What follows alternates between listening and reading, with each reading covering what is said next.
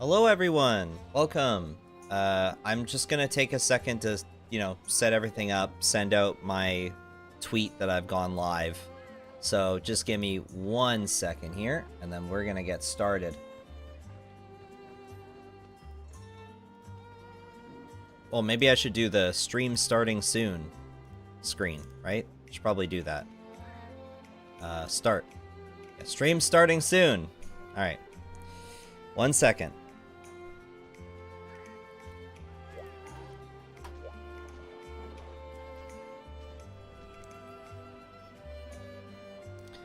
Hello, Chronox. Hello, Will Wallace. Wallace? Notification gang.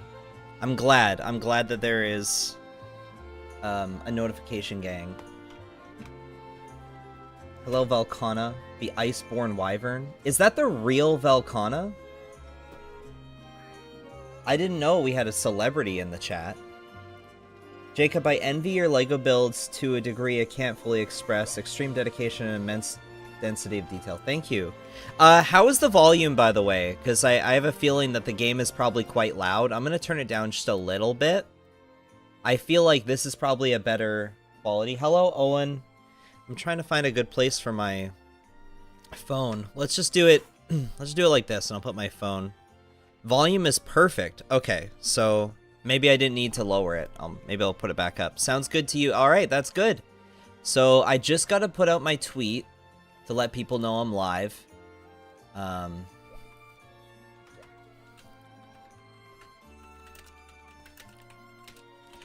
And we have a special stream today because I'm playing Generations Ultimate, which is a game I don't think I've streamed literally ever on this channel.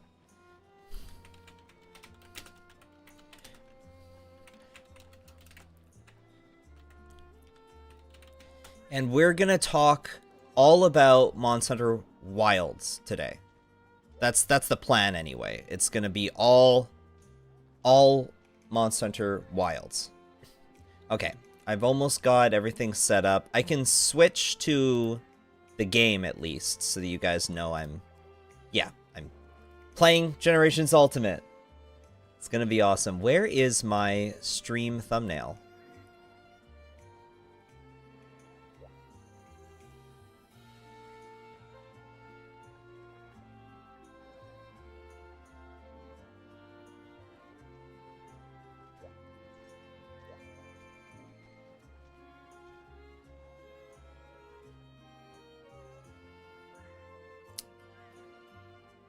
Is it just not here?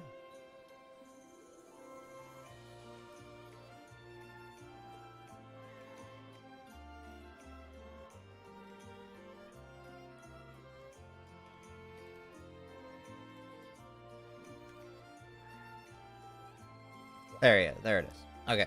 And my tweet is out. So I'm gonna add a little thing here. Yeah, there's a lot of news to get through. There's a lot of news. And so I have a whole bunch of stuff to talk about today. The big thing I'm gonna really talk about is the aesthetic of the game, but then also I would love to talk about like my really crazy predictions about what monsters are gonna be in the game. So engage with my audience. We're going to... Can I just pin... I think I can pin a message. I'm going to say, MH Wilds, discussion, lots to talk about.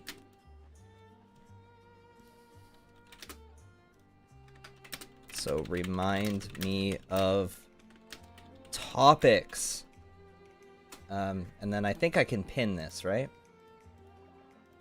Pin message. There we go. So yeah, we got a lot to talk about today, and I'm really glad to be back. I haven't streamed in a while, and, just playing Generations Ultimate, which is a game I haven't played for a while. All right. Oh, the other thing I wanted to quickly just announce while I'm here, because I haven't streamed in a while. 1 second.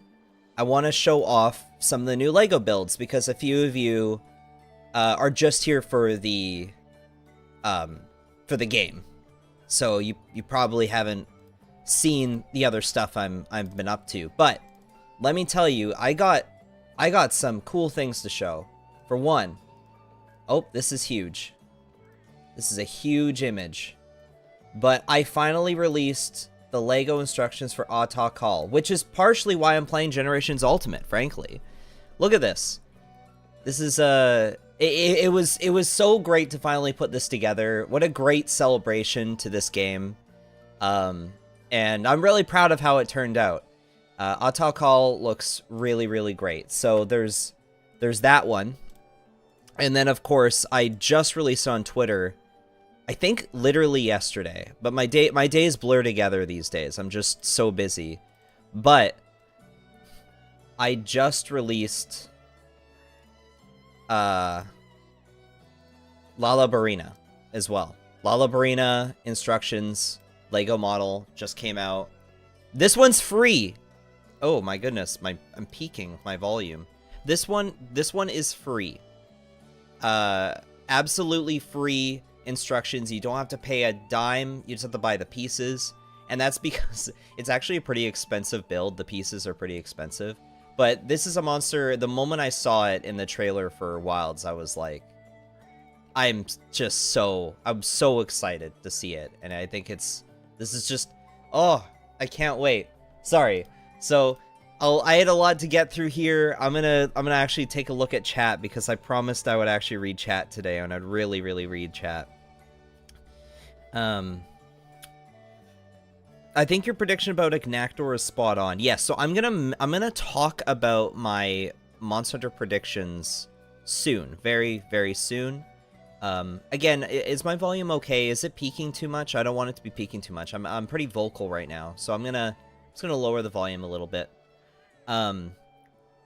Yeah, I think that Ignactor is more likely than Lagiacrus, and I will go over that. I'm gonna go on one quest, get more people into the chat, and then I'm gonna talk about my Wilds roster predictions, because I think I'm pretty spot on with a lot of these.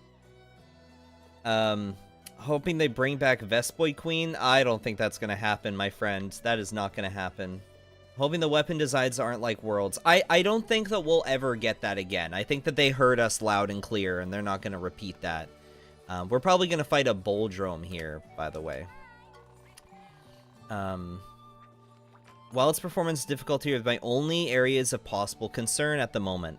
So I'm gonna agree with you right there. Absolutely. I'm very scared that the game is, one, going to be too easy, and two, that the performance is gonna be rough. Now, truthfully, and I think this is something that doesn't get talked about enough, when World first came to PC, it was not smooth. World on PC had issues. Actually, World on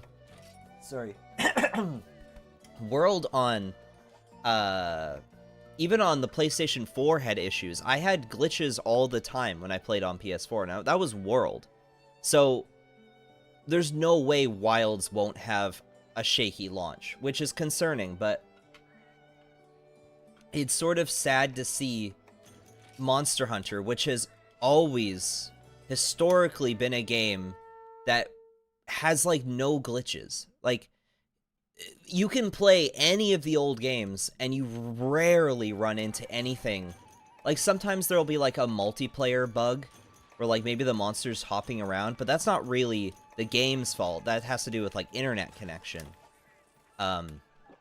So, it'll be wild to see Monster Hunter Wilds sort of dealing with its very intense graphics.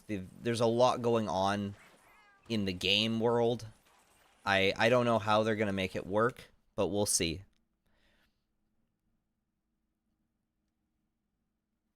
My game just crashed. How did this happen? Hold on. Hold on there. We're talking about glitches, and then just suddenly Generations Ultimate just completely crashes on me. Although that's probably not the game's fault, to be honest. Okay, 1 second. I say I'll be right back. I'm not actually, like, gone. I'm just reconnecting my Switch to the computer.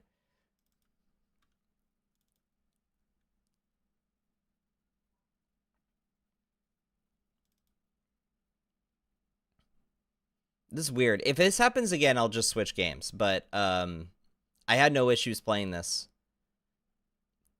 through my computer monitor last night, so it should be fine. Oh, game's back. Yep, we're back. That was weird.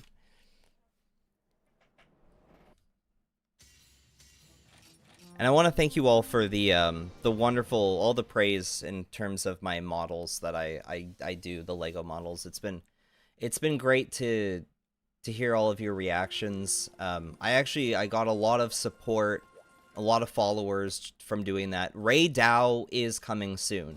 I was gonna work on Basilgeist next because people really want Basilgeist, but I think I wanna ride this hype train and do Ray Dow and maybe Balahara as well.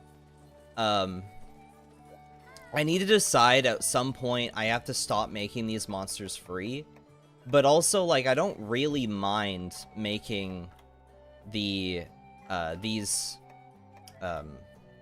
I don't mind if the monsters I make free happen to be the ones that are getting the most hype, and then all these classic monsters for the longtime fans, they're gonna be the ones that people would, you know, support the project for. I'd like to have a balance of free instructions and, ones that require a subscription, just because obviously I can't do this for free. Like, I do need the support in order to make them, but you know, there's lots of kids who like my content and they want to be able to build it, but they might not have the money or even the credit card to pull it off, and so they're relying on maybe their parents. And you know, it's always a bit of a shaky thing if you're asking your parent, like, hey, can you donate like $8 to this guy online so that... Okay, I went that way last time and the game crashed, so I'm gonna go this way instead.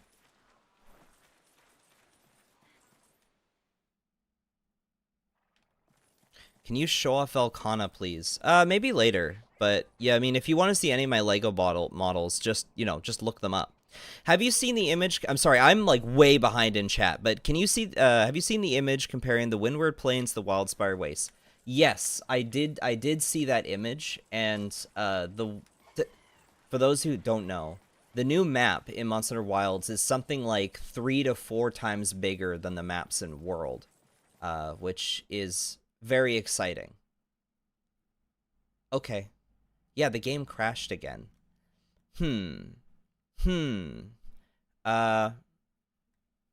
That's not good. So I'm going to do one last try, and this time adjust the settings on my Switch so that, you know, maybe just take it out of 4K mode so that it's not, so it's not having any potential issues.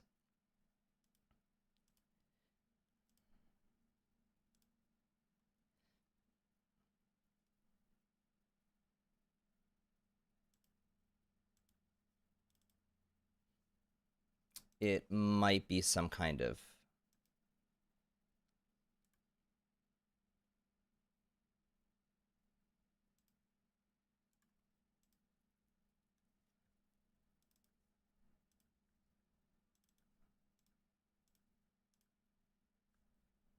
There we go. Loading screen sucked hard. Yeah, for sure. Play World. No, I'm not going to play World. I don't like playing World, especially on stream. I really don't like playing World on stream. Choose another map? Yeah. This never happens to me on my Switch. Oh, my Switch is interesting. It's a special Switch.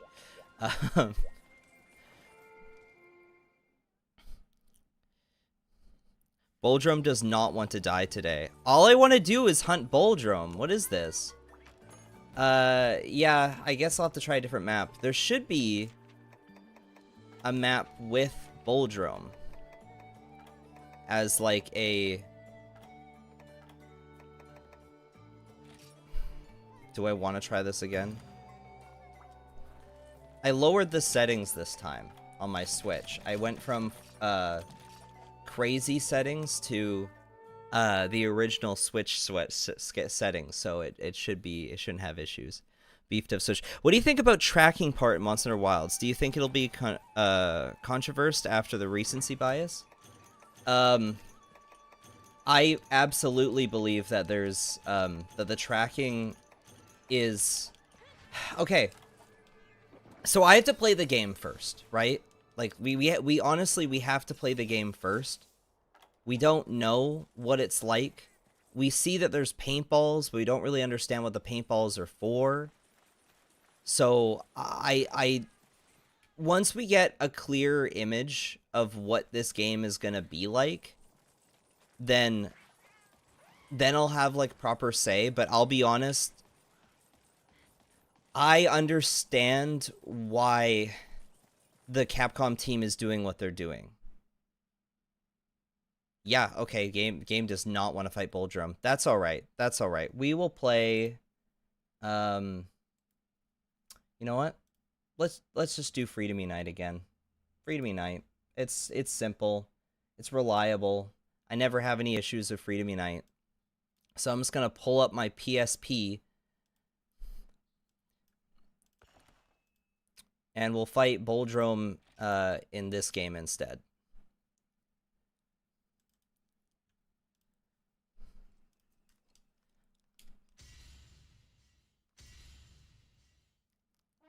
Gen 2 saves the day again.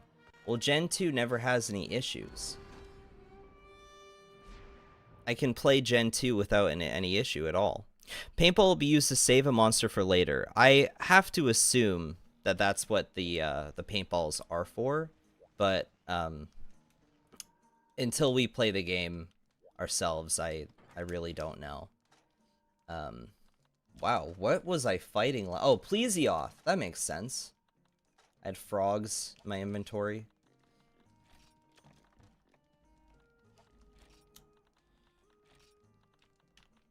Okay, so my actual... Okay, if we don't know anything about tracking, right? My opinion on tracking is the auto-tracking.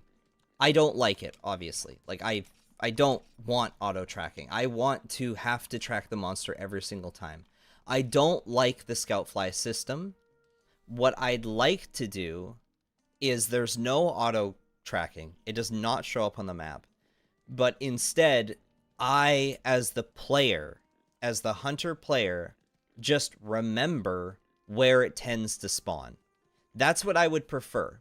If there's a mod to remove all of that, I'm probably going to download that mod. Because you know me, I'm the guy who mods these games to no end. I mean, look at this. You think this is the normal Freedom Unite? No. This is insane. And that's because I mod the heck out of these games. Not to say that they're bad games or anything. Like, they're not bad games. These are great games. I just... If I had the opportunity to slightly tweak it, I will. I'll take that.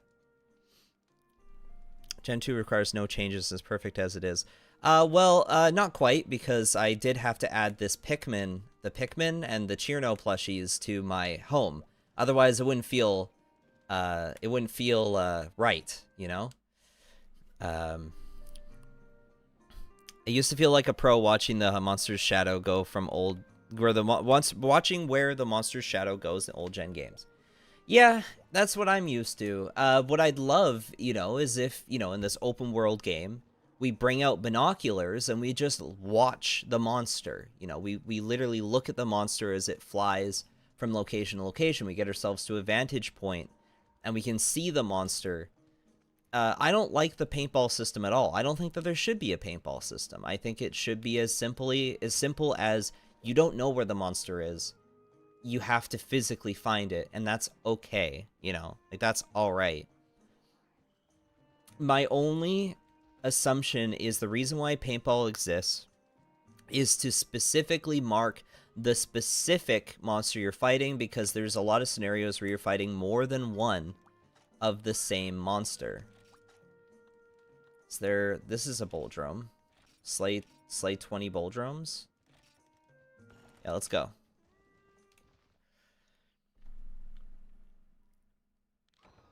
Can someone explain why the parts the monsters drop look to be high rank? This is the rare area. This is nuts. That's a common thing that happens in a lot of these demos. So, like, let's take Freedom Unite, for example. The demo for Freedom Unite is actually G rank. Like, all of the monsters you fight in the demo for this game was G rank with G rank drops. That's just how they have the demo coded. Like, there is no real specific. Maybe it was a balance thing. Maybe they just didn't want, you know, they didn't want the game to be too easy for the demonstration. It could be as simple as that. Truthfully, like, we don't know, and we'll probably never get an answer. They also could be just testing out high rank, and just maybe that's what they're testing. I have to imagine that they probably test low rank first. They balance that, then they balance high rank. And I've made the assumption that we're probably in the alpha period of the game. I'm not pressing the button to gather. I'm just hoping that there's a... Oh, there's a mining spot. Do I have... I do. Anime jump scare? What are you talking about, anime jump scare? Do you think swimming in wilds is laying the groundwork for future games to have underwater combat? So yeah, I actually do genuinely believe that Portable 6 or Monster Hunter 7 is going to have underwater combat. I do genuinely believe that is the case. I didn't bring hot drinks. If only I had a Sacred, and my Sacred carried all my items for me.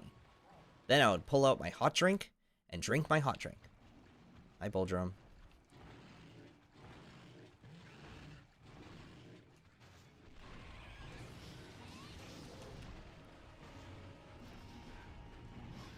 Probably didn't want people to kill Ray Dow because that's how hunters are. That too. Actually, that could be... It could be as simple as that. They just wanted Ray Dow to be difficult. They probably nerfed every monster to be low rank stats except for Ray Dow. Ray Dow is probably high rank stats, which is why it's difficult to hunt. What about Wild's expansion? You think it would have underwater combat? No. I don't think that it's worth it to add a whole new form of combat for an expansion. I actually just don't see it. Like, they would... Like, let's say they added one map, right? One map with underwater combat. Oh, he's dead. Okay. If they added one map, well, wouldn't we want more maps? You know, like... I would want, like, 4 maps with underwater combat. Like, I'd want a whole game around underwater combat, which is why I think that it's gonna be in the next... It's gonna be in the next game. So chat's going off crazy. The only mod I would like to see is elemental streak effects and animations for longsword, so it's like Demon Slayer. Oh, like really stylized effects. I mean, that would be fun. I think there's a couple things like that in World and Rise, isn't there? There's a couple mods that are like that. Wilds looks really anime with its longsword. I saw a clip today of longsword gameplay where the player didn't even touch the monster with the weapon. Like, the longsword didn't even hit the monster. It was hitting, like, the air beside the monster, and it did, like, quadrillion damage. And I was like, what is this game? What is Wilds going on about? So I'm pretty worried about the overall difficulty of Wilds. It seems like they're giving the player a bit too much everything. Like, it's just too easy for the player to gain the upper hand really quick. And I don't know how they're going to balance that. We'd have to play the game and find out.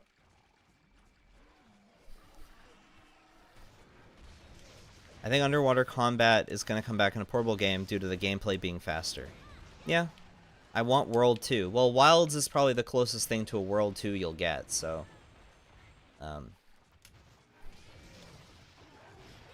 that being said, mods for World will keep coming. Like, the people who love World and will keep making mods for World. And there will come a day, like, mark my words, there will come a day where a new expansion, fan-made expansion for World will come out, and it'll please all the people that just want more content for World.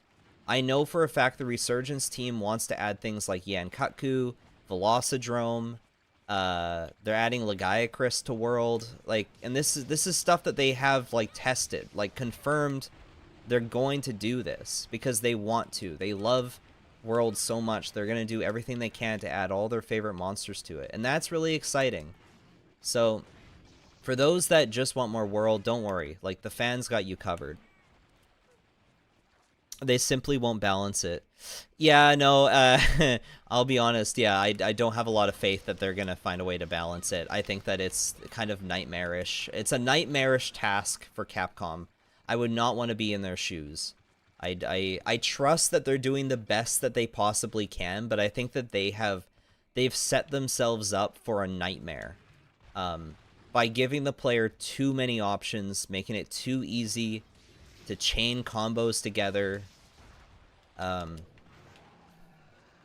You can cancel animations so easily. I don't think it's possible to make the game work unless you overtune the monsters to a point where they're, you know, these crazy anime explosions, and they don't have that grounded, weighty feel that a lot of us really like in Monster Hunter.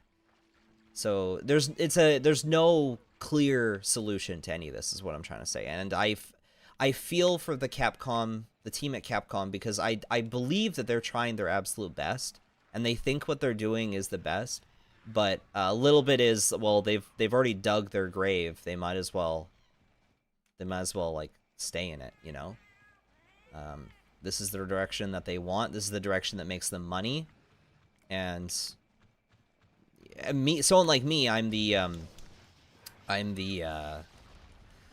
minority. They don't care about my voice, and they don't care that I have these harsh opinions. Doesn't matter, because the overall aesthetics look great. The world design looks great. The new gameplay loops are fantastic. A lot of the things I ask for.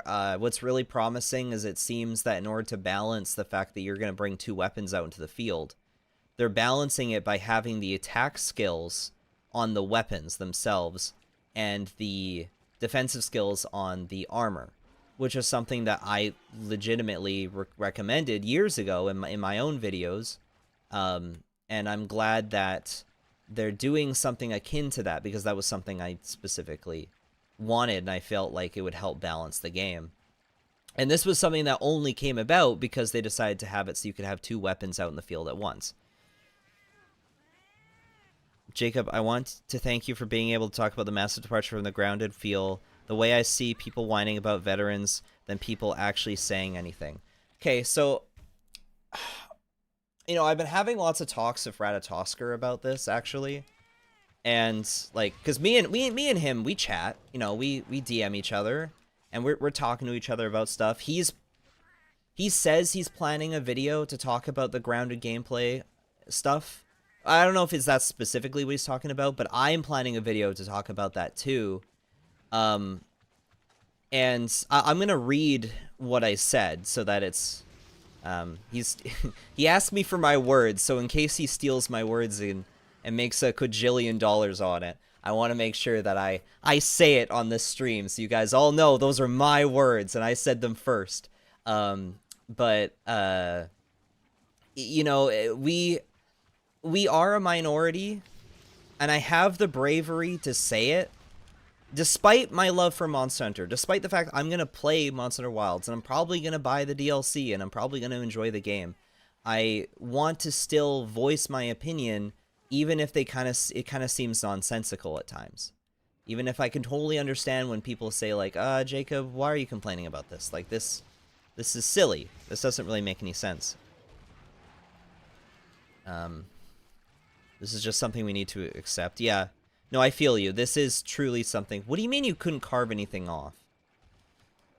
It is something that we simply need to accept that this is the direction of Monster Hunter. That Bullfango is the size of a bull drone. Rada hates Rise, so I don't like him. I don't think I liked Rise. Do you not like me either?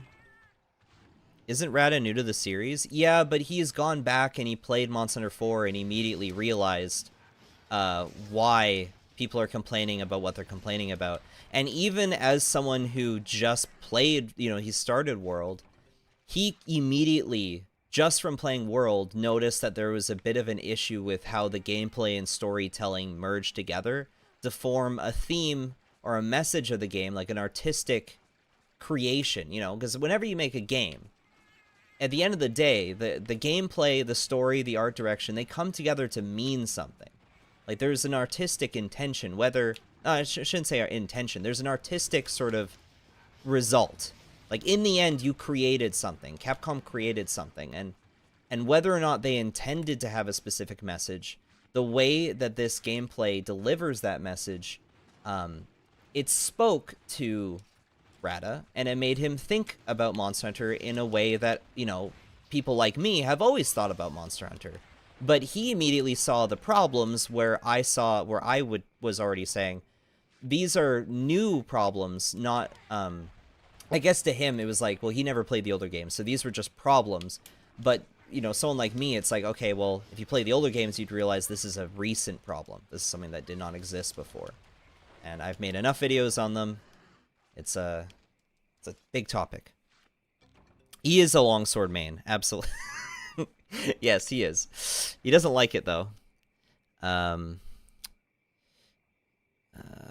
There's a lot. I'm disappointed there's no proper tracking. Yeah, me neither. What's crazy is, as a new gen player, I want the games to be more grounded. I don't like the anime explosion, crazy, overpowered stuff. Me neither. And I can see that there are a lot of new players that feel this way. I don't think we'll get underwater combat again unless we go back to Moga Village in the region of the world. I just like how wirebugs seem to be exclusive. Just like how wirebugs seem to be exclusive to Chimera Village. No, I agree. And again, that's why I think that it'll be its own. It's going to be its own game. Like, I have a feeling that we're going to get a Monster Hunter 3 like remake, or not a remake, but like a reimagining, like a new game that's heavily inspired by Monster Hunter 3. Where we will go back to Moga Village, or a place similar to Moga Village, and they'll bring back Lagiacrus full force. They'll make a whole game around this underwater combat, which is why I think it'd be better suited for a portable game, where it could be a bit more experimental. And then they'll go back to another, like, World or Wild style game, where it's just the tried and true, big moneymaker, big cinematic game, extra budget put into it, trying to win Game of the Year. They're trying to just go with what's tried and true, what works.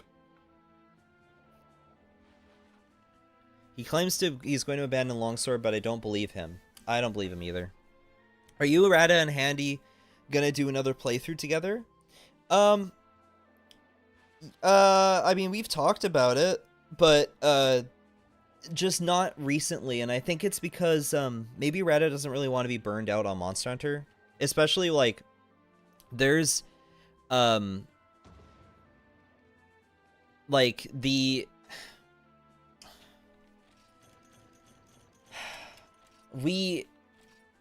I'm the type of person, and I think Handy is the same way, where we could play Monster Hunter for hours. Like, if this is the only game I ever played for the rest of my life, I'd be fine with that.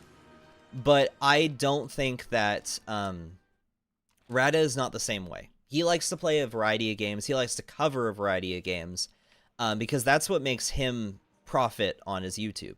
I'm very niche, and I have my hyperfixation, which is Monster Hunter. So I think that with the new game possibly coming out, like, we're talking like the new game could come out in January to March next year. We actually don't know the release date. It could be very early. At Game Awards, they could say it's coming March. So if that's the case, then I don't think Rado wants to put like any time into Monster Hunter until we, until we get release date, so that he doesn't burn himself out.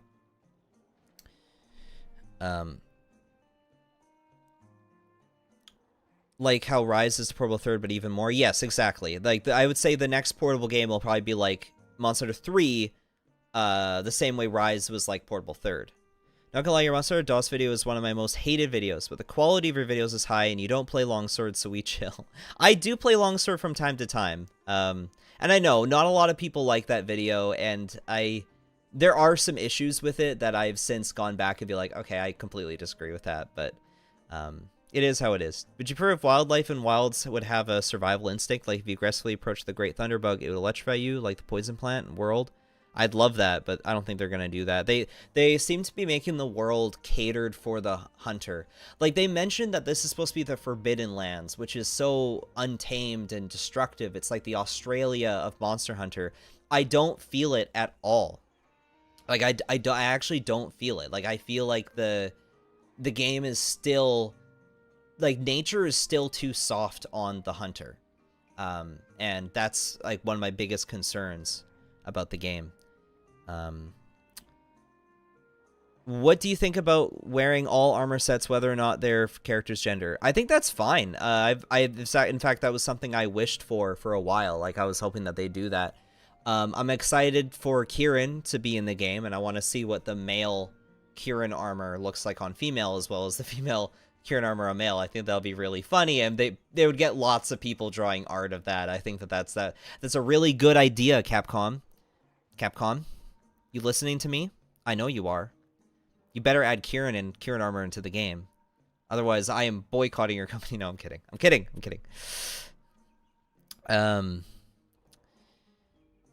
Yeah, the only thing I'm kind of sad about is that gunner armor, and I have a feeling that the alpha beta sets distinction is not coming back. Like, they could still add it, obviously, but I just think that it's done. With the amount of time it'll take to not only make male and female armor, but also make the male armor a female variant, and then make the female armor a male variant. It's just so much time. What is the victory music? This is the Monster Hunter 2 mod. This is a Monster Hunter 2 music mod attached to this game, so it makes the game have some of the Monster Hunter 2 music. Now, I think Tokyo Game Show, that's where they announced Rise as well. The 6-month tradition will probably continue. Okay, yeah, Tokyo Game Show, they could. I think Wilds will be delayed to summer 2025. Footage look kind of rough. Okay, well, guys, you have to remember, this build of the game is the same build from, allegedly, from people that watched the gameplay at the Summer Game Fest, which was in June, right? Was it June? It was either June or July. Builds of the game that are prepared for demos are made 3 months in advance, at the minimum. So that build of the game was probably from February, all right? If that build of the game is from February, March, I would hope that that is from basically a complete, maybe it's an alpha version of the game. I would hope that they would just spend the entire year cleaning out the bugs. Like, I'm pretty confident that it's going to be okay. It'll probably have some day one issues. We'll probably have to wait like a good 3 months before the game is like perfect on PC and console. But I have a good feeling that things are going to be just fine. I don't think it'll be an absolute buggy mess that takes like 3 years to fix itself. I don't. I think it'll be fine.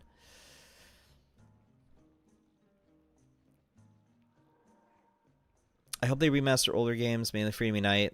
I don't know if they will. Oh, the chat's going crazy. I think I should just... every time I go back to read more of the chat, I just...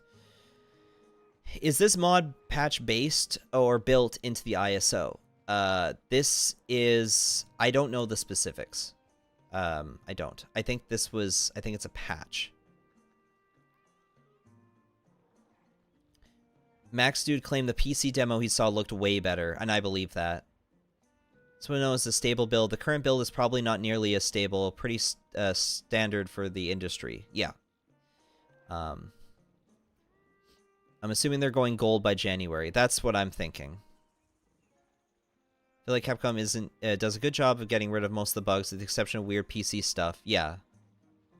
I don't remember a Monster Hunter that was released with terrible bugs. Well, yeah, that's something that I was talking about. Like, you know, I play a game like this, and I never have any issues, right?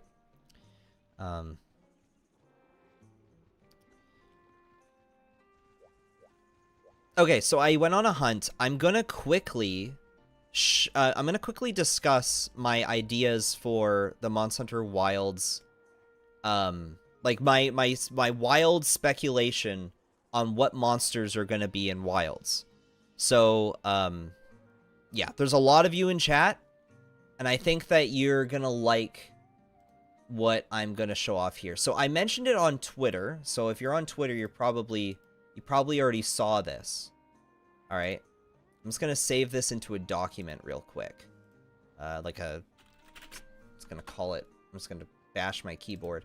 I'm just gonna save some images that I posted on my Twitter, and I'm gonna break down what I'm talking about here, because I have the biggest thing that I love to do is I love to speculate on what monsters are gonna be in Monster Hunter, like in the next title, and I have some good feelings, and it makes me happy if I'm correct. It makes me happy on what kind of roster this is gonna be, even if it probably won't have all the returners that everyone wants. Like, it's probably not gonna have a lot of flagships. It's probably not gonna have Legiacris. That's okay, because I think that the team knows what they're doing, and they're gonna give us something really good. So, first off, right, we're just gonna really quickly... What? Come on. Why is the game not... I mean, why is the... Come on. Image. Yep.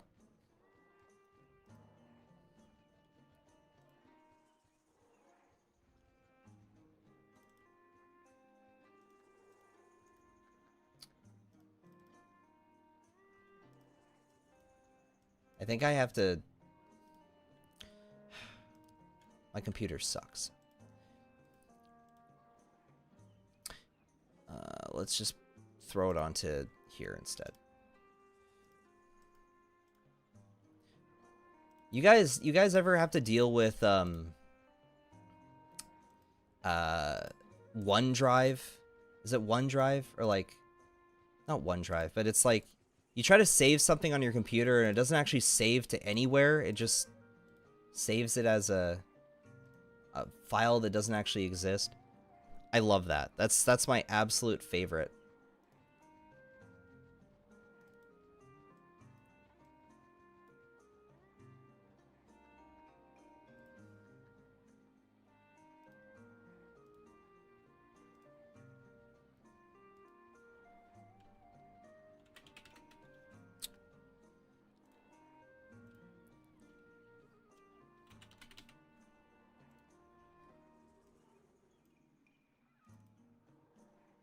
Okay, instead, what I'm going to do is I'm going to do a window capture, and I'm just going to capture the slideshow I made, because, yeah, there we go. There we are. So, I don't want it to be on the cold map first.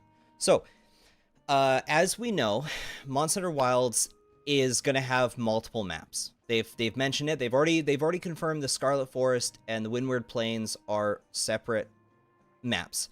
They also confirmed that there is an item in the game that negates the effects of hot or cold climates and increases defense while in such areas.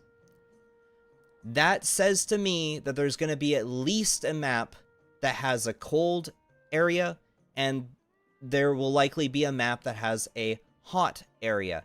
They could be the same map, right? They could be the same map. There's nothing stopping them from making that the same map. I don't think it'll be. I think they'll be separate maps. I just think it's better that way, because the whole, like, dynamic weather system, I think that they would like to have, like, oh, a blizzard, you know, rolls in, or the volcano erupts and now the map is all volcanic. I think that they want to do that kind of stuff. So for the speculation, I have the assumption, I've made the critical assumption that there will be at least 4 maps in this game. All right, that's my evidence.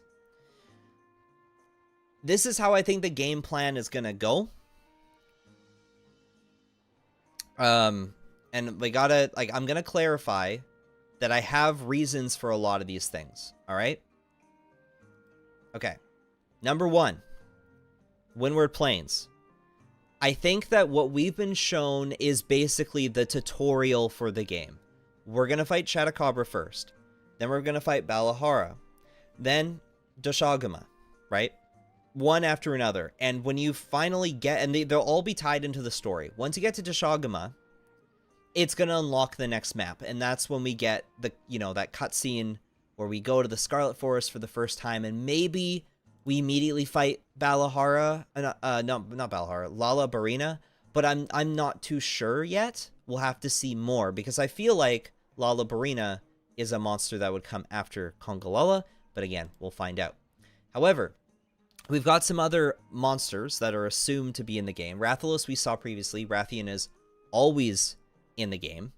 So those two are assumed to be in the game. Now, I have them here under the Windward Plains, but obviously, Rathian and Rathalos, they will be in all the other maps. All right? Now, I do have a prediction for this map. And this is, again, a critical assumption. And that's that Diablos is inevitable. That there has never been, never, ever, ever been a game that has like a desert map that doesn't have Diablos. Now, there's a chance he might not be in the base game, but I have a feeling that Diablos will be either a high rank monster, so we won't see him until high rank, or he's going to be an expansion monster. They'll add him into the expansion, because it just, to me, like, I don't see them just never adding them. Clearly, they want Ray Dao to be, like, the big desert monster. Yeah, like, they do. They want this desert to be a thunder desert, absolutely. But it's, to me, I think that it'd be silly if they just skipped Diablos. I don't see them doing that. I know a lot of you want Monoblos, but unfortunately, a lot of the player base doesn't even know what Monoblos is. A lot of the player base loves Diablos. Diablos is actually one of the most popular normie monsters, unfortunately. And you could tell because, like, they put it in the movie. They do all the merchandise for him. Sorry, my leg fell asleep. And it's, like, it's totally bothering me.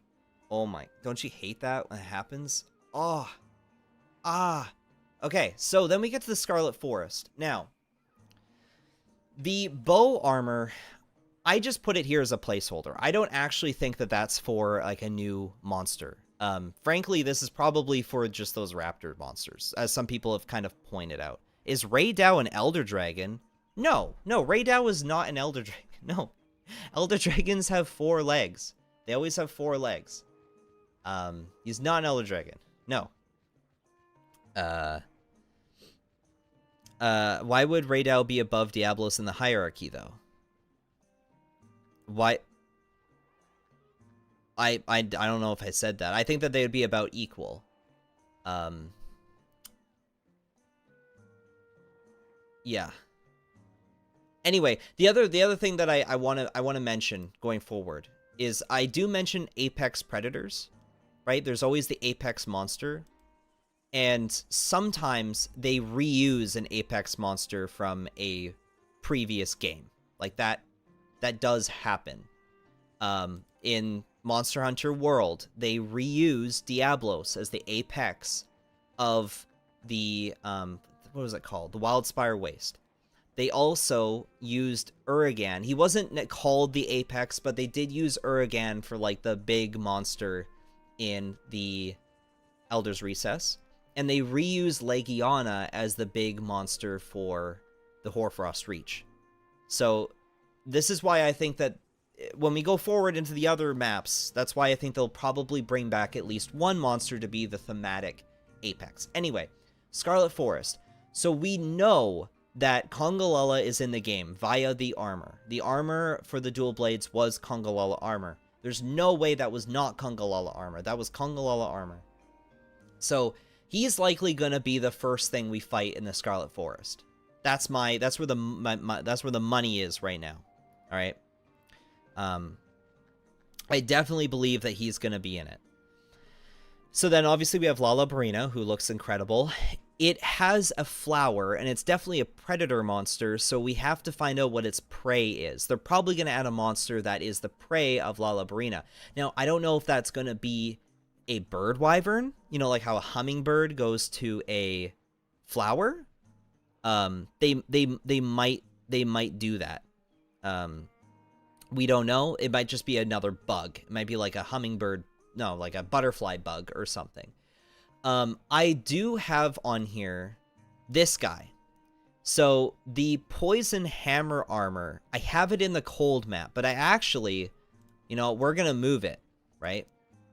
We're going to move it here because frankly, I think that we're actually going to fight this poison monster pretty early. If there is not a poison bird wyvern in the game, then Puke Puke is back. Like, that's just how it is. Puke Puke is one of the most popular normie monsters. Capcom knows this. Like, they're going to be using it as part of the advertising campaign. They did that with Rise, with Puke Puke and Anjanath. Like, okay, think about it, guys. If you're a normie Monster Hunter fan, and you played Monster Hunter World for maybe 20 hours at most, and you're like, well, that was a pretty good game, and then you never played it ever again because you went back to Call of Duty, right? And you're trying to get that audience back. You know, you're trying to get them back, like, Wilds is the World sequel, guys. They might look at the game and be like, oh, that kind of looks familiar, and then when they see Anjanath, they're like, oh, that's that game I enjoyed for 20 hours. Maybe this time I'll put in 40 hours. Huge marketing thing. Like, it's so important that they do this, which is why I have a feeling that they're going to do it again. They're going to throw back some of the really popular world monsters are going to be back in. To me, it just seems like a no-brainer. And I know a lot of people are saying, well, in the past, Monster Hunter has not brought back. Actually, guys, if you look at Monster Hunter 4, guess what third-gen monsters they brought back? Zynogar, the most popular monster, and Brachydios. Like, literally the last new flagship monster. They brought back the latest flagship monsters from Monster Hunter 4. There's no way that they're not going to bring back 5th-gen monsters into Gen 6. Like, they're going to do it, especially if they're popular. Really popular.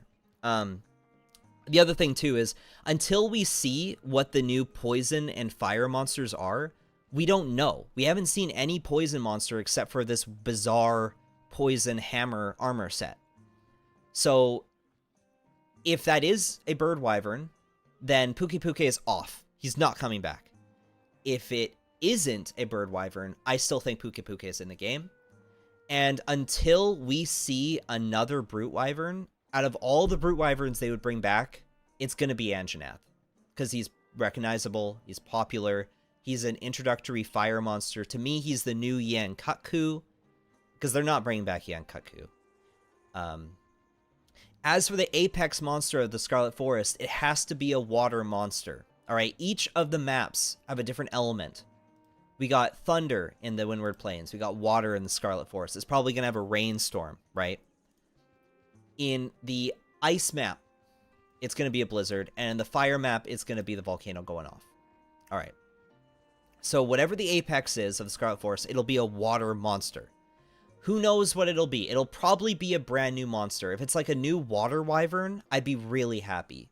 If it's some kind of big water crab or something, who knows? I think that would be really cool, but I don't have any prediction of a reused monster because I can't think of a big water monster that they could possibly use. How are they going to bring back anything from Rise? That game's theme and designs clash with every other game, even Portable Third. No, they won't. I don't think they're going to bring back anything from Rise. Anjanath also has an in-game cult. Volcana and the Ice. I call BS on that. We saw Gemma's Kutku plush.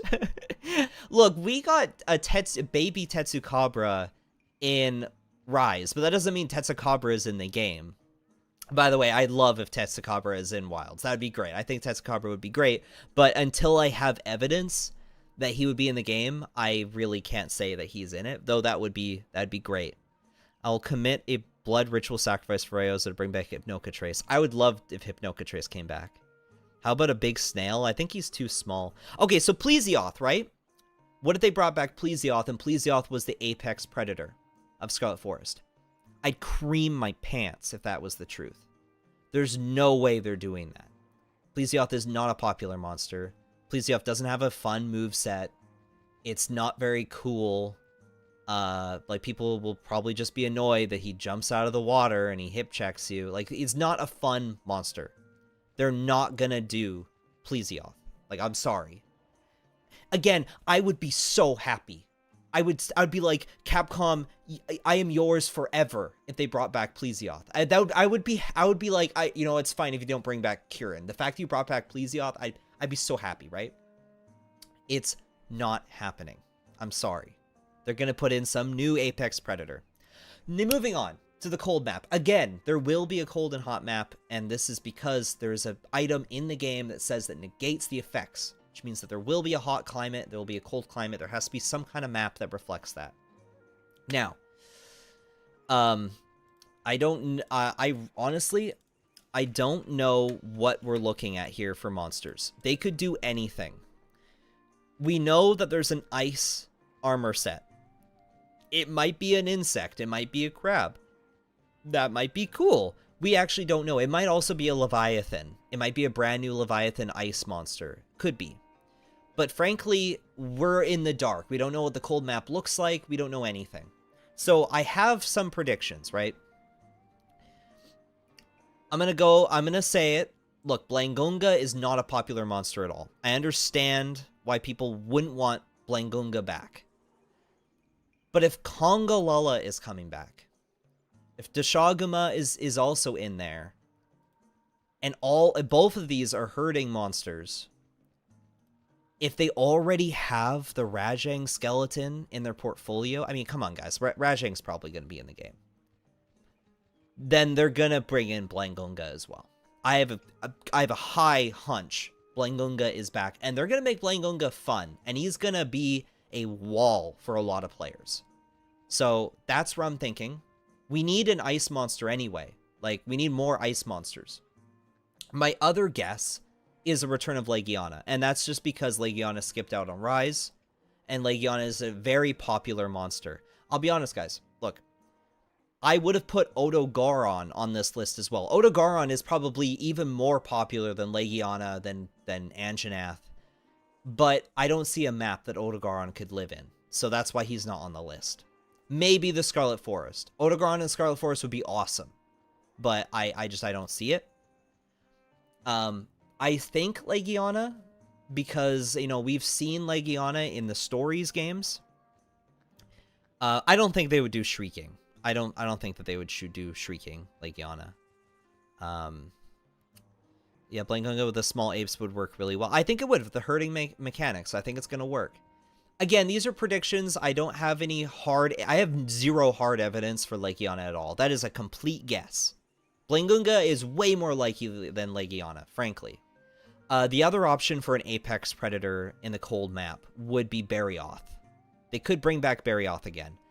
Frankly, I don't want Barioth to come back. I'd prefer Tigrex. If you're going to bring back one of them, like, Tigrex all the way. He's way better. But we don't know. They also very well could make a brand new ice apex predator, which could be better than all of them. It could be so cool. Like, he could be the best new ice monster, and I would be like, okay, guys, I've changed my mind. I actually like ice monsters again. Who knows? Giganox? I could see Giganox. Lunagaron could be the ice map. I don't know. I don't know if you'd see it. Maybe. We need more Brute Wyverns? Oh, absolutely. Could be a new Icebird Wyvern? Maybe. Okay, Zamtrios, right? Zamtrios. So, guys, frankly, Zamtrios is my #1 pick for a cold map. Zamtrios is my absolute #1 pick. Personally. But we don't know what kind of cold map this would be. Alright, if it's a tundra, I don't see Zamtrios fitting in. If it's like, the polar seaway or the frozen seaway or whatever it's called in Monster Hunter 4, that is Zamtrios' map. It needs to be icy, like you're on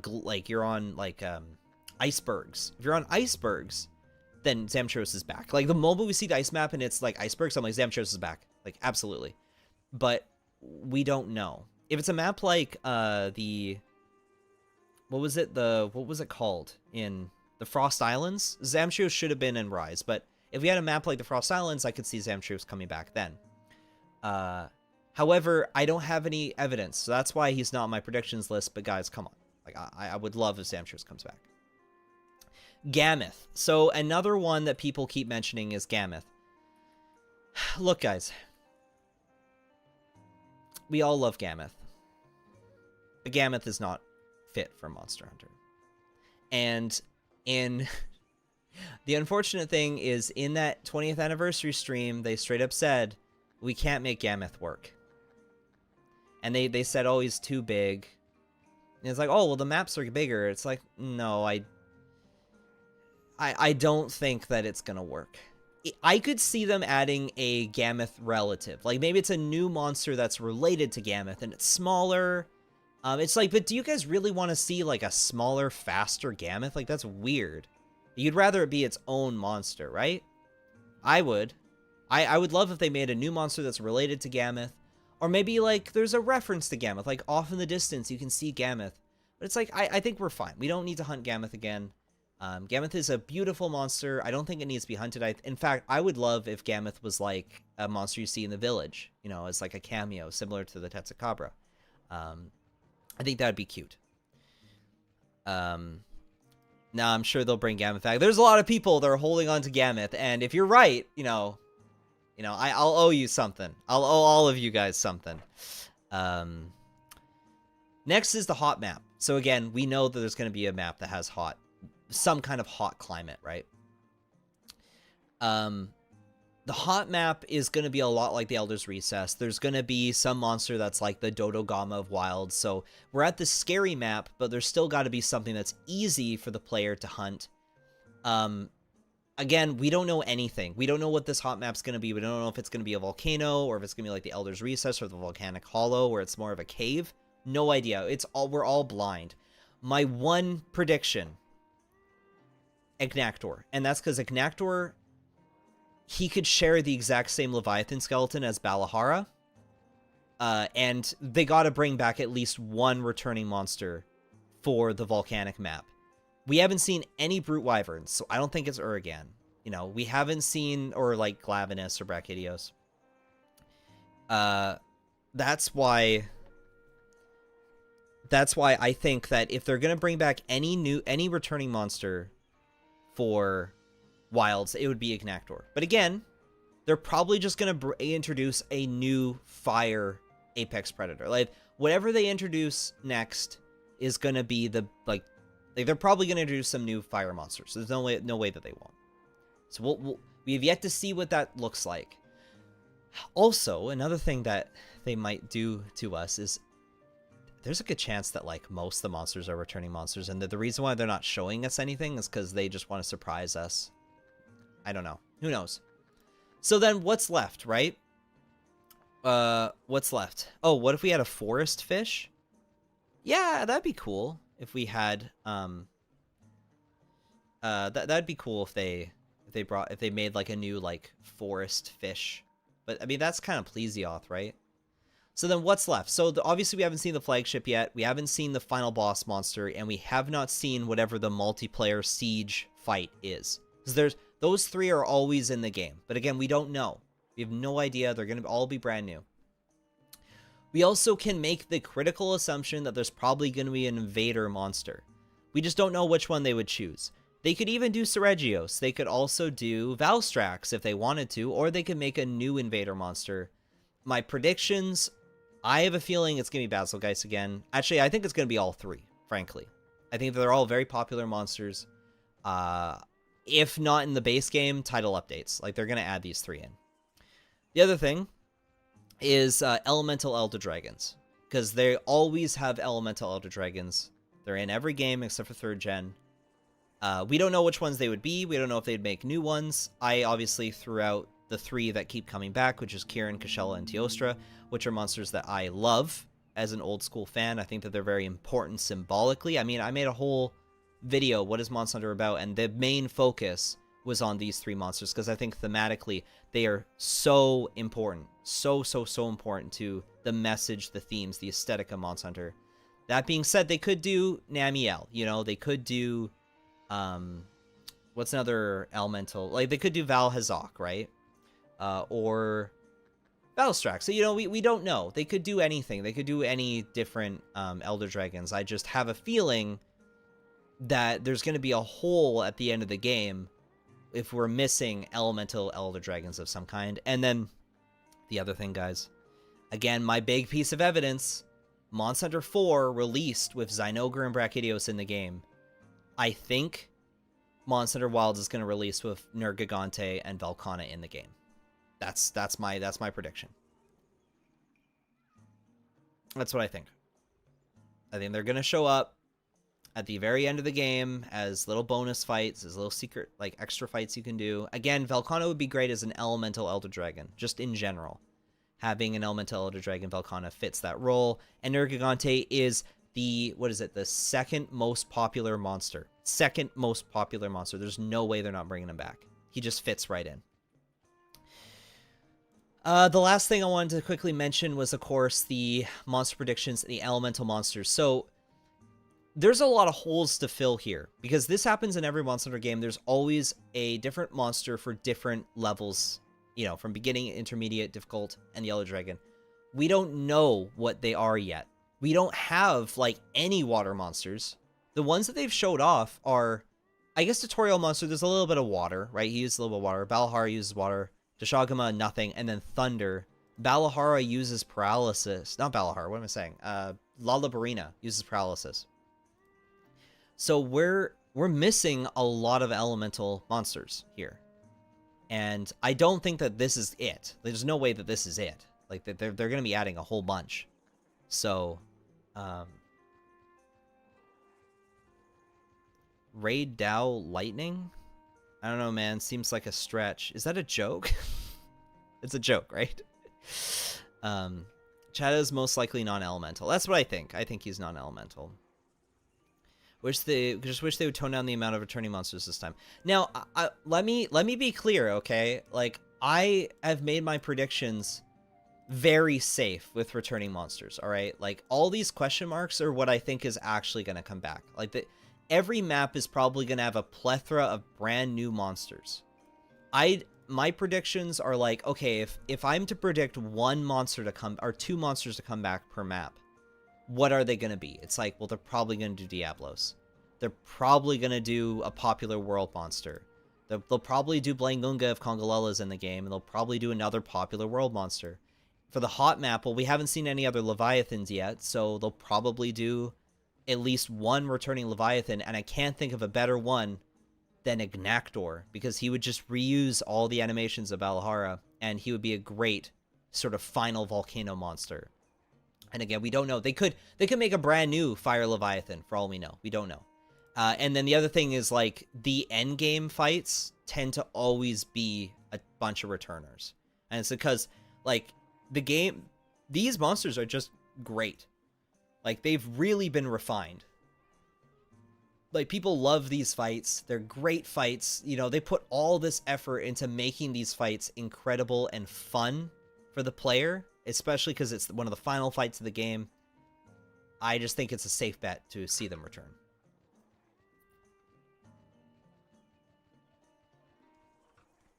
White or red Fatalis? Maybe. Maybe we'll see. Bazaris, Gravios fit as a blend into the map. They're easy fire monsters. Yeah, maybe Gravios. I just, frankly, I don't see Gravios because he's just too big. He's the exact same thing that the Gammoth. The exact same problem as Gammoth. He's just too big. He doesn't fit modern Monster Hunter, which is fast-paced combat, you know? It's just not the same anymore. What do you think about potentially returning Frontier monsters? I think that there could be a couple. There could be a couple monsters. The flagship monster is probably going to be an Elder Dragon, to be honest. The flagship monster of mainline games tend to be Elder Dragons, so... Gravios is also very boring, yeah. So there's going to be a small bird wyverns in most areas. Yeah, that was one of my assumptions. This is definitely a bird wyvern. It's a poison bird wyvern. It's probably going to be a new one. It'd be neat if there was a new bird wyvern for the cold map. I don't know about the hot map, though. But, so, those are my predictions. Those are my predictions. I would love if more frontier monsters were in the game, but I don't see them. They would have to, like, really, you know, really, like, look at them again.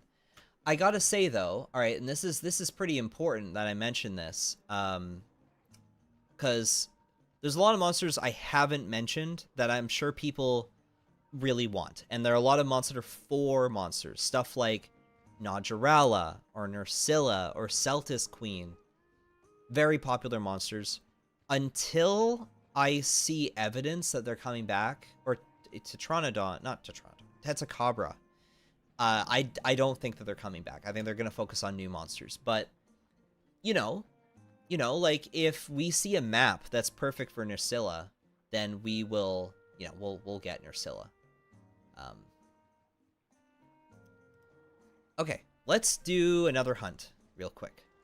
And then I've got more to talk about involving how the combat is going to work in the game. Oh, I forgot that, like, these quests are just terrible. Multiple Yankutkus.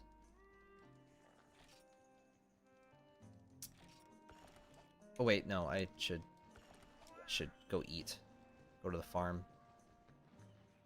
Glacial Ignactor. I'd love if Glacial Ignactor was in there. Some frontier monsters would be cool, but they're a bit too... Yeah, the thing is I don't think that they are fit for, like, a world sequel. I think that frontier monsters are better fit for, like, the next portable game.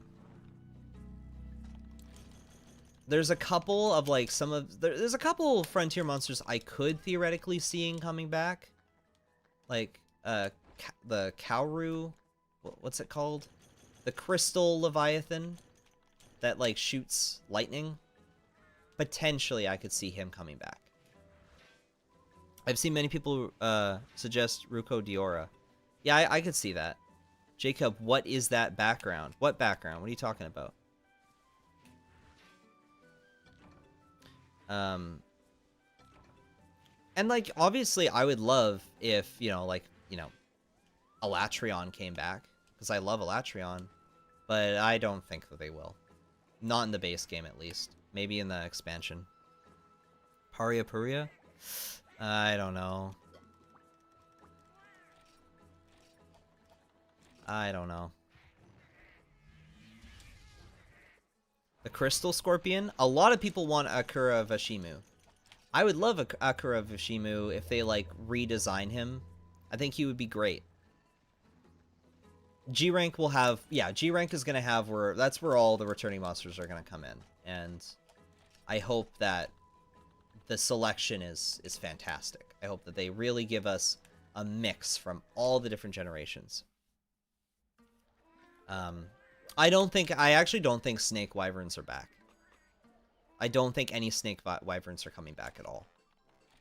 I think that we're fresh out of luck on that.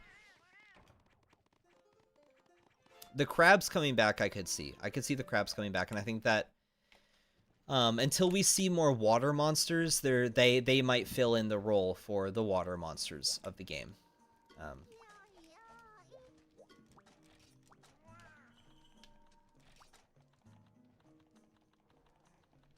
think it was on this, right?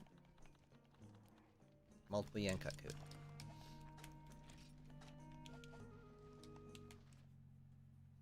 Remobra? Yeah, maybe Remobra. The reason why I don't think, Snake...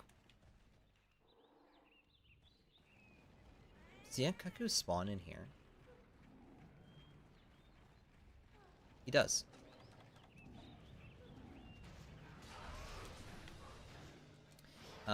The reason why I don't think Snake Wyverns are coming back is simply because I just don't see the skeleton working. Nodurala was kind of crazy in the way that his skeleton worked, but he worked in, like, relatively flat maps. And the, you know, the arena-based combat of Monster Hunter.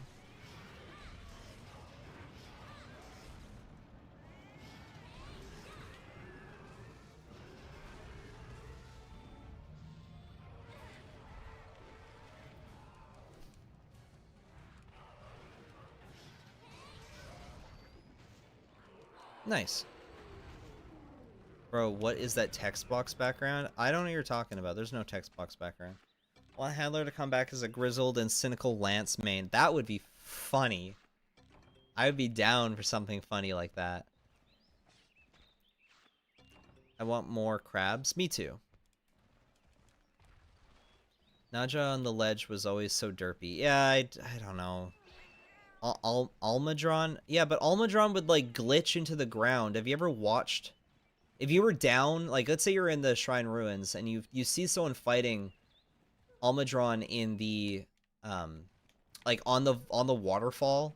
If you look up at the waterfall, like, half of his body is sticking out of the side of the mountain. Like, it does not look good at all.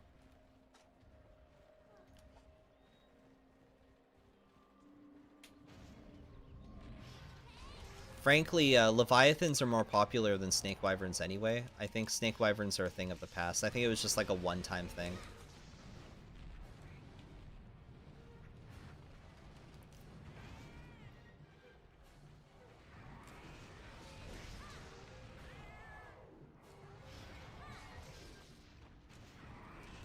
Yeah, they're definitely going to be adding a new siege monster, for sure. The siege monster will be fun. Well, okay. Ravient,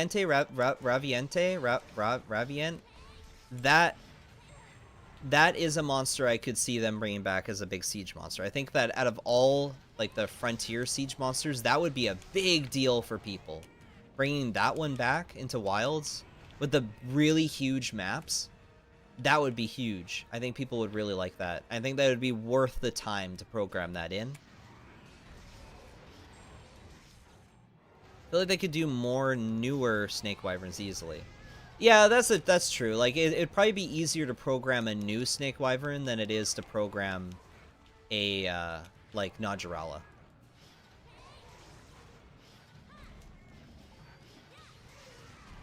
Gen Moran? I could see Gen Moran returning. Or, like, a new Moran. Maybe that's a little bit more fun.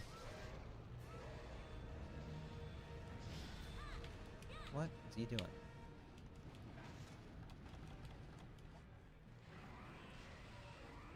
Should add a giant clam? Well, that's not really...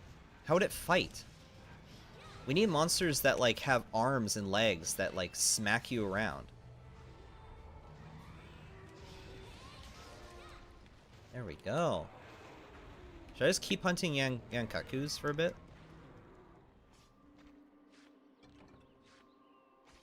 Flane made a whole video on Jen and Darren returning in Wilds. Like, the potential is there. I'm just not sure if they would go through with it. They tend, for the big siege monsters, they tend to just make new siege monsters. They tend to make brand new ones. They don't reuse them. New bone type octopus. An octopus monster could work. I'm talking too much. My voice is going dry. I could see an octopus monster. Do you think something akin to the Wyporium will be in Wilds? No. The Wyporium was definitely a... it was just a thing for Monster Hunter 4, and that was to bring in all the armors that they already had modeled from Monster Hunter 3. That's the only reason why that's in there. Like, it was the same engine, the exact same graphics. Wow, he already went down. Classic Monster Hunter be like.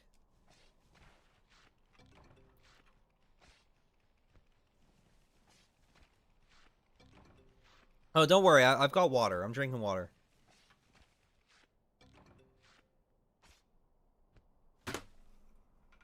Come to think of it, did people gaslight themselves into liking Nodrell? Okay, okay, this is a bit of an unpopular opinion. I didn't really enjoy fighting Najarala. I don't think I've ever enjoyed fighting Najarala. I think he has a great design. He's very creative. Beautiful monster. I've never enjoyed fighting Najarala. He's never been fun.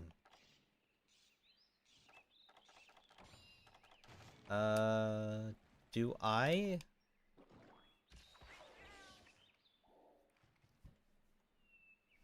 Ivory Lagiacrus, they would never add a subspecies before the main species.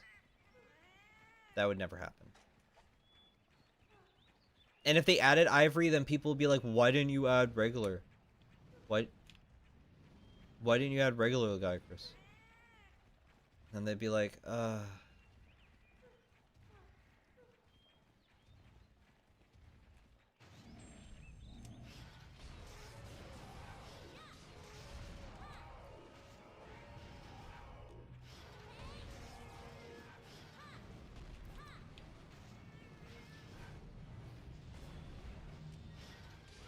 It would be smart for them to do a new type of snake wyvern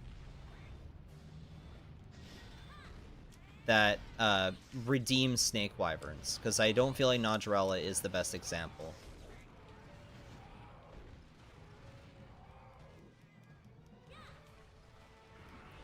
Crimson Glow Valstrax? No.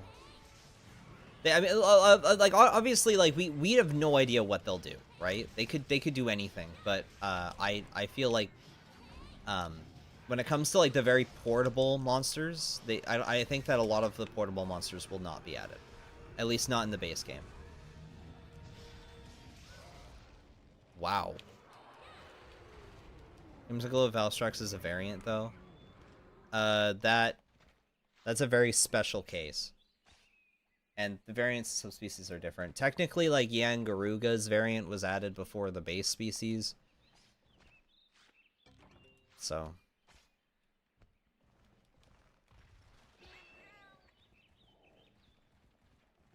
Like, if there was, like, a herd of, like, smaller snake wyverns that were, like, based off, like, cobras, that could be cool.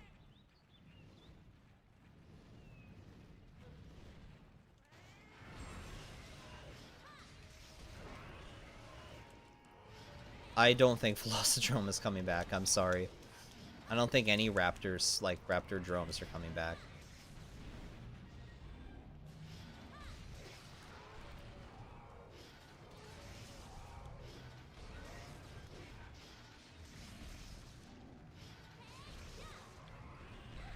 Be awesome to see Yamasukami. I could see Yamasukami coming back. So as soon as this quest is done, which I'll just keep fighting some more. Oh, this one's big! So I'll fight a couple more Yankakus here.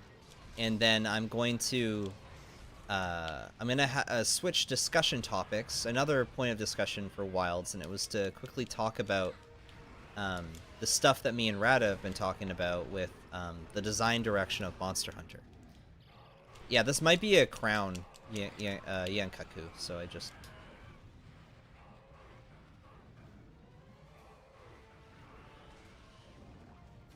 It would be neat if Yankaku came back as, like, the introductory fire monster. If they brought Yankaku back, I don't think Anjanath is coming back. It's like one or the other, in my opinion. Because they both kind of serve the same role. Like, they're the pink fire monster. And they're both birds. So one of them is, like, a bird wyvern, and the other one's, like, a dinosaur.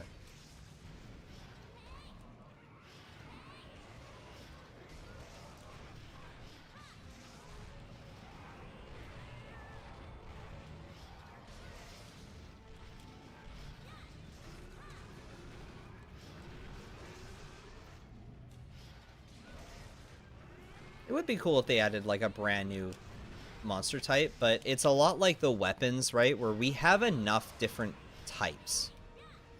Like, we do have enough different monster types. We don't necessarily need some new ones. Like, I feel like they've explored a lot of what Monster Hunter is capable of.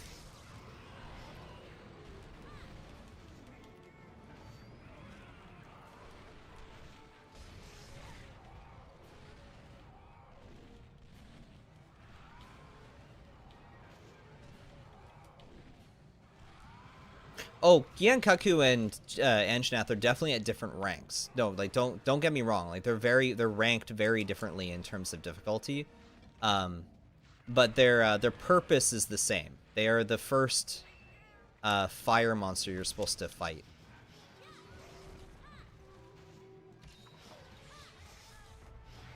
And they basically teach you about the game.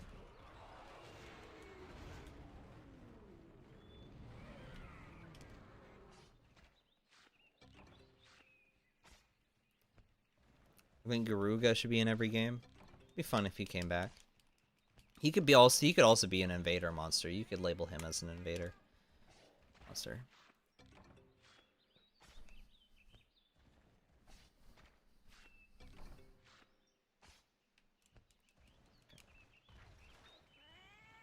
I think that was enough Yankakus.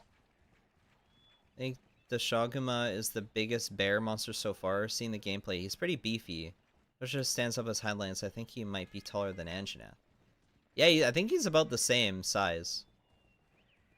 Is World still your favorite? When have I ever said that World is my favorite Monster Hunter? Sorry, I thought that was mean. No, World is not my favorite Monster Hunter. Not at all. Not at all. Let's grab those paintballs and sonic bombs. Take those home. No, my favorite Monster Hunter is Monster Hunter 4. For you. Yeah, for you. Love for you. Oh, my second favorite. I didn't even read that. I didn't even read that correctly. I'm so silly. I'm so sorry. I was so mean. I was like, you don't know anything about me. Like, I didn't even read the comment correctly. So sorry. Is World my second favorite? I don't know. Maybe... I don't know. I feel like my second favorite is probably more either Freedom Unite or Monster Hunter Tri. One of the two. I've come to reevaluate Freedom Unite, and I think I actually do like Freedom Unite a lot. I do.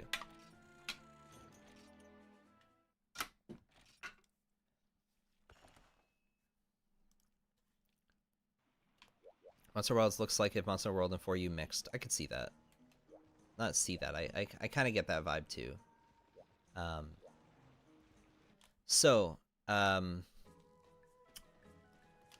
wanted to quickly just talk about the combat. So, yeah, Rada is planning to do like this like rant video about Monster Hunter Wilds. Like concerned rant video. And I'm planning on doing a concerned rant video about the combat. He's gonna make a point about how the meta narrative and the gameplay that the gameplay does a better job of conveying it the meta narrative than the story does.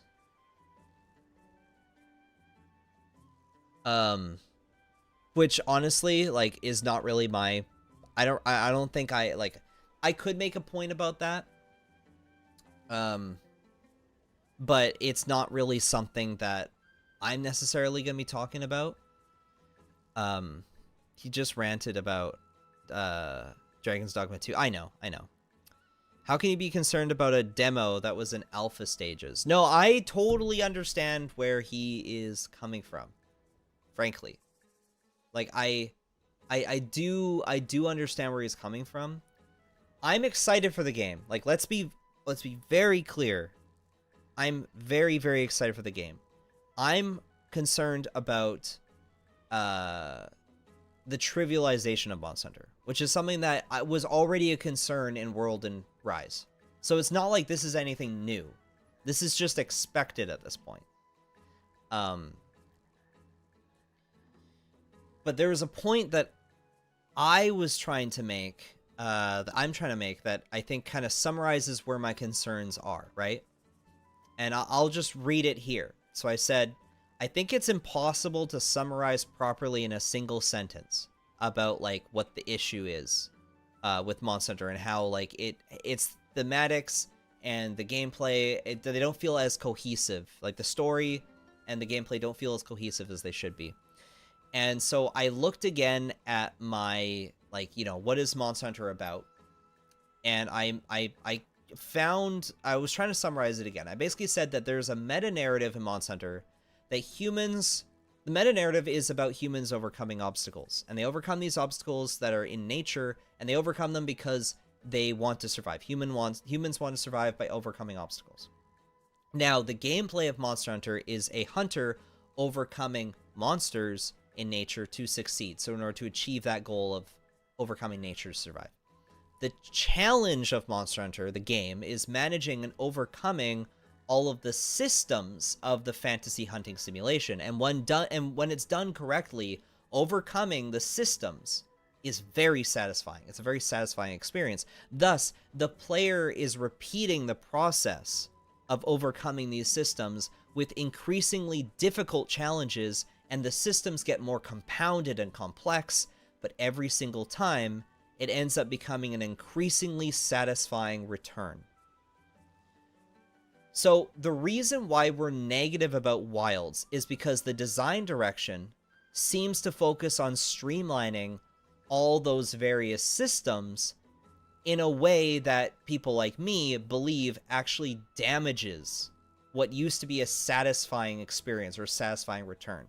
That they're streamlining the how, you know, when you play through Monster Hunter, you're dealing with all this management. You're managing all these different systems.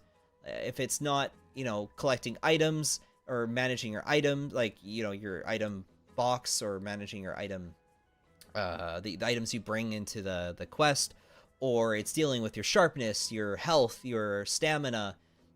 It's, you know, you're dealing with the gauges on your weapons themselves. You're overcoming all of these things just to achieve one goal, and that's to kill the monster. Can you do it? Because even like this, a huge part of overcoming a monster is just getting the equipment. But getting the equipment isn't just killing other monsters. You're going out there, you're mining. You know, you're fishing sometimes. You go into the farm, and you're doing all of these things and overcoming all of these systems just to have the right equipment, just to beat this one monster, which the hunt itself is a system. And when you finally do it, when you finally kill it, you feel so satisfied. And then they say, okay, want to do it again? There's an even harder one. That's what makes Monster Hunter so great. What we're negative about, what we're concerned about, is that they are streamlining half of the systems in a way we don't want.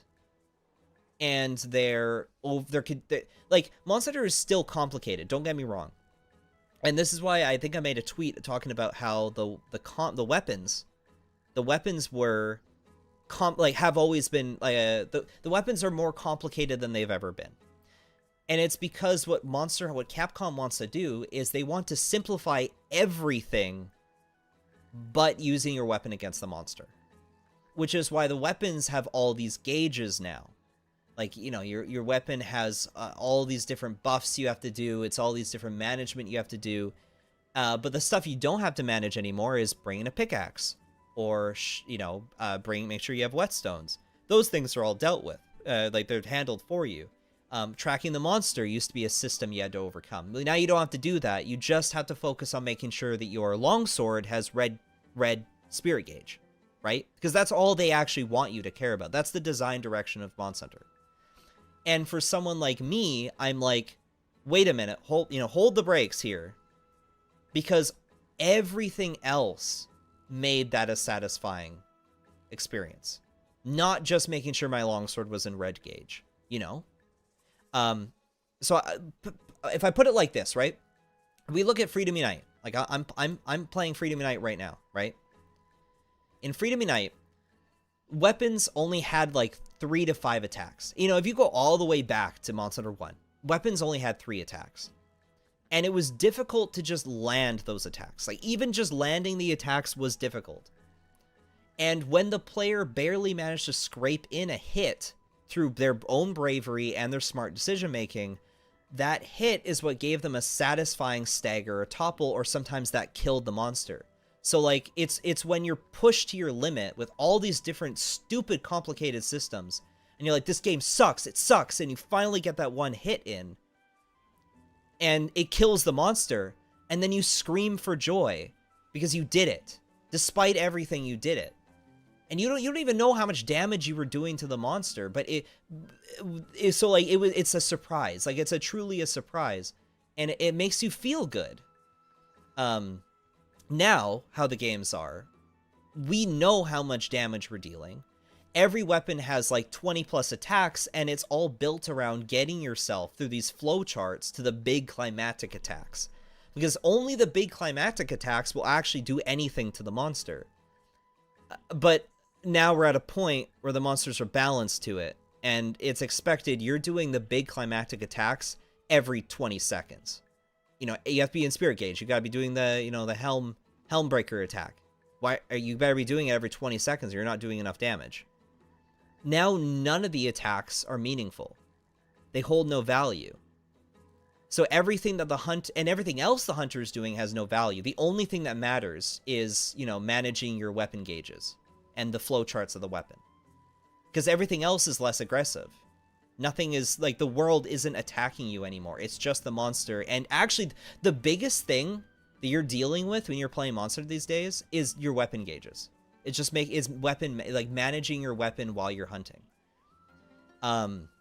Which is, to me, old fans like me have trivialized, like completely trivialized the combat. Now when I topple a monster, I don't feel anything.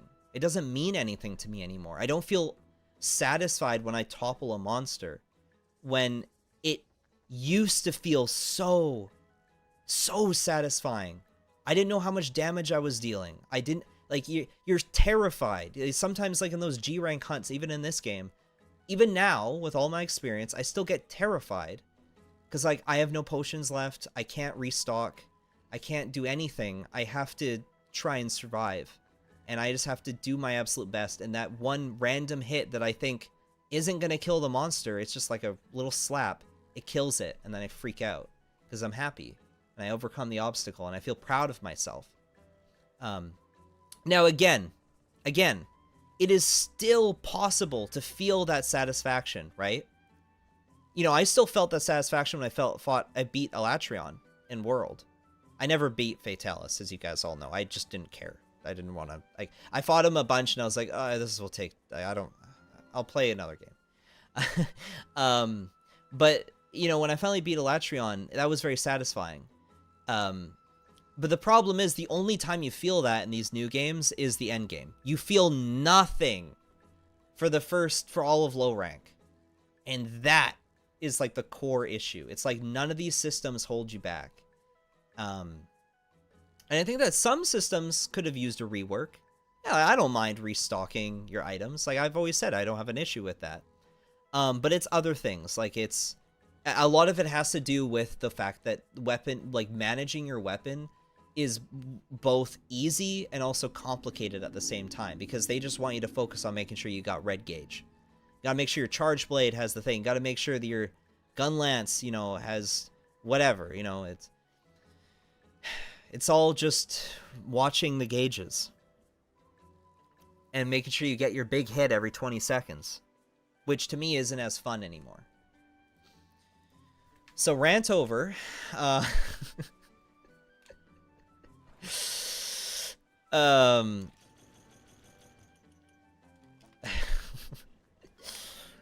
That's my, you know, honestly, I should just upload that. I should just upload that clip all on its own, and hopefully people will understand, because I don't think people will understand.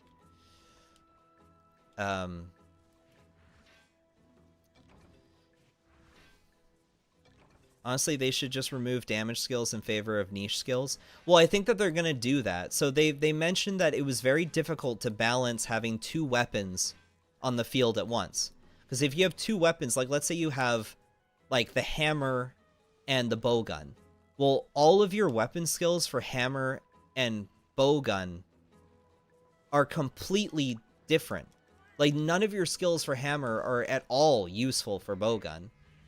And none of your skills for bowgun are useful for hammer. So you can't have armor that has both, because then you're just wasting your time. So what they've done is they've put the attack skills on the weapons. And so I feel like by doing that, that opens the door for more niche skills that are more broad, or defensive skills on the armor. So now it won't be people running attack up large, it'll be, oh, if you're in a hot climate, your attack goes up. That's what people are going to be running. Like, they're going to be more broad, and I think that this is a good thing This is what I wanted. This is a great thing.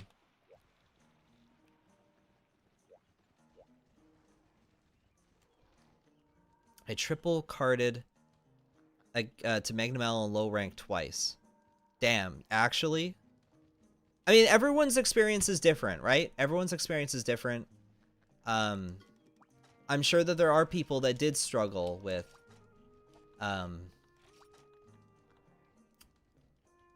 Yan Kutku and Daima Hermitar. Yeah, I could do that. That should be easy.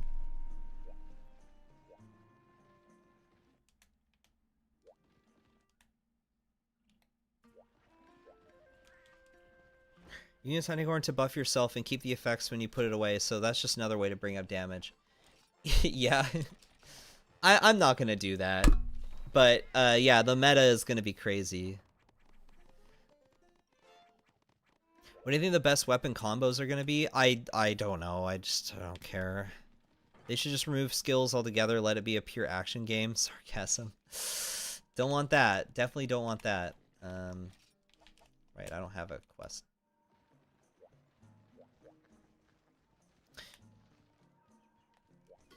Do you ever think they'll bring back Tonfa? I don't think they're bringing back any weapons. They're done. Like, the 14 weapons are all they need.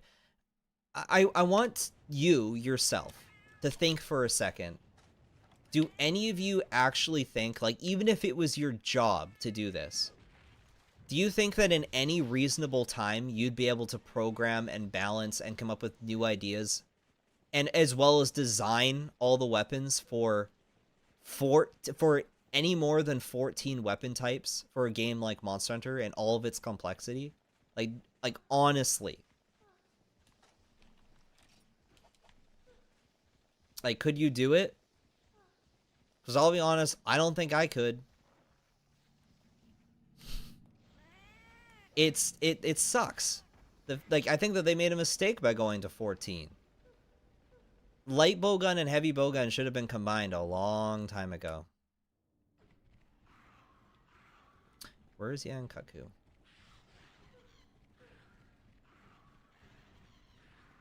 They're never gonna add another weapon type. They're pretty happy with their 14.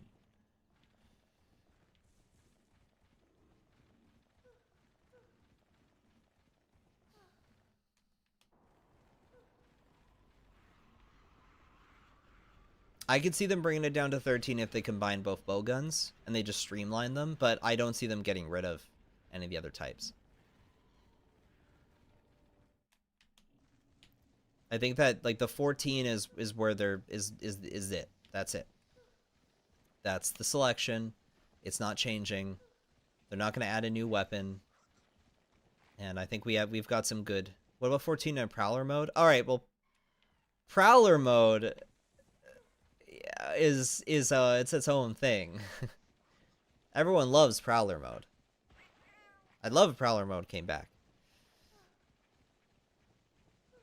Imagine making a bespoke design for every one of these 14 weapons types for a single monster. Exactly. They have to come up with a brand new weapon for every single monster.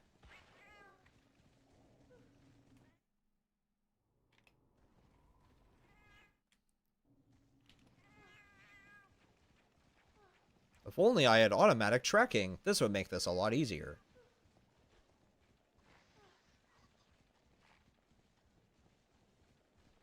I should clarify that, like, this isn't exactly fun either. Like, because I can't go to any vantage point and the monsters move too quickly for it to be worthwhile. There's 400 people on the team. They're fine. I realize that there are 400 people on the team, but you know, it's the same reason why with, like, Smash Brothers, right? They stopped adding new characters. It's because, like, how do you balance and play test like 100 characters against each other? Or how many is it? It was like 80.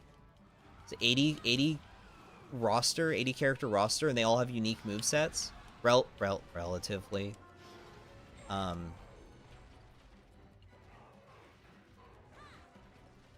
Like, it's insane. Like, how do you do that? I don't envy it. Even if you have tons of employees, like how do you manage every single employee to make sure that they're all going to deliver a quality thing that's all in the same level of quality and that's going to test well? Like, you still have to play test everything, right? And the games keep getting more complex. Playtest every single weapon type and every single weapon against every single monster in every single map, making sure the game never crashes or glitches out.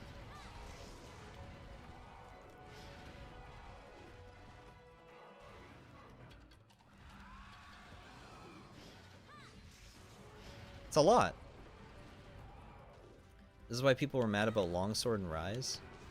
I mean, that's kind of their job. No, I understand that it's their job. What I'm saying is I understand why they're like, nah, we don't want to put in a 15th weapon type. Oh, they don't balance it, lol. They just make sure it's fun. That's the other thing too.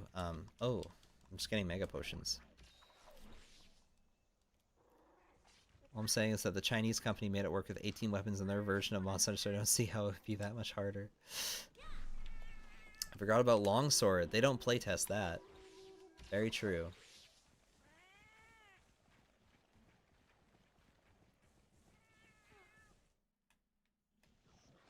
You like scout fly tracking. There's a lot of people that do, and I'm not gonna, I definitely won't take that away from y'all. Me personally, I'm not a fan, and that's just because I just don't really like, all that shit on my screen. Like, I don't like constant visual garbage. I love this, what I'm looking at right here. The environment, as it is, it's peaceful.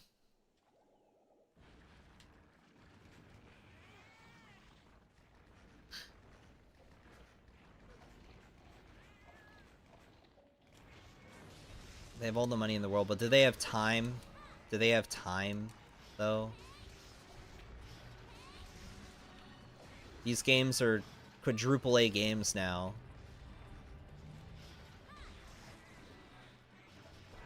The animations are more complex than they've ever been. All the combos you can do.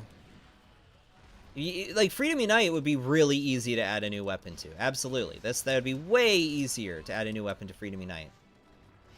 Or a game that, you know, still plays like Freedom Unite with it's all of its clunkiness, you know. But now everything's way more complicated. Like, did you hear that there's a guy who's trying to recreate the music from Monster Hunter Wilds, from the demo? Like, the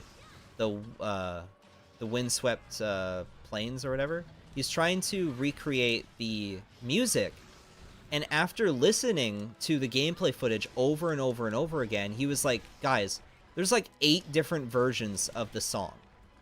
Like, depending on how many monsters are in the area, depending on, like, what the stage is, like, you know, if you're running away from the monster or the monster's running away from you. If, like, of course, there's, like, the mount theme.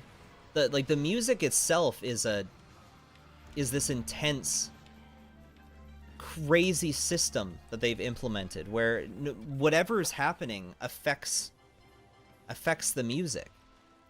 Like, if Ray Dow shows up, the music changes. If the thunderstorm shows up, which is a completely separate thing, the music changes.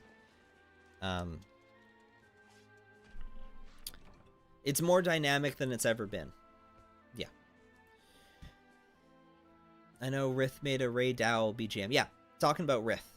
Yeah, he's talking about it on Twitter, and the more he listens to it, the more he realizes these songs are not simple. It just makes me more grateful that Tokuda to be pushing everything to its limits. For real. Real.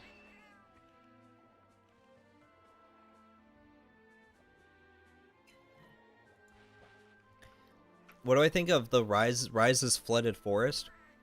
Well, it wasn't very flooded. It was definitely a forest, I guess. It was more like a mud pit.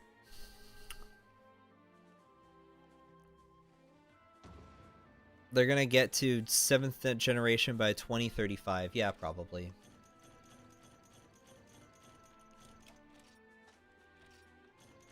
Yeah, this weapon I'm using is really overpowered. It wasn't even raining. Oh, I got her whiskers? Is it a her? Is the cat a her or is it a he? It's a her, right?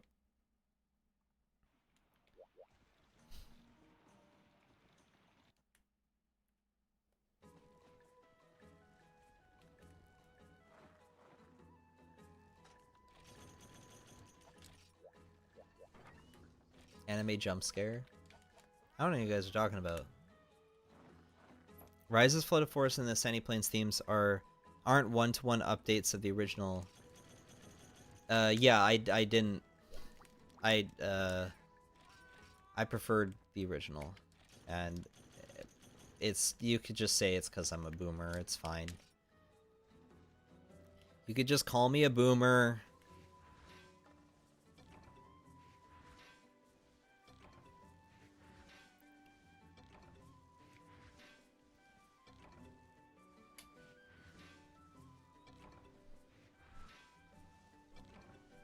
The Flooded Forest looked beautiful in 3rd generation. It's a weird mud pit in 5th gen. A boomer. You're such a boomer. How would you rate Monster Hunter Generations Ultimate? It's a good game, but it kept crashing earlier, so maybe I'll call it a bad game. No, that's not the game's fault. That's my Switch's fault. My special secret Switch. It's called the Switch X. It's a rare one. Jacob, doesn't the Scarlet Forest remind me of Primal Forest? It reminds me more of the Flooded Forest. So the Scarlet Forest is actually beautiful. Like beautiful, like amazing. It's so good.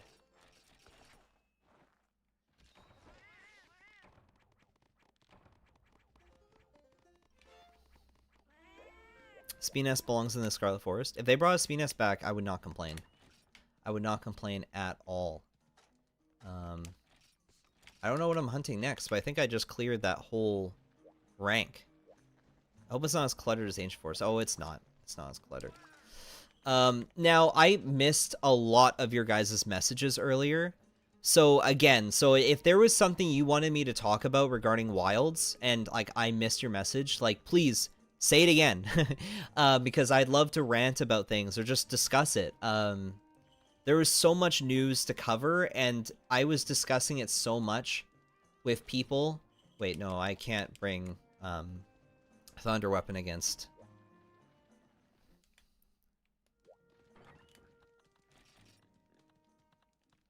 do I have a good fire weapon?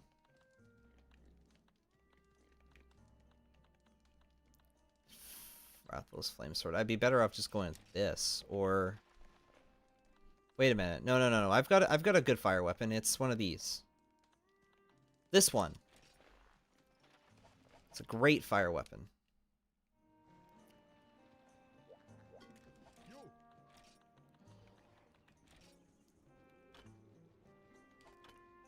Rathian Thorn and Blazing Fire Sack. Okay, we'll have to fight some G-rank Rathian later, but...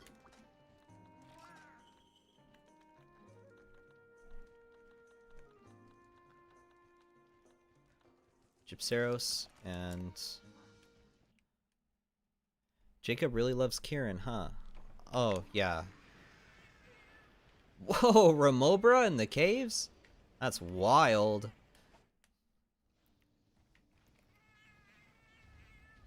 I don't know if I could go 2 games in a row without Brachydios. Please let there be Bracky.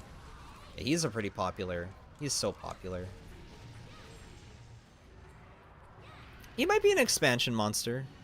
Do I want underwater combat to come back? Absolutely. And I think I would like it to be amazing and awesome. I think it's absolutely possible. How many herd monsters do you think there will be in the game, and do you think herd monsters will be trivialized through large dungeon bombs?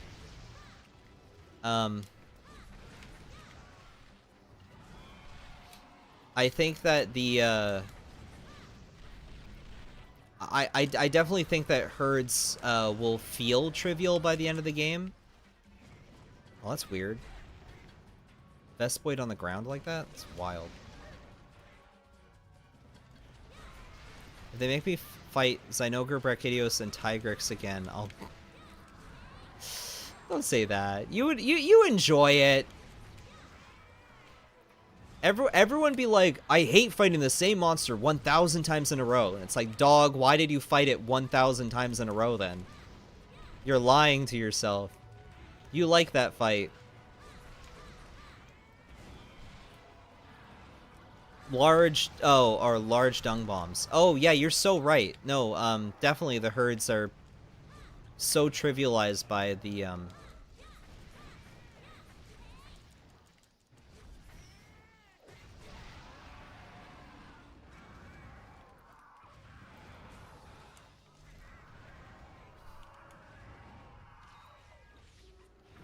underwater combat's not coming back for the DLC. I'm sorry, guys. That just won't happen. Is he dead for sure now? Yeah, I can walk through him.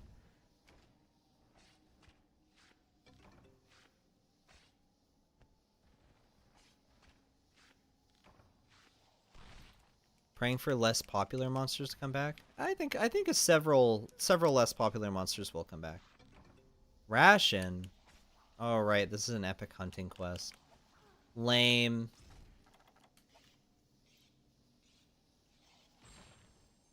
Underwater combat will come back in its own game, and it deserves its own proper game. It deserves to be in Portable 6, where we get, like, full force underwater back. Every map has underwater combat. There's brand new systems in place for underwater combat, and all the classic underwater monsters are back. Cedius is once again returns. Like, it needs to be its own thing. Like, it has to be a big celebration of that type of game. Made a big deal if they talked about herd monsters having to single them out just by throwing poop. Yeah. Yeah, and I think that they are going to be pretty trivialized by the dung bombs.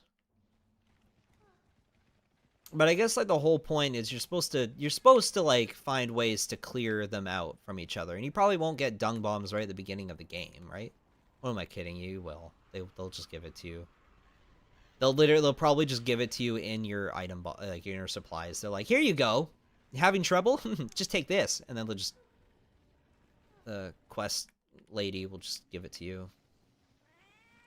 I'm fighting Hypnocatrace. Hypnocatrace is on this map, so I'll be fine. Do you like the monster corpses now have collision? Yes. Yes, I do, and I hope that No, not Hypnotrace. I hope Gypceros comes back. I'm kidding. I actually don't want him to come back. But it would be neat if Gypceros came back and then he had a thing where he was able to... Like, you could climb onto his body, but then he, you know, when he played dead, that'd be neat.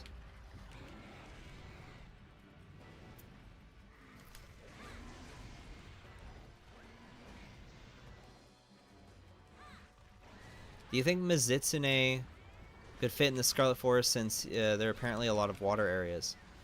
Out of all the water Leviathans, obviously Royal Luderoth and Mizitsune potentially have a place in the Scarlet Forest. That'd be cool if either of them return, but I have a feeling that they're not going to do them. They'll probably do some new water Leviathan. But again, Balahara is already the water Leviathan. I think they're going to do different water monsters. They'll probably do crabs, if anything. Mizitsune would be cool, of course. Like, I'm definitely a Mizitsune fan.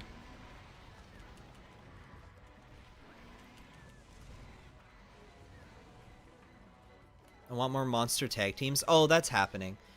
They would be fools not to put Tio and Luna back into the game and make them fight you in, like, a herd. Like, that's just that's like the... Like, when they spawn together. That would be awesome. And everyone would complain, and I would eat it all up. I love Hypnocatrace.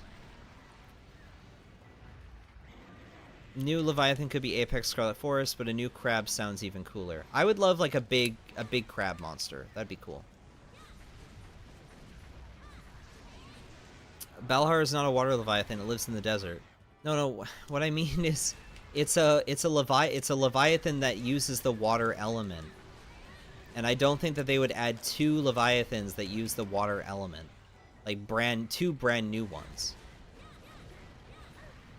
Like, even Rise only added 1 new water Leviathan. It only added, Almadron. Because it already had Mizitzide and Royal Luderoth as water Leviathans. Like, I don't think that they'll add Balahara and then, like, a Balahara subspecies that's... Or not Balahara, but, like, you know, like another water-focused Leviathan. I don't know. I don't see them doing that. I think they would probably spend the time working on something else. Coconut crab monster would go hard. What's your opinion on barrel bombs? I like what they've done to it. Not against it.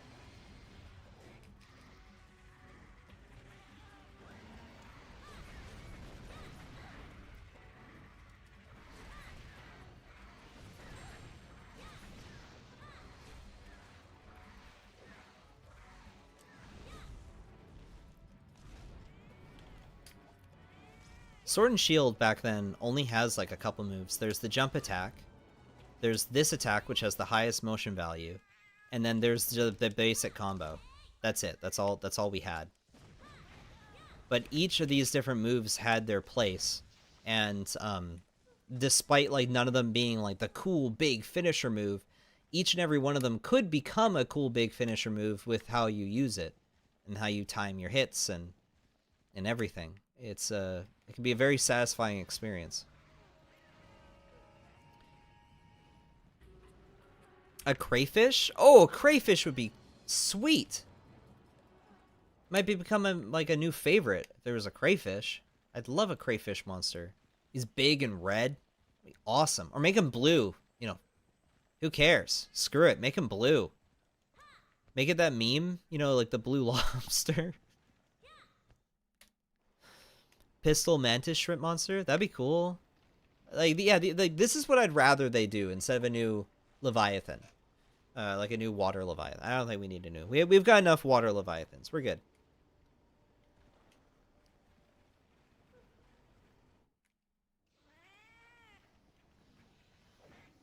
Did I say Somnicanth by mistake earlier? I don't know. I saw someone mention Somnicanth. I want to make sure I didn't. I did not say Somnicanth as a water monster, a water Leviathan. It is a sleep Leviathan, and it is probably my least favorite sleep monster they've ever created. No, that's not true. Malfestio is worse.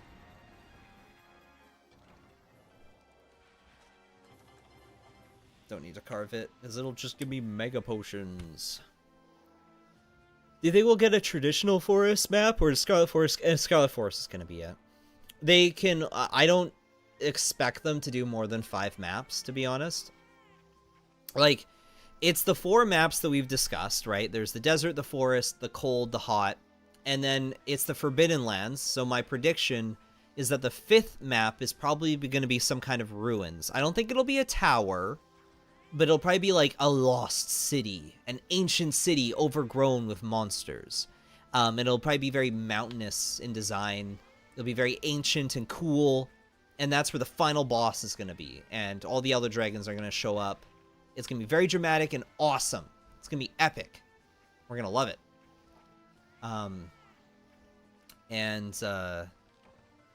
Maybe more mantis. Yeah, we could have like a mantis monster. That'd be cool. What expectation about Wild Story, or more so is a balance between the hunts? I have a feeling that they're going to push hard on a story, at least through low rank, because they, you know, normies that play Monster Hunter have this, like,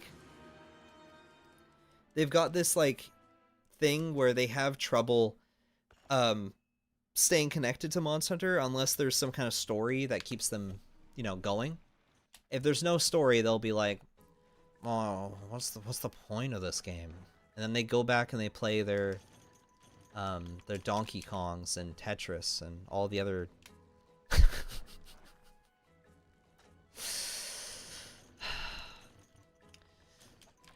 So I'm gonna be honest, guys. I just saw it in chat.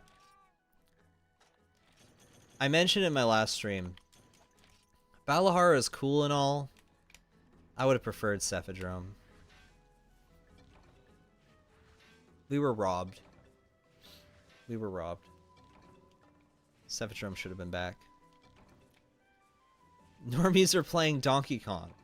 Yeah, of course. And Tetris. Bro is not connected to the outside world. What games are they playing? Shadow of the Birch Tree? As if.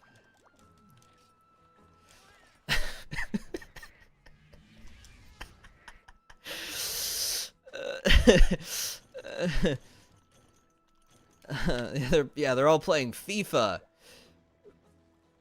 They're all playing Madden.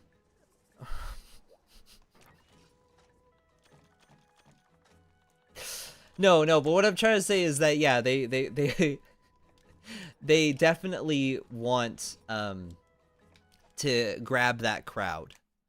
They want them to grab that crowd of the people that wouldn't play Monster Hunter. Because the more people they can possibly get to play Monster Hunter is a good thing. Kungalala and Shogun Centaur. Should I bring Fire or Thunder for this?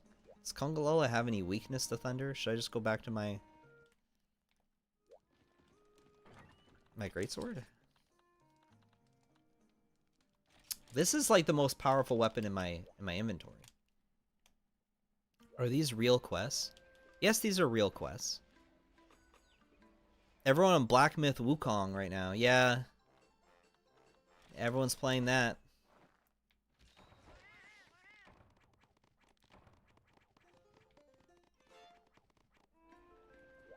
Should have said them and their dang Pokemans. Everyone's playing out there playing Pokemon.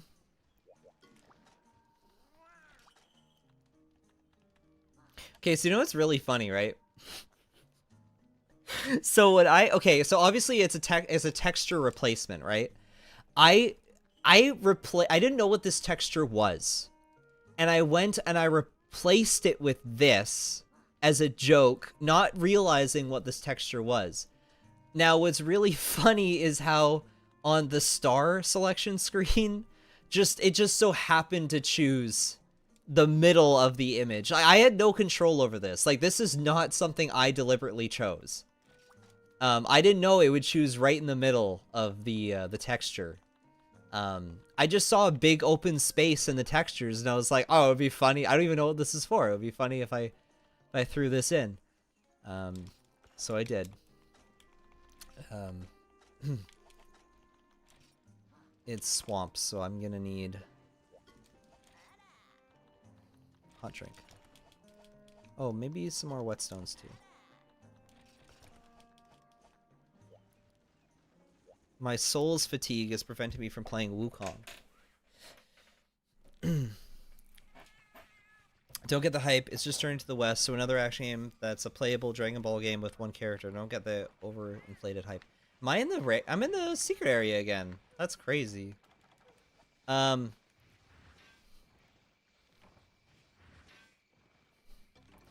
Journey to the West is a great story, and I don't think anyone's ever actually made a video game. How many video games have been made to like talk? Because it's actually technically not Journey to the West. It's based on Journey to the West, but it's not actually the Journey to the West.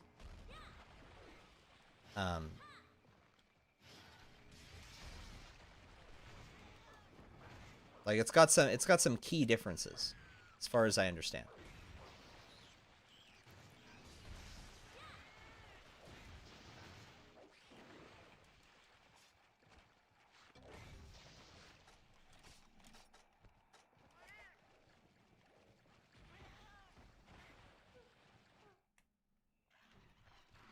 Kieran better come back for Wilds. That's what I'm saying. So it's Congalala first, which means that he's probably gonna spawn... I'm gonna get poisoned.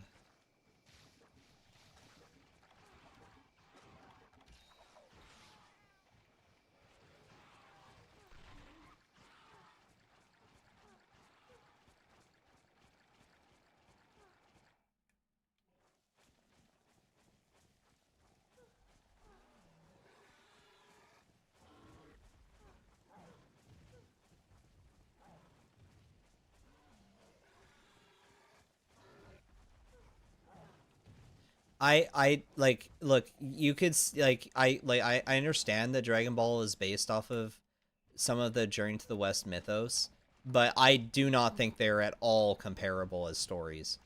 They're absolutely completely different. Like Dragon Ball is about some kid who's like fighting an army and like trying to become stronger. And that's like really simplifying it. He's just in like martial arts tournaments and fighting like an evil army.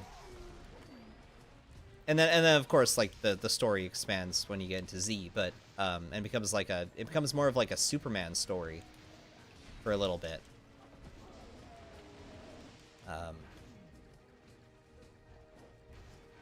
Like I don't know. I don't think I don't think they're there at all. Resonance and its implications on Elder Dragons. Okay, so I'm just gonna say my weak ass answer. My weak ass answer is Rise is not canon.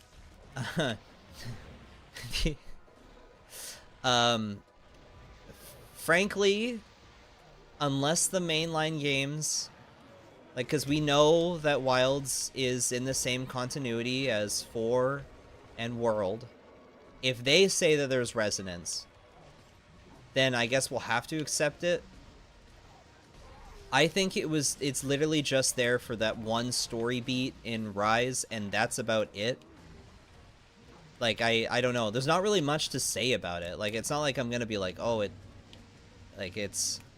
has major impact. It's like, well, we don't really understand. Like, the Elder Dragons are meant to be mysterious anyway. Like, I don't know. Like, it's not even, like, make or break anything. Like, it's like, okay.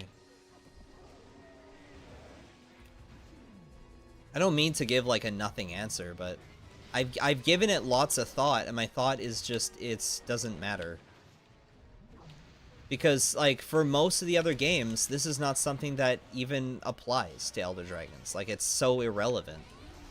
Elder Dragons have always just been, you know, he's dead. Okay.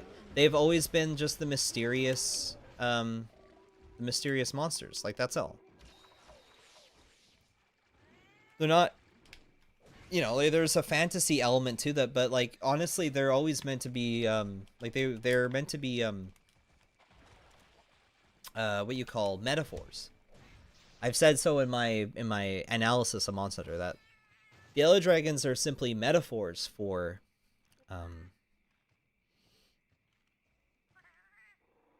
yeah.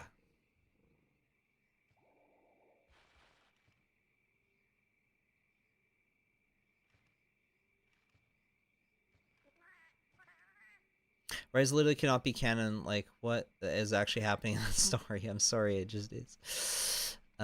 Resonance is just magic. Yeah, yeah, yeah. I guess we could say theoretically that maybe in this world there is some kind of science based around like ESP like abilities, and that, you know, theoretically it could be possible that Wyverians are able to like see people, like see animals' thoughts. But the fact that like they almost get possessed by that energy is so silly. Again, like it fits into Rise's theme of being like a ghost story, because that's what it's meant to be. Rise is meant to be this ghost story, but I don't think it was handled very well at all. A huge part about ghost stories, especially Japanese ghost stories, is that they're meant to be scary.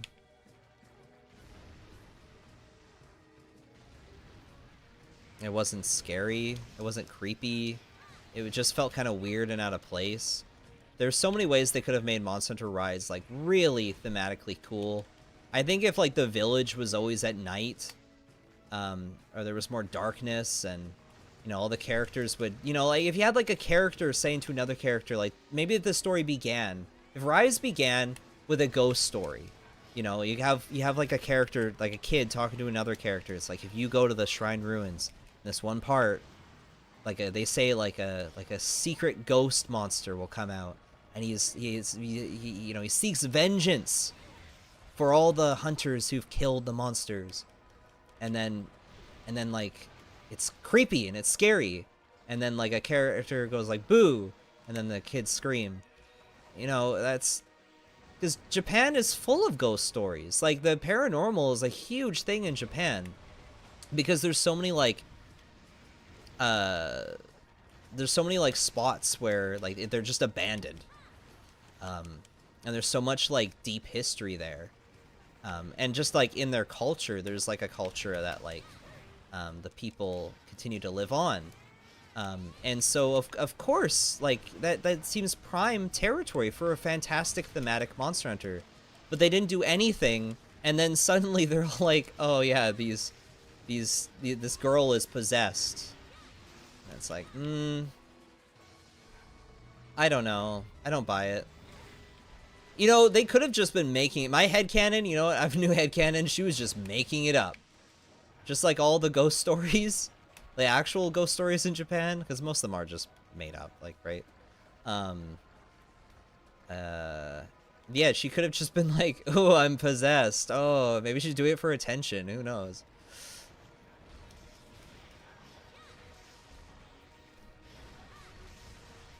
Jacob, what should I theme my Jurassic World park around? Make it like, see, if I were to make my own, like Jurassic Park, I played Evolution, by the way. I'm assuming that's what you're doing. You're playing, there we go, he's dead. You're playing, Jurassic World Evolution. I would theme mine around like a snowy map, like it's like a winter getaway, you know.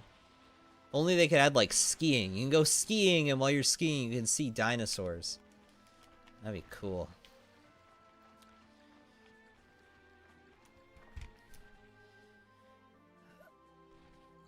I think the problem with Rise is it feels too much like them doing a reimagining Portable Third for some reason while doing some weird changes for presentation reasons. Which, I'll be honest, that is fine. I've never had an issue with that. I felt that remaking Portable Third is fine, and in a lot of ways, I think it's better than Portable Third. Because notoriously, Portable Third has been the game that I've disliked almost the most. Even more so than Rise at times, because I just feel Portable Third's pretty... To me, it feels shallow. I don't know. It just feels kind of empty. Like, it feels like it's trying to be themed something, but it doesn't quite pull it off. But I feel like Rise is doing what Portable Third's doing, but it never should have. I guess the point is that it never really should have done what Portable Third. It should have stuck to its guns. It should have done like a true I guess like remake. I just realized this screen is like zoomed in. Like slightly zoomed in. Oh, no, it's like snapping. How do I... There we go. Nope, that's not in the center. There we go. Now it's in the center. They should have stuck with their guns, and they should have just made a ghost story Monster Hunter game. They should have made it really creepy. And they should have had, like, a theme about, like, spirits. Like, why not?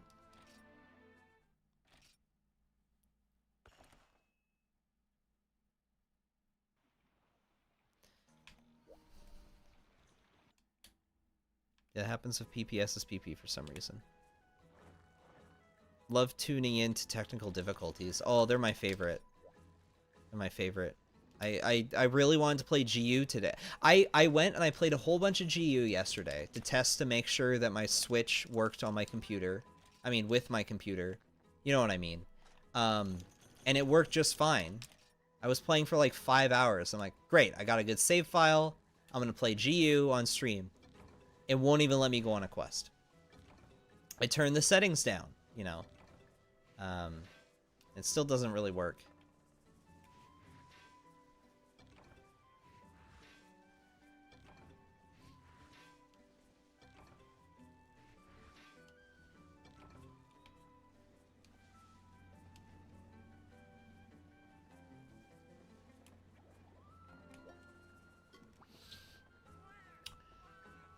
How about the monsters introduced in Portable Third? They've never really been my favorites, I'll be honest. Like, I have always liked Stygian Zynogar more than Zynogar. Duramboros, I feel like, is a monster that was cool in concept, but doesn't really work for modern Monster Hunter at all. Nibblesnarf, I always thought was a joke. The bear trio, no. Amatsu? Oh, come on. Disgusting. I've never liked Amatsu. Green Nargacuga? Are you serious?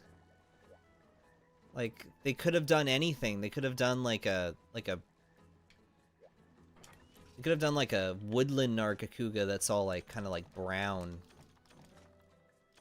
Kind of like the Viper Toby Kadachi color scheme. That'd be cool. I don't know. There's not a lot of monsters from that game. I guess Glacial Ignactor was cool. Brute Tigrex was cool. Crimson Kirapeko was... No, actually, I don't like Crimson Kirapeko. And I do like Zynogar. Let's make it clear. I do like Zynogar, but he's not my favorite. Not at all. I think he's a good monster. I think he's pretty cool at times, but he's not my top 10. Not at all.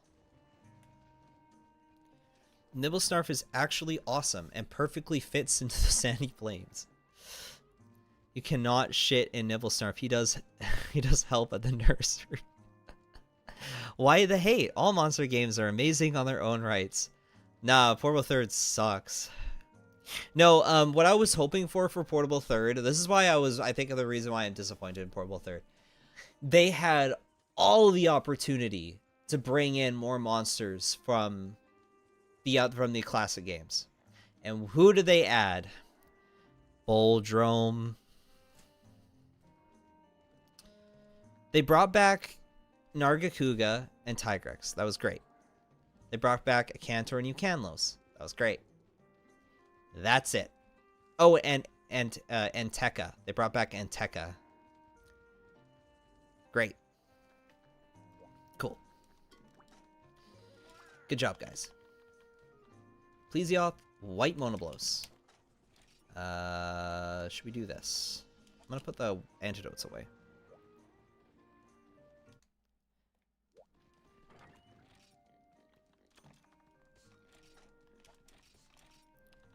I don't know. I always just felt Portable Third was kind of like lacked focus. I think it introduced a lot of great mechanics that ended up being in like 4 Ultimate that were cool. A lot of mechanics that ended up in 3 Ultimate that were cool. The roster is definitely better than Tri, but I don't think by very much. Not by a lot.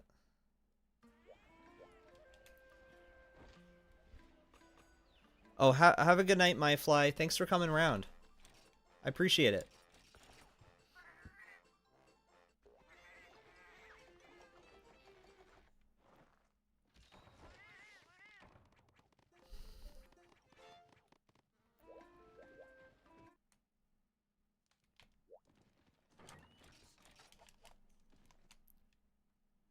Like, Tri, like, the base roster of Tri is just so fantastic, and that carries a lot of Portable Third. But they didn't even have Pink and Azure. Why weren't Pink and Azure in the game? What was that about? Where was Pink and Azure?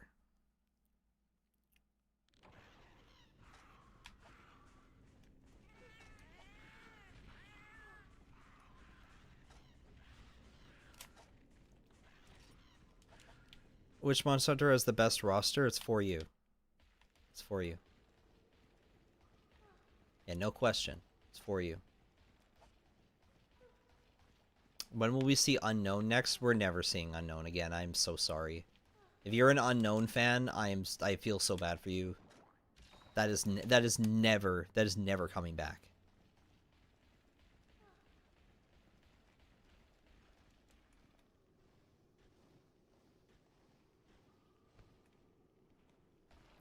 For You just had a really good balance of everything. It had the most variety. Every new hunt felt new and different.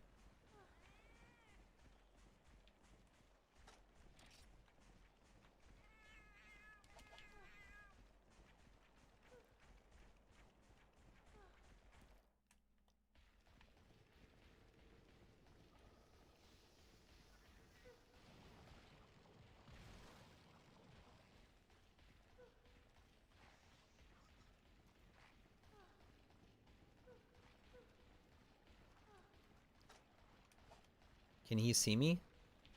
There we go. I didn't bring frogs, so... Yeah, hello, I'm right here. You see me?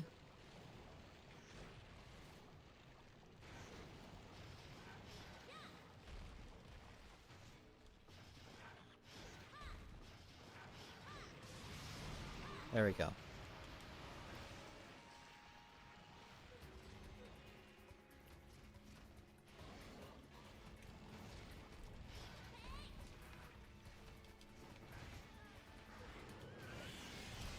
I think if Portable Third took the time to bring back, like, even, like, the crabs, that would have done so much heavy lifting. If they brought back the crabs for Portable Third, that would have been... I think that would have been a big game changer, because then they would have been in 3 Ultimate. I think that at least one of the monkeys could have been in Portable Third. If not Rajang, then maybe Blangunga. I think the Elder Dragons should have come back, like Kirin and Teostra and Lunastra and Kashella. I don't see why they weren't brought back.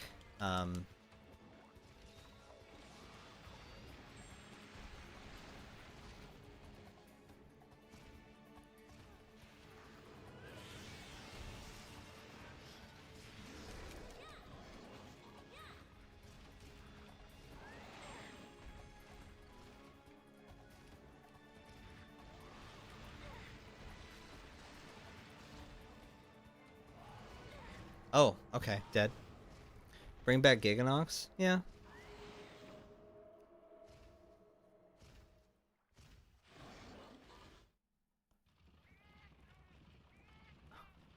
Oh yeah, didn't you say that Arc Tempers are better than Risens? Can you explain why? Oh, I just like the look of them more. Like that's it. Like it's not complicated. Like it's not like a... It's literally just like a personal opinion. It was probably down to hardware limitations, just overall disk space on the PSP. There's less monsters in Portable Third than there are in Freedom Unite. There's also less maps. There's less armor. Like there's less everything. There's less quests. The game is actually smaller. Like it takes up less space.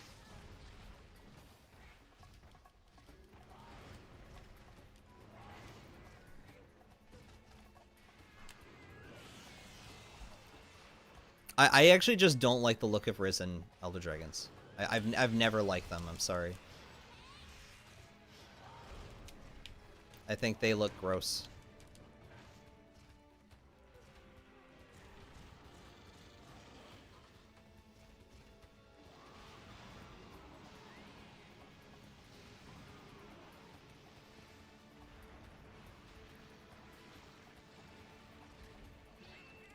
But also in general, I am not a huge fan of like just taking a monster and just like leveling them up like crazy. Like personally, I prefer if the base monster was just really difficult.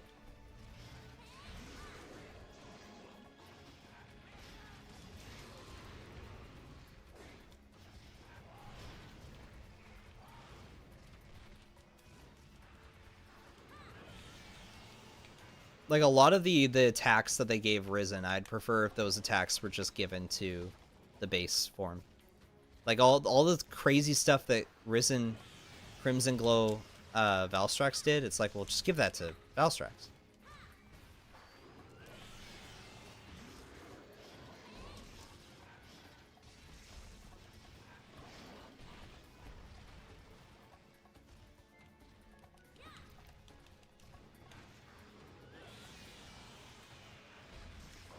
Nice. Yeah, they have really low health pools here. Give us blunt and sharp varieties like from Frontier for weapons and long and short. Oh yeah, that would be fun.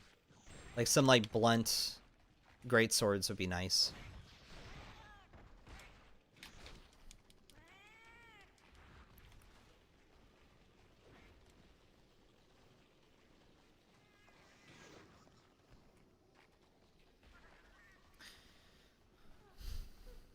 Risen Shiguru is kind of indicative of Rise's weird fight design to account for all the counters and mobility hunters have. That too. Yeah, I've never been a fan. Where does White Monoblow spawn? Does he spawn here? Or does he spawn... I'm gonna wait here. What dinosaurs should I put in my Jurassic World 2 park? I don't know. I don't know what kind of theme you're doing. There's over like 80 dinosaurs. There he is. There's like 80 dinosaurs in that game. I couldn't tell you. Lots you could do. Oh, there he is. Okay, so much for that. Oh, he's big.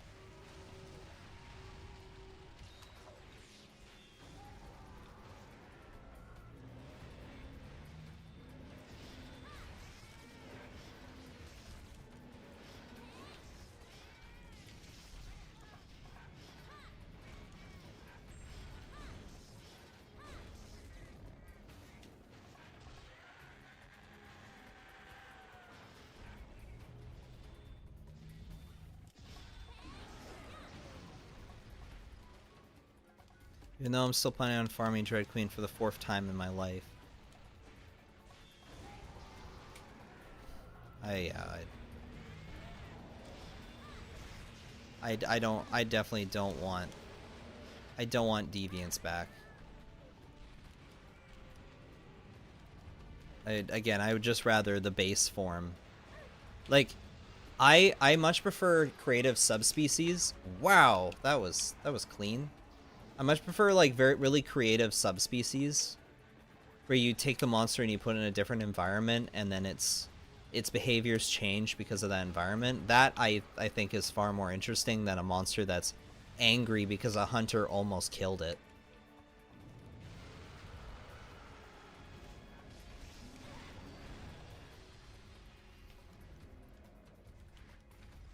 You want Monobliss to return instead of Diablos. So do a lot of us, but frankly, Diablos is just the more notable monster, and they already have a model for him. I don't see them bringing back Monoblos. Of course, like, I won't complain. Like, I would definitely be happy if they did. It's not in the cards. If they brought back Monoblos, like, the normies would be all like, who's this monster?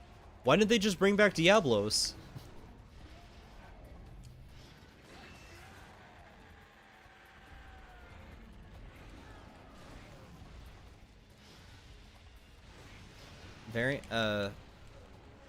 Deviants were created because monsters can't have more than one sub or variant. That is not true at all. They absolutely can. There's nothing stopping them from having another one. They just have to change the name of it. They did that with Monster Hunter Online. They just made new subspecies for monsters.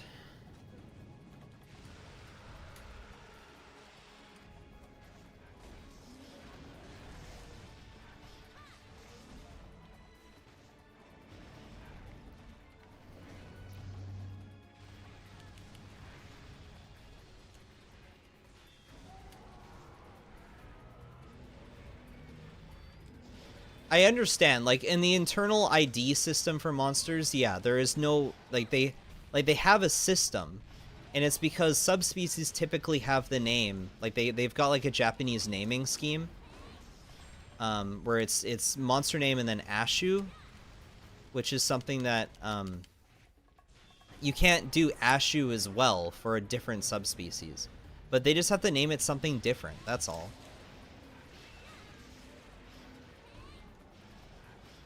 Like the only that'd be really contrived if that's the one thing that's stopping them from just making a new subspecies.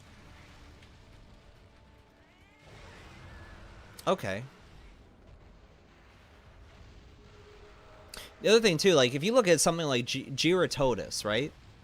Giratodus in every single way is a subspecies of Lavasioth. But they just gave him a new name. He has the exact same model.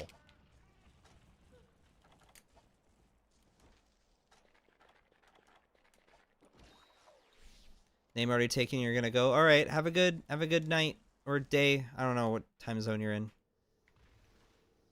I want to see Monoblosin just have a visual part break from...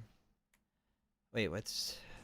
Just have a visual break from seeing Diablos every game, personally. Capcom should just alternate which two we get to see per gen. Maybe. Jacob, do you think Monster Wild's underwater sections are free swim like Tri or on rails? I think they're on rails. But no one really went and tested it, so... Which is frustrating.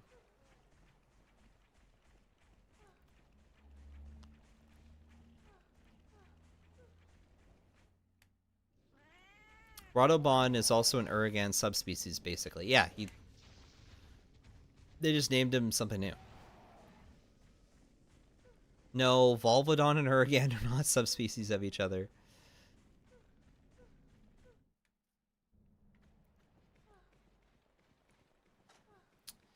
You be trolling. I think evolutionary speaking... Well, okay, yeah, if we're gonna make, like, if we're gonna go into specifics, right? Then yeah, like, potentially Lavasioth would be a subspecies of Jira, but it doesn't matter. They are, like, we're talking like a tech... Like, we're not talking like a biological standpoint, right? We're talking like a gameplay mechanic standpoint. They are the same monster designed they have, like, different stats, and they're designed for different maps. But they are essentially the same monster. They've got the exact same attacks. They look exactly the same. They're just slightly colored differently.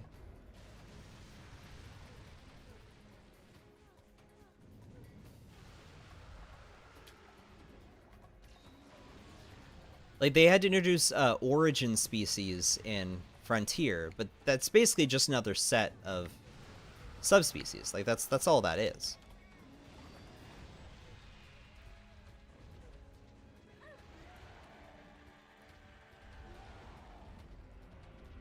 And I think that's, like, yeah, obviously we could have a discussion about, like, the speculative biology of these animals, but we're talking, like, the reason... this whole thing started because someone said that, that they can't add new subspecies for a monster. And that's because it's a mechanic thing. They mechanically cannot do it, or, like, it's not part... Like, there's, like, a rule book or something that they cannot do that. And it's because... Ooh! They already have... they already have monsters that, like, they already have a name for subspecies, and that's, in Japanese, it's the monster name plus Ashu. So it'd be like, like, Naruga Karuga Ashu. That gets localized as Green Nargacuga.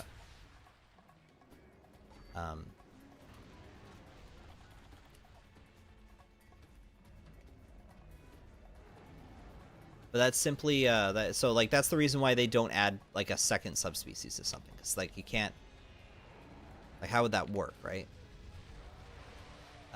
But they could just come up with a new name, which is what they did for Giratodus. It's not Lavasioth Ashu, it's just Giratodus. It's a new monster. And that's what they should do.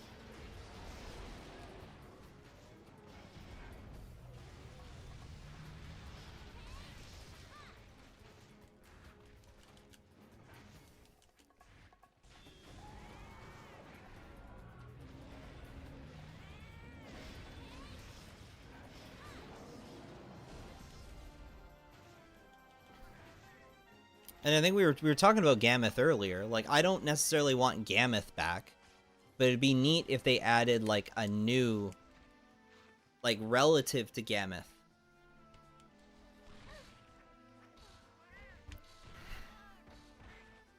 Get enough animals, need more plants. Hey, the moment they do a plant monster, I'll be pretty upset. I don't think we need.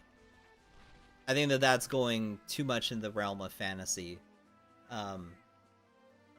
Like, look, we're not playing Pikmin here, all right? This isn't Pikmin.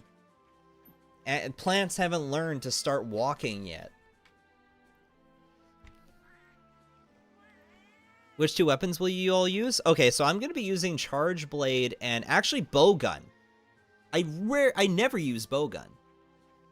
But my plan is to do Bowgun in the next game. Just because the reason why I never use Bowgun is because I always use melee. But now that you can bring another weapon, it's like, well, I'll just bring my melee weapon. And then on the side, I'll have a Bowgun that'll be used for, you know, separate things. Like maybe, oh, I need to shoot at the monster that's far away and wanted to get close to me. It'd be very situational. Very situational. It would not be something that I'm regularly using. I wouldn't be regularly using the gun. It would just be every once in a while I would. My brain is getting mega conflicted with all this new footage. Well, yeah, we can talk about it. I mentioned it earlier. I had a bit of a rant earlier. Yeah, I'm pretty conflicted too. There's and I think that with like all the new weapon types, like it conflicted it with everything. Not just choosing a weapon, but I think the weapons have gotten too complicated, kind of to go off my rant from earlier, and I feel actually discouraged from playing new weapons, frankly. I feel very discouraged. I haven't wanted to use Sword and Shield since 3rd gen, because every single time they add in a bunch of new attacks, I don't know what the meta is anymore, and I don't want to bother learning the new attacks. Like I don't see a point, right? Lance actually devolved in Wilds. I heard that Gun Lance has such an insane like it has like an insane buff. Like Gun Lance can just like cancel every animation by guarding, which seems really overpowered.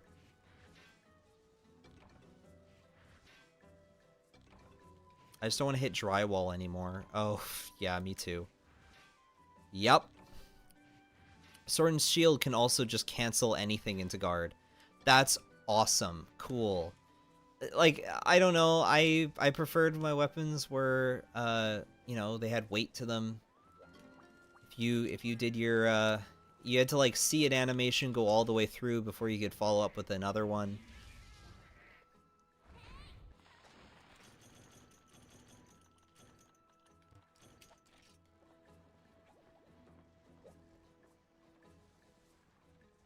None of the new moves from Sunbreak are in Lance for Wilds. I didn't use Lance very much in Rise because I didn't like it. I like Lance in the first 2 generations. I have trouble using it in the later ones. What do I need to upgrade some of these weapons? So... oh, G rank. Oh! Darkness Darkblade. I can make this. What? Was I going for upgrading the... I was probably going for this. Yeah, that's what it is. What does... How good is this, though? Damn. How much affinity? Damn. Holy. Holy smokes. That's nuts. Straight Narga Cutting Wing. Black Narga. I might be able to make both. Hold on.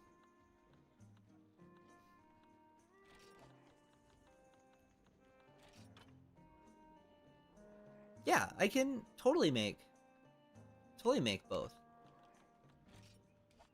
I just need more money. Love these names, man. Darkness, Darkblade. It's pretty dumb. So edgy. Love it. Speaking of edge, do you guys see the trailer for Sonic Movie 3? That was awesome. I love Shadow. Lance should be just poking, blocking, and stepping, though. Keep Lance simple. Yeah. I liked when Lance was really simple. The only good thing Gen 5 did for Lance was the triple poke after a guard dash and dodging forwards. Again, I don't use the weapon, so I don't even really know.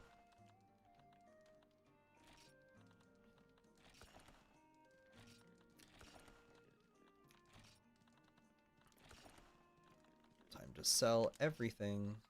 As long as you have 20 of every item, you're good. Do I have any eggs? Nope.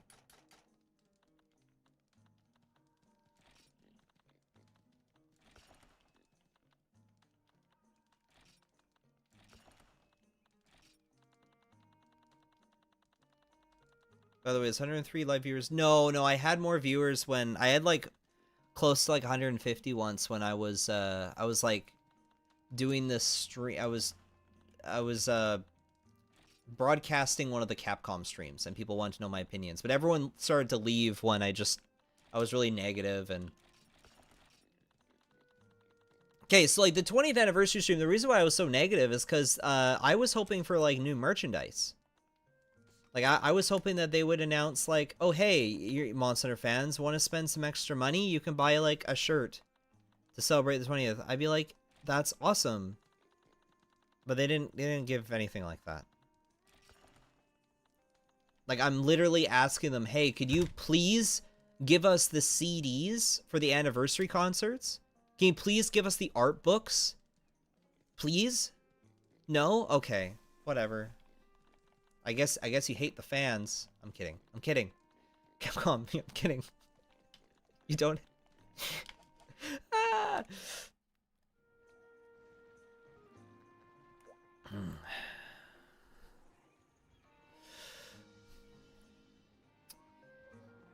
But it's so crazy that there's no like Rebel Tech Lance Hunters. Yeah, I mean there's no like where are the Kieran figures? There should be more Kieran figures. Why aren't they doing like a pop-up parade?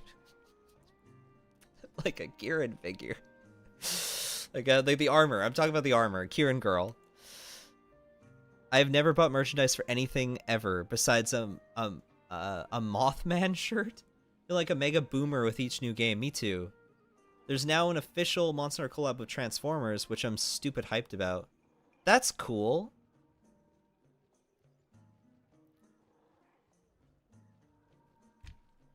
Yeah, but like that's stuff they don't talk about at all. Like, why don't they like open up like a Monster Hunter cafe in America? It's like a pop-up in like LA or something. I don't know. And you go there and maybe not LA. LA sucks. Actually, maybe maybe it wouldn't work. In Europe, all right? In the UK or... Yeah, in the UK, they have like a Monster Hunter cafe. Yeah. I don't know. LA sucks. I don't know. I was first thing that came to mind. I was like, okay, what's a big city in America? I was like, LA. I don't know. San Diego. There we go. San Diego. Yeah, we'll have one in San Diego. It'd be great if we could get an English release art book or anything for American fans aside from the games. Exactly. Give us like more plushies. I don't know. Everything you have to pre-order things and like get like proxies. What about Kentucky? We could. What am I doing? Oh, right. I got so distracted. I want to make the Darkness Darkblade. Yeah, let's equip that. Nice. What's my attack? 265? God damn. 265 attack. Do I have enough slots? I got 2 slots. No. Unless I filled this in, but then I would lose my resistance up. I could potentially get attack up medium, but I don't think that's even worth it. The attack up is really good. 265. I think that's one of the highest attacks you can get in this game.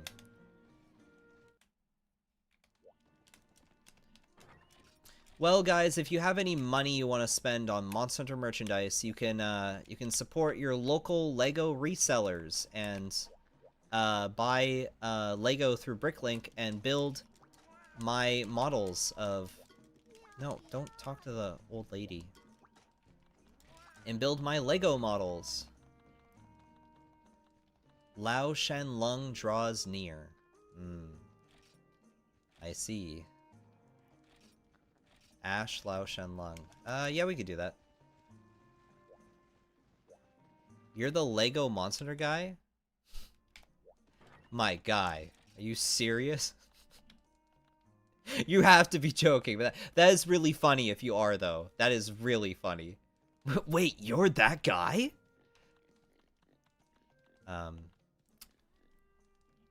The Monster Hunter Maid Cafe coming soon to Ohio. That's not Ohio. I don't know why.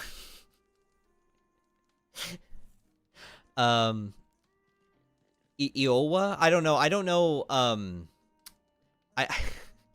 I don't know American city names. All right, I'm not from.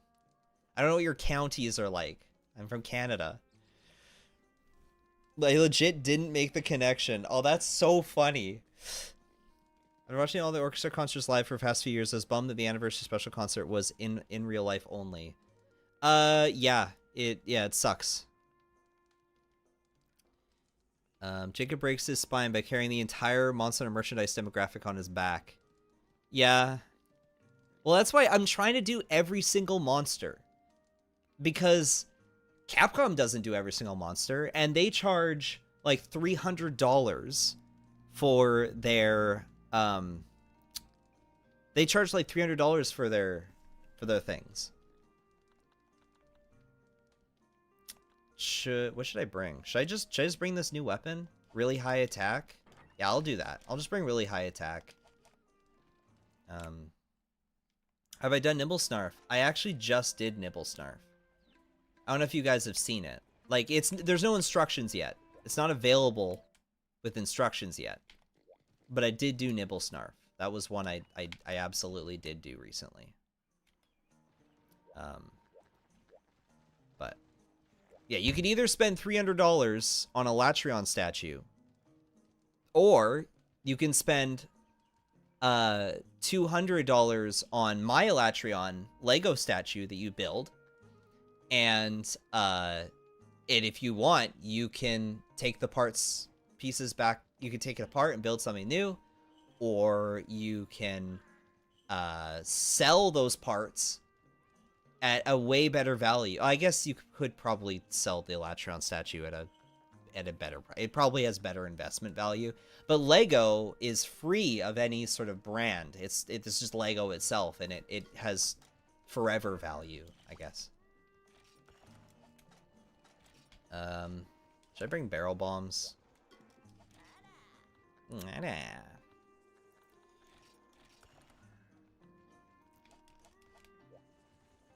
Yeah, I should.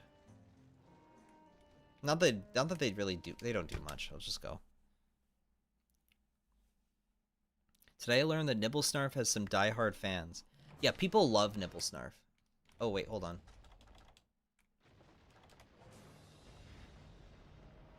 Got him.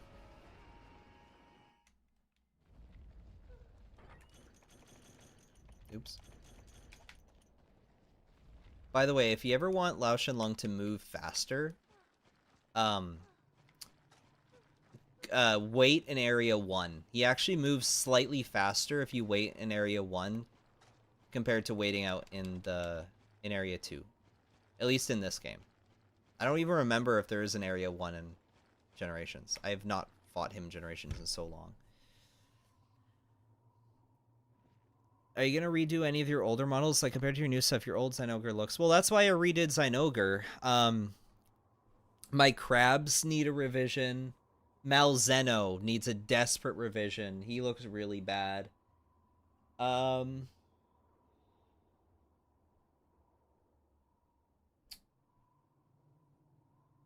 It's really just like the crabs that really need it, and Malzeno. I guess like Kashella and Teostra, they... Now Teostra's okay. Kashella needs a revision. I'll agree to that. Um, Eventually I'll redo Rajang, but so far I'm pretty happy with their looks.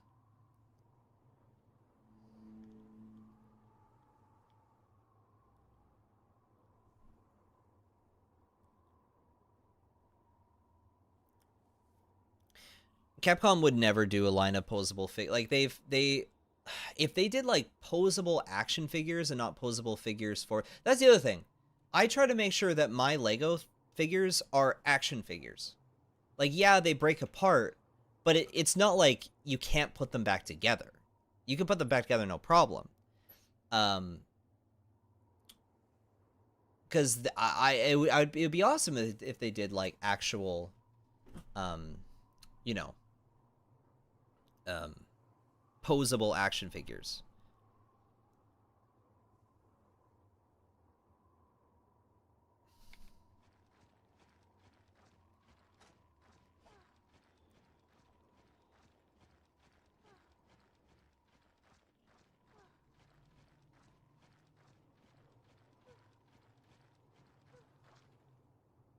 You just got a Valorant ad. I am so sorry. I don't have control. Like, I kind of have control over, like, it'll tell me an ad will play, and I can, like, either delay it or let it play. But I have to have that screen open. I usually don't. I'm not even looking at that screen. I sort of just, like, let it happen.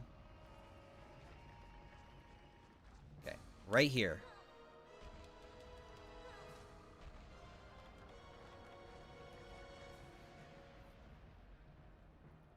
They break just like in the game. Well, that's the other thing too. Like, I designed my figures so that like the tails can always be like, you can like the end of the tail always snaps off where the tail could be cut.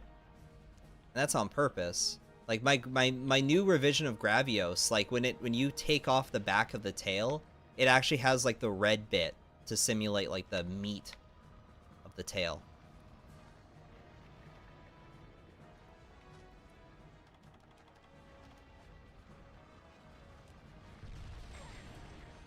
I wanted to not get hit by that, and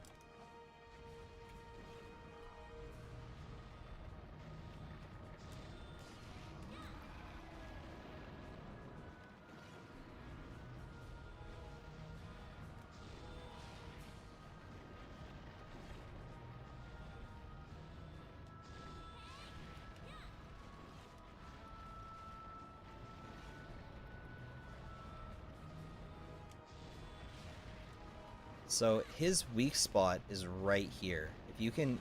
Yeah, do you see that extra blood? That's how you know. Oh. That's how you know. You're doing the real damage.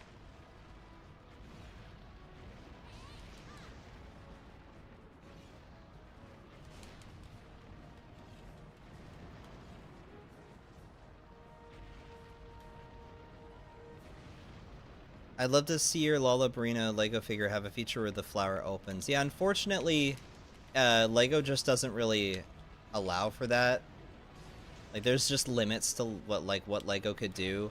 If the flower was like actually made of like fabric, then it could be possible. Like, I have options on the figure. The figure has an option to have the flower closed up, but it's just it's not easy. It's not like a simple transition.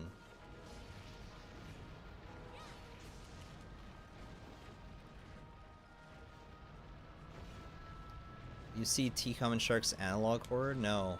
The Monster Analog Horror? No, I have not seen it.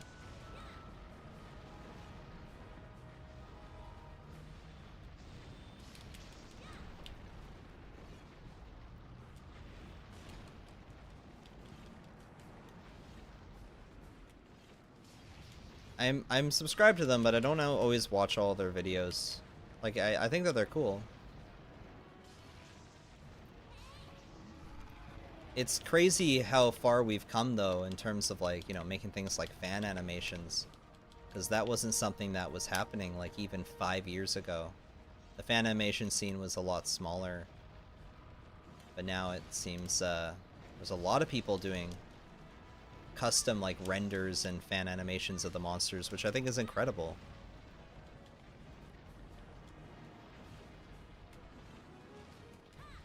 Okay, I should climb up onto the... Alright, let's go.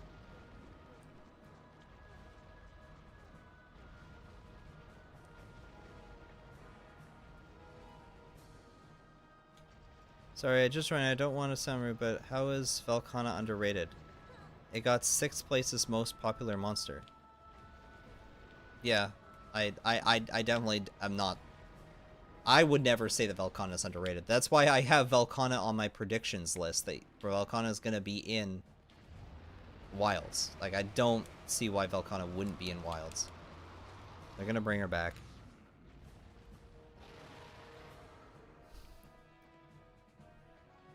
Thinking about using hinges to kind of fake that transition. The problem is that the flower is just so, like, there's so many pieces that require that flower to work that it wouldn't. That you could try it, but like the the flower is still hard plastic. You can't fold all that in like that. If it was like an actual like fabric or like a flower like material, then you could compact that into like a container and then it could like explode out. But at that point, I don't think that wouldn't really be Lego anymore. What makes Lego so, I guess, interesting is the idea of creating all these different types of textures using just the hard plastic and being creative with that.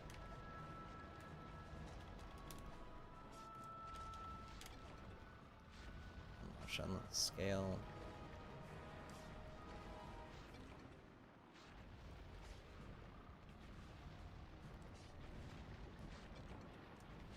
Really don't want Valstrax in Wilds. Don't worry, I don't think they're going to add Valstrax in Wilds site. I have a good feeling the Valstrax is not coming to Wilds. Jacob, never change, King. Thank you. I appreciate that. I never plan on it. I want to keep growing and keep getting better as a content creator. And if that means kind of shilling Monster Hunter a little bit, I'll probably have to. And I don't really mind. I like Monster Hunter. I like the brand. I like Capcom. I have a lot of trust and faith in them. There's a lot shittier companies out there.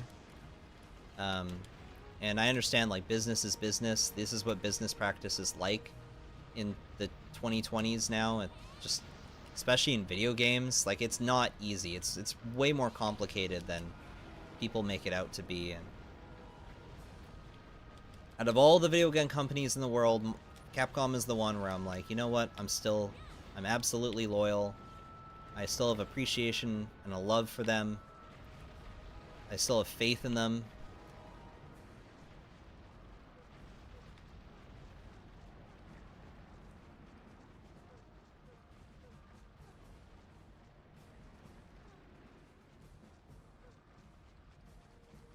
I assume the top 5 monsters were pretty much going to show up. I think like Zynogar, for example. Zynogar will be in the expansion for Wilds. Like, there's no question. Zynogar is coming back. Lagiacrus, no. I don't think Lagiacrus is coming to Wilds. I think that's wishful thinking. Sorry to say, and I know that people, they love Lagiacrus, and they really want him back. I want him back too, I don't see it happening. Nergigante is for sure coming back.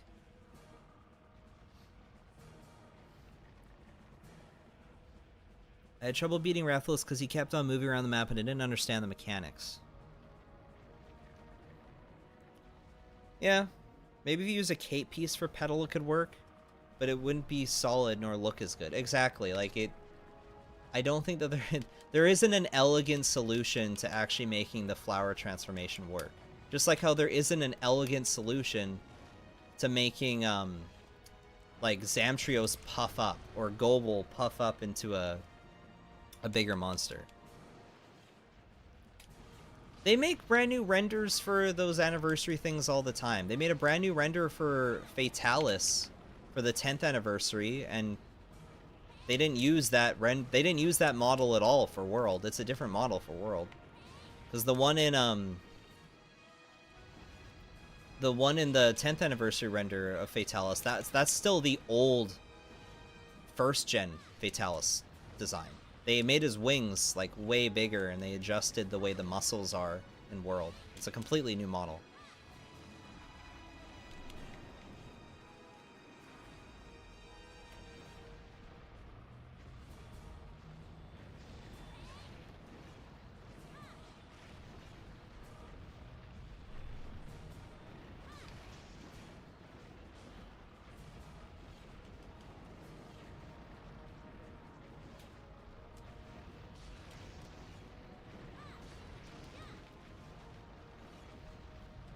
Will there be a Mr. Beast collab in Wilds? I don't know about that.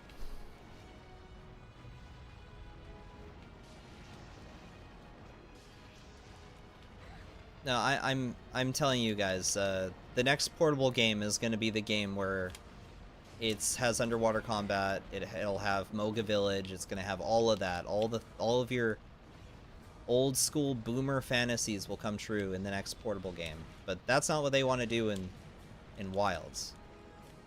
Wilds, they just want to do they want to do a second World game.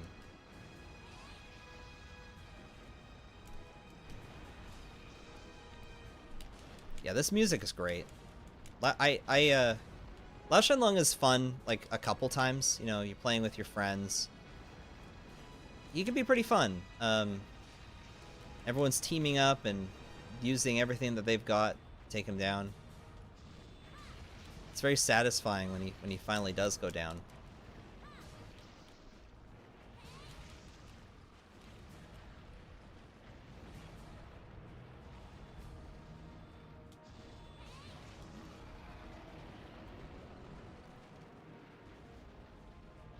He's never fun. No, he can be! When was the last time you played old school Monster Hunter and you had 3 people with you? He's cool.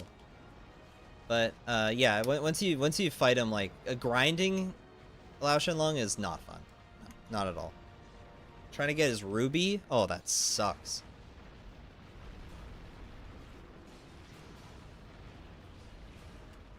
He's not very fun in Gen Ultimate, I'll be honest. They do all this stuff to try and make it more fun, but he's just not fitting for Gen Ultimate. Gen Ultimate's such a fast game, you know?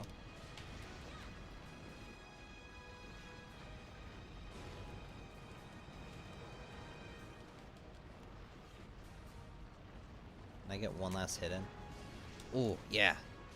Yeah!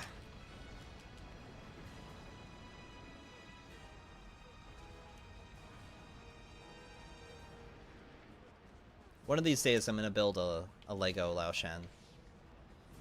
I don't know when, though. I have a lot of red, dark red Lego pieces saved up, so I'll probably do, like, Safi Jiva with those. But I'd love to do a Lao Shan. I don't really know what color I'd use other than dark red. Maybe dark red and dark brown. No, I'm not doing Zora Magdaros. That is, like, the #1 joke. That is the #1, like, joke request. People are always saying, hey, when are you gonna do Zora Magdaros? And I've said it before on stream, but it's like, I've done the calculation. Zora Magdaros would be like as big as a car. Like if you were to make it with scale with everything else, like it'd be massive. It would take up my whole room.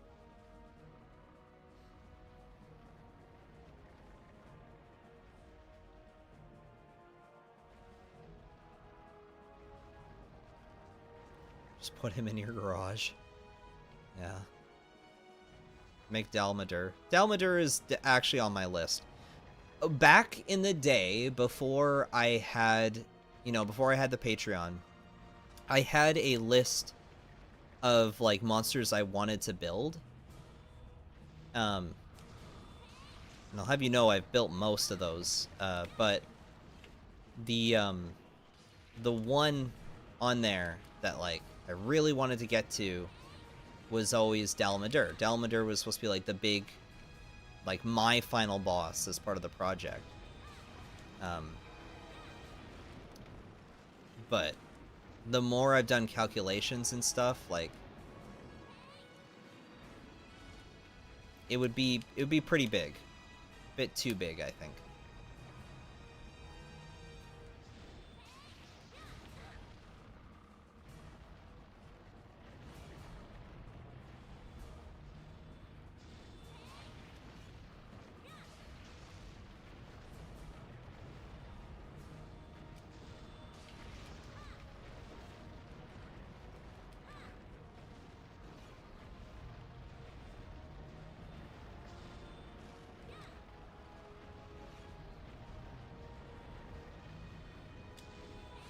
But all my models are, I try to be like relatively to scale to one another. Like I feel like it wouldn't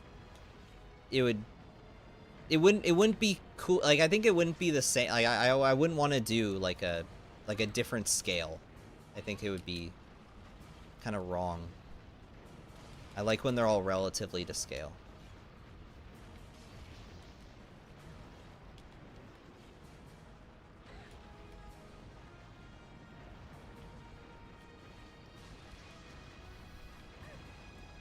Do you think it's possible that if Wilds encounters success, there would be a third team creating old Vision Monster? If I'll be honest, no.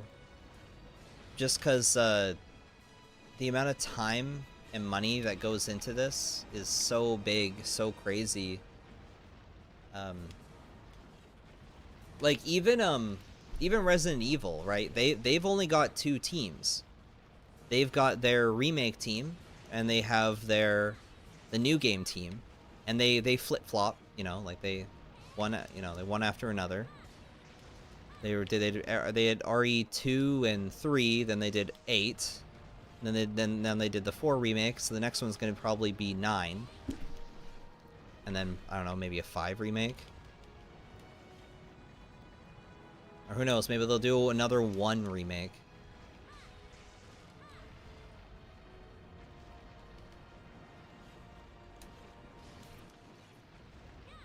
No, I don't see them.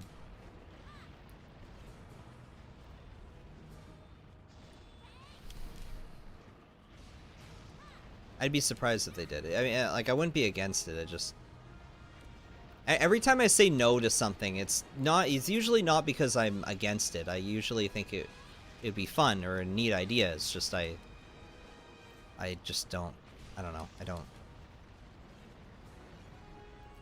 I remember that the portable team that worked on Rise helped work on Wilds alongside the mainline team. So no, so like the 2 teams commingle all the time, and they have since the very beginning.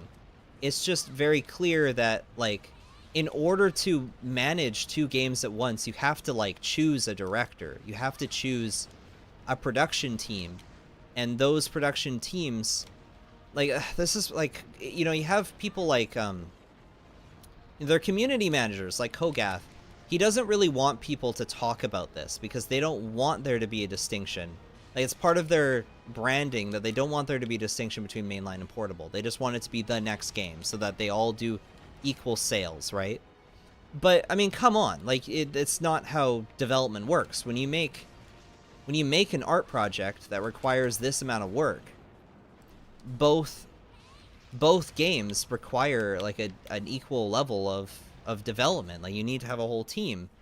You can't just magically make 2 games at once. You need to have a clear focus. And in order to have a clear focus, you need to have separate, distinct, you know, teams with a distinct focus and goal. And yeah, they work alongside each other, but and like there's a lot of overlap. But it's like, you know, you're working on the World project, working on the Rise project. Different intentions with what the end result's going to be.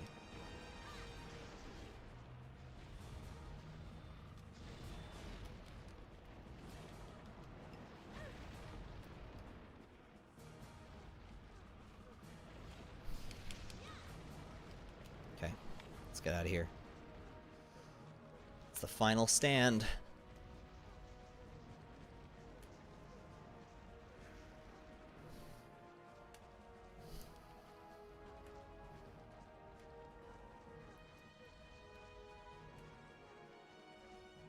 When do you think the next GU will happen? 25th or 30th anniversary? Maybe never. The next GU would be the next portable game, most likely. Yeah. It's gonna be the next portable game.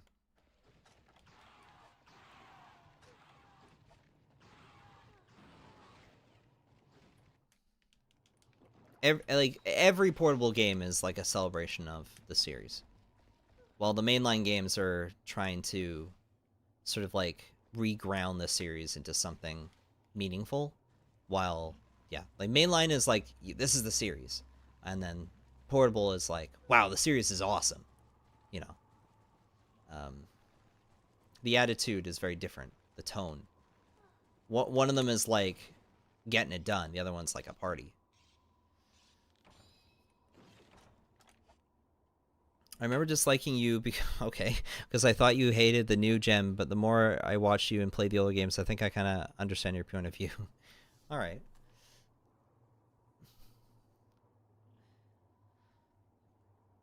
Because like I don't know, I've played a lot of the new games, just as much as I played a lot of the old games. I stream the old games because they're a little bit easier for me to stream and play at the same time. That was a whiff.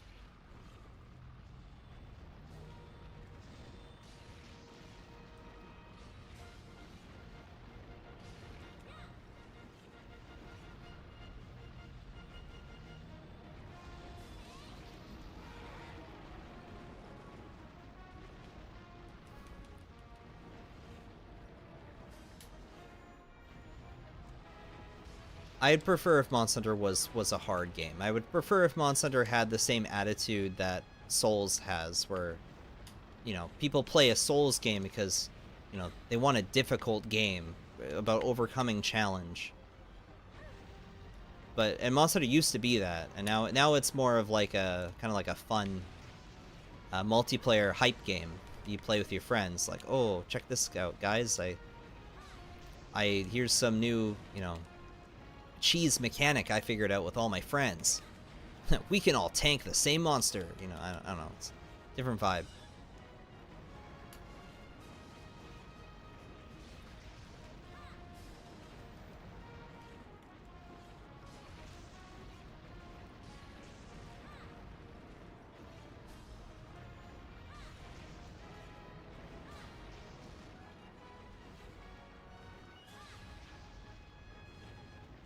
I feel like we wouldn't have the talk about the old games and what they weren't, like locked behind Nintendo servers, which die like 5 years. Like PS3 and Vita servers are still active.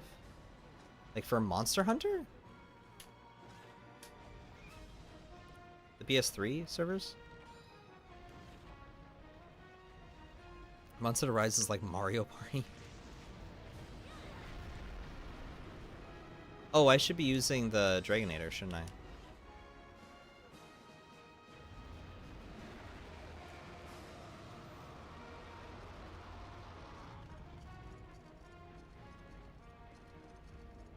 I'd rather not Monster be as difficult as Souls games.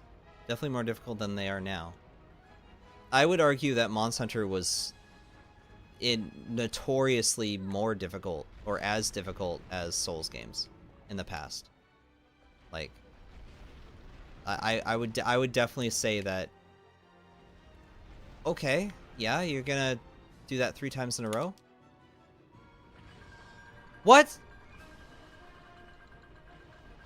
Did that still damage? What was that?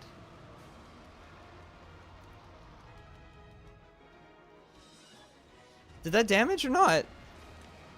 That wasn't a miss, was it?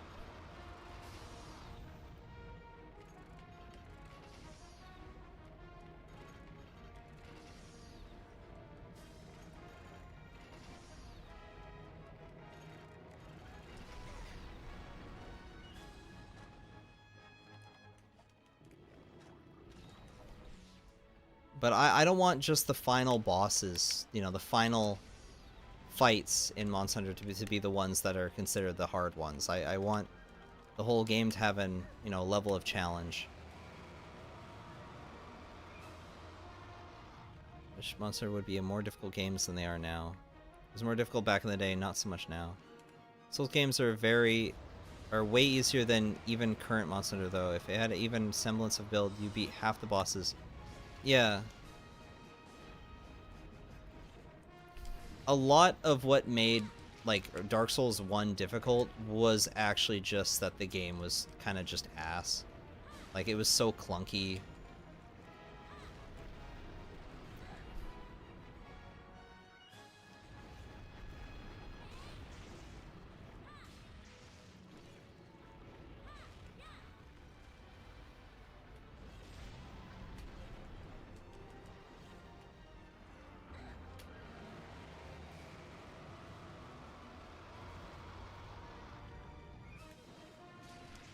Like, I that's coming from someone who has Dark Souls in his top 10, alright? I want to clarify that. Like, it's in my top 10. I love that game. Love Dark Souls 1.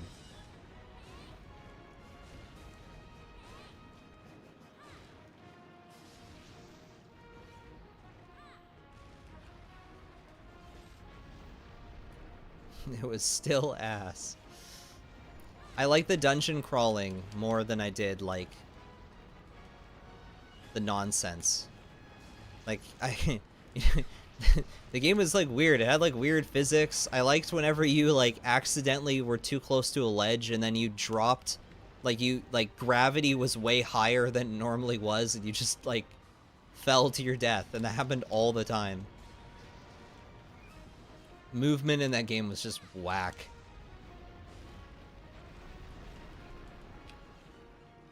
I'm gonna lose.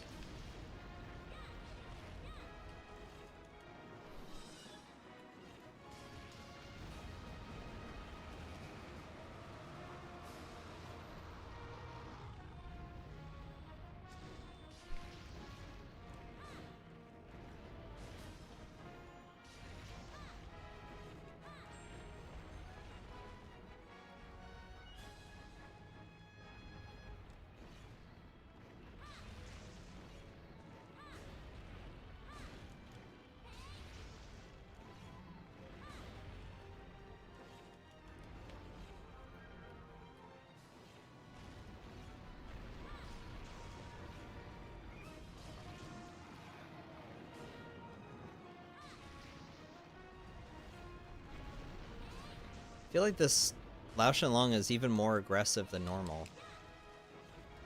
Like, he's hitting the wall a lot. Okay, well, the integrity is only 80% still, so maybe things are okay.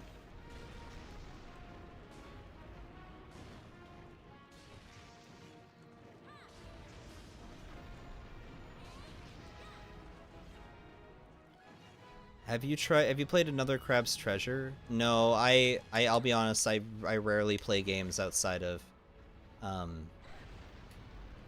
Monster Hunter. Like, anytime people are, like, if you ever wonder if I've played a game, just make the assumption I have not played the game. Like, in this last year, the only new game, not even new game, I don't think I played a single, like, game that came out in 2024 so far this year. And in 2023, the only new game I played was Pikmin 4.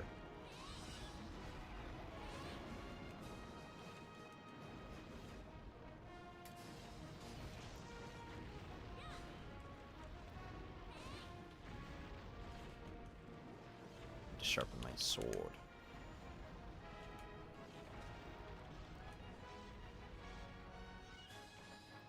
How do I not get bored of Monster Hunter?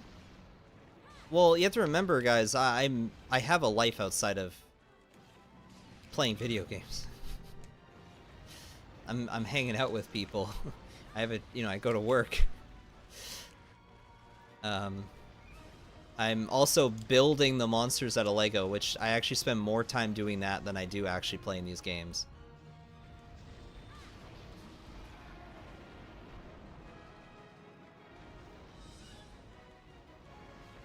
I don't get bored of Monster Hunter because I'm always starting a new save file and I'm playing on a title that I haven't played a lot of. Like I just started a new save file on Generations Ultimate.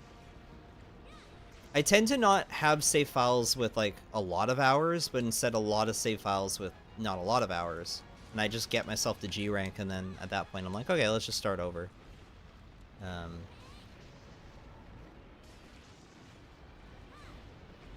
Here, I was thinking you did nothing but Monster Hunter 24/7. No, no, no.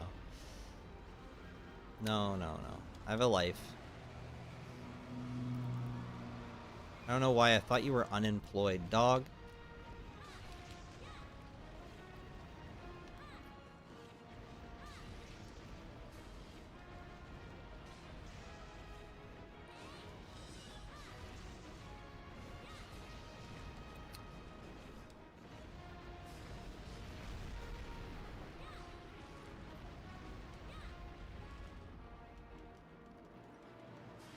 Having a YouTube channel is not unemployment. Hunt, skip eating, hunt, repeat. Usually on my days where I'm streaming like this, I just eat like a big breakfast, and then I don't eat anything unless I get really hungry, and then I'll just order food on stream, which I've done before.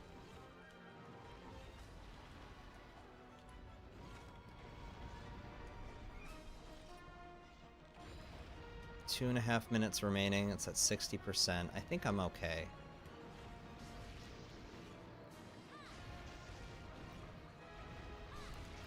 I think Kirapeko would fit right into Monster Hunter Wilds, and if they're gonna bring back any returning, like if I had to pick which returning bird wyvern, probably Hypnocatrace, and then my second choice would be Kirapeko. But I feel like that their safest bet is Puke Puke.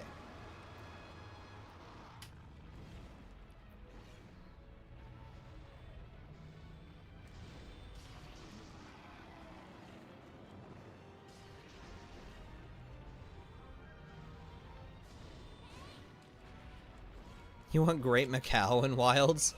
Oh, I'm sorry. I don't think that they're gonna add Great Macau.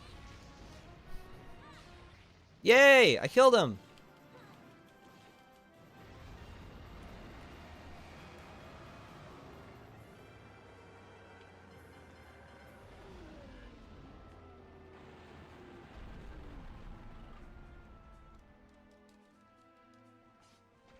Oh, but his head is in the wall.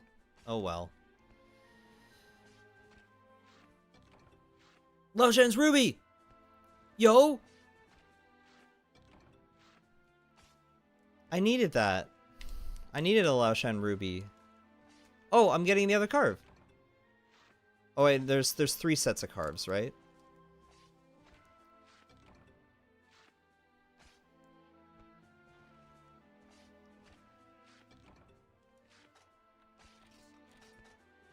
Nice. Yeah. Awesome. Yeah, his head is totally in the wall. Nice. Good job.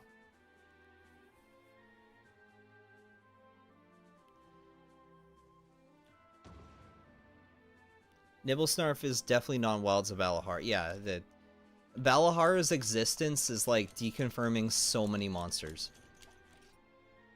Like Cephadrome or like Delix definitely aren't in the game. Nice. Another award? Wilds able to directly walk on top of the Laoshan if he's in it. Check this out. It's improved weapon. There's a sword and shield I got. This one. Yes! Yes! I got the ruby! All that's left is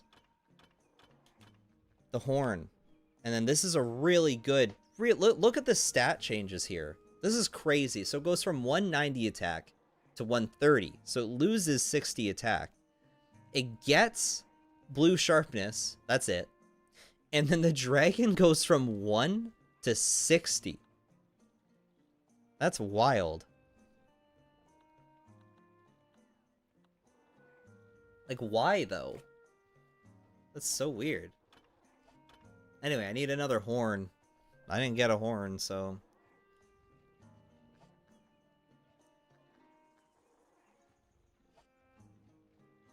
World also had 2 charging monsters in the desert. What was the other charging monster?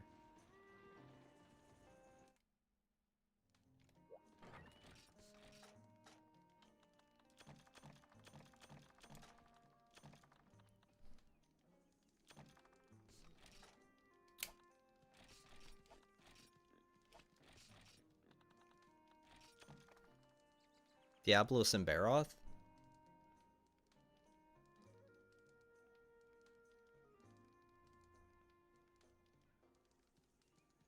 The waifu denial is strong? What waifu denial? We've been asking about it for over an hour. I'm pretty sure that's why half the audience is here, because we want answers to the waifu. What's the waifu? Huh? I'll never get an answer on the anime girl. I talked about it earlier. It's literally just from like a doujinshi. It's just like, this is just a cover page of a doujinshi.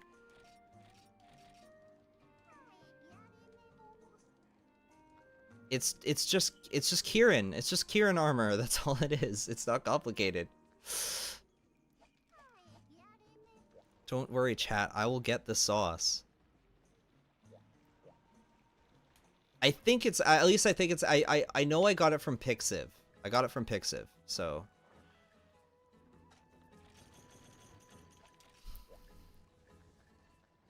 What's it called? I don't remember what it's called. Just go on Pixiv, search up Kieran armor, find the proper tag for Kieran armor, because it'll be in Japanese. But if you search in English, it'll give you the Japanese tags, the equivalent tags. And then search by most popular, if it'll let you. Actually, you might need an account to do that. If you search for most popular, and then turn on, like graphic material, then it'll probably be within the first couple pages.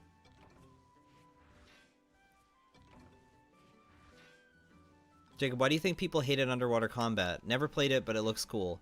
If you played it, you would understand. There's some definite issues with movement.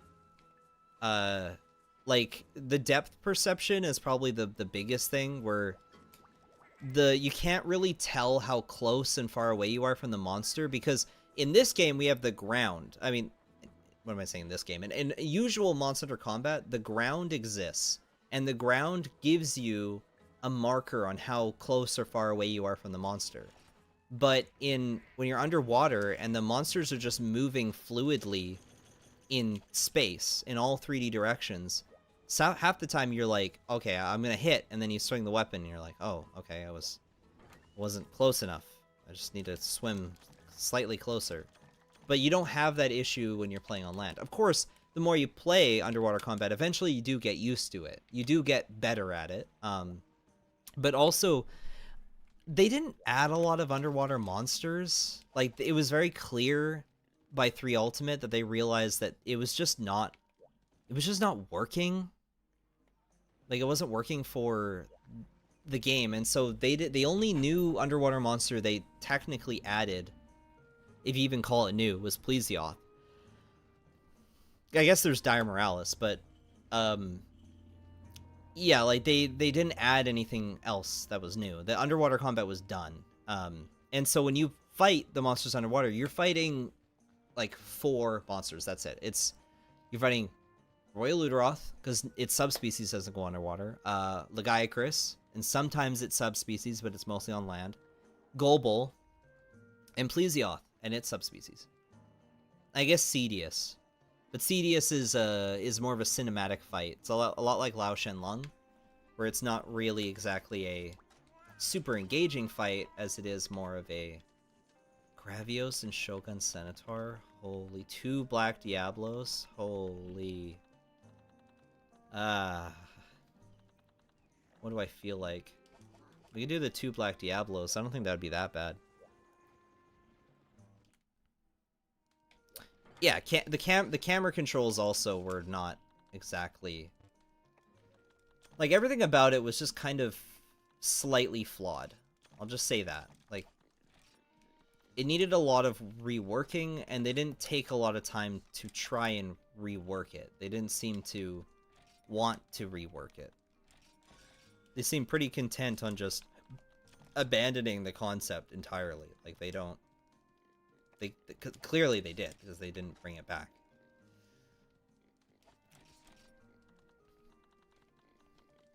They didn't want to bring it back. So... does Diablos have any weakness to thunder? I'm gonna look it up, because Freedom Unite's weird. MHFU Black Diablos.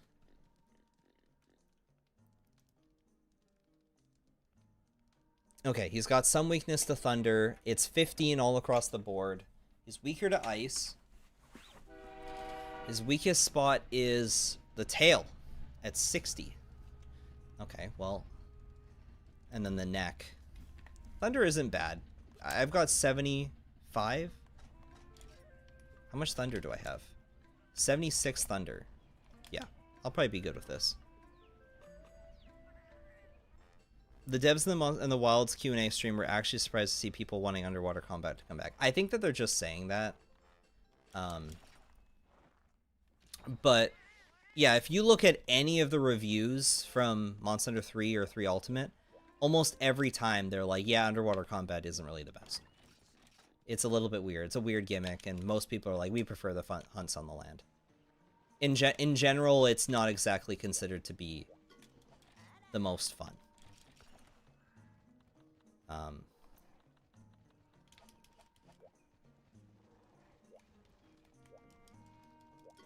That's just how it be. So this is in the old desert, I think. Fujioka wanted to add underwater to World, but it was a no-go. Yeah, I heard about that. There was a proposal to have underwater. What's your opinion on Germany in general? It's fine. Don't have much of an opinion, it's just a country.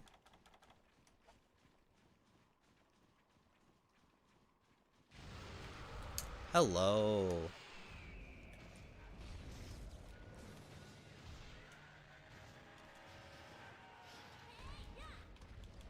Okay. Right, that doesn't work.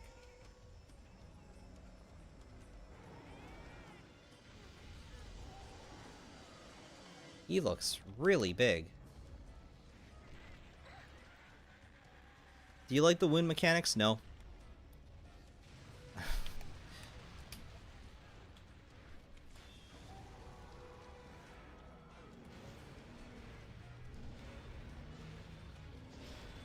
Because we already have heartbreaks. Heartbreaks are already a mechanic. That was already wounding the monster.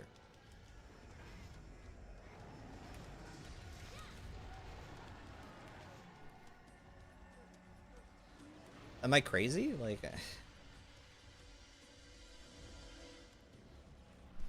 and I guess they heal those wounds now. Like, they'll get these, like, wounds, and then the wounds get healed. Oh, shoot. Okay.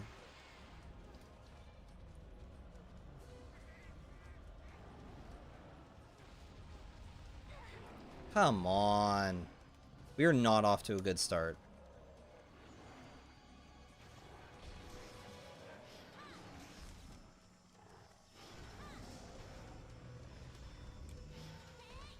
Yep.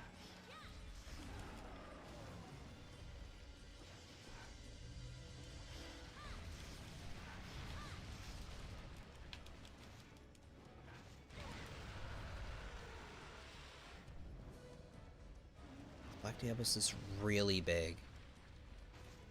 My sword doesn't even reach the top. I mean, it doesn't even reach his tail.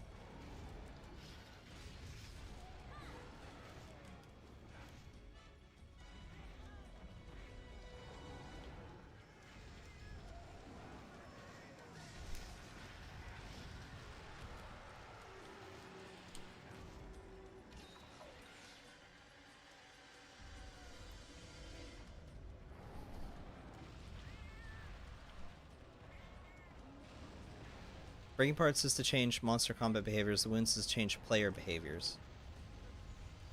I guess you could view it like that. They've got different. Where's the other one? Oh boy. I guess you could view it like that. Yeah.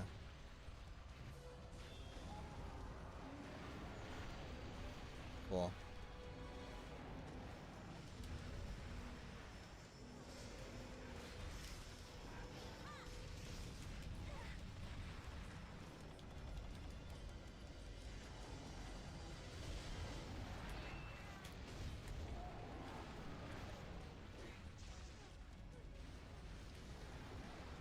Yep. Did Rada finish for you with you? Kind of. I think we got to Gogmazios and then we failed.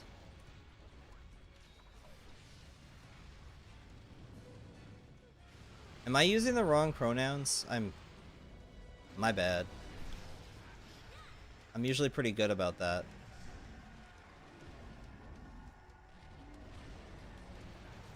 But also, that lore about Black Diablos wasn't even canon back in first gen. This was just a Black Diablos.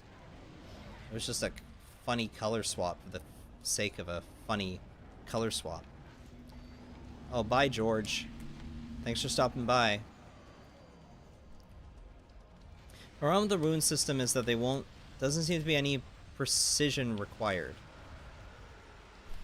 I don't know, it's just odd. I liked when, you just hit the weak spot. The monster. You don't create a weak spot. Again, I'm just being a boomer, but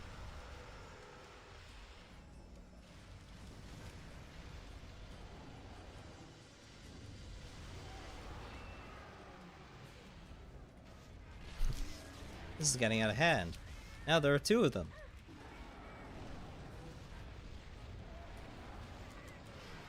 At least they're kind of hurting each other.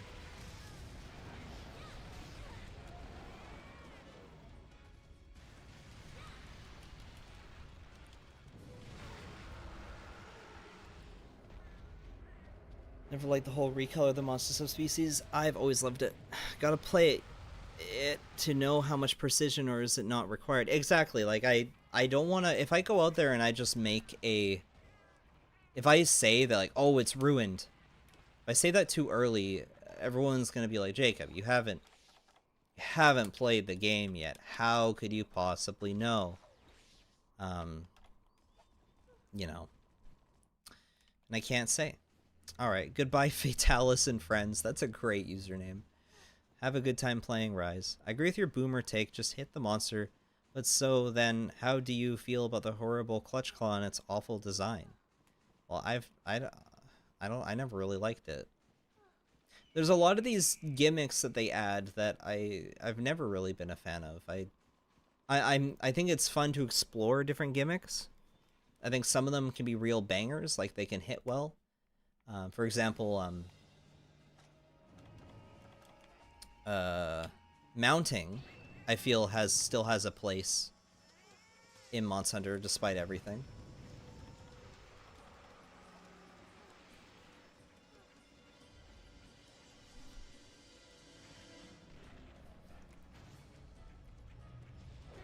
It was a fun gimmick in Monster Hunter 4, and I think it still works. Just like how I think that underwater actually still works, despite everything.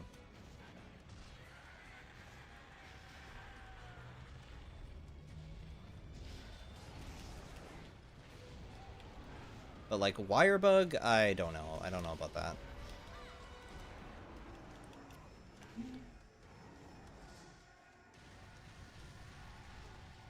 I'm gonna hero carve.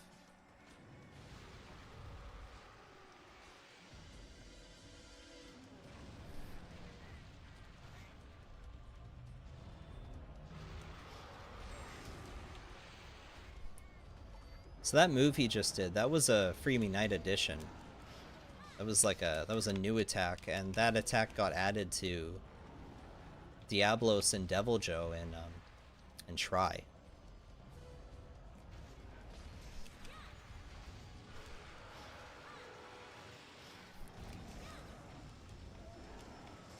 Were the French really bad at mounting?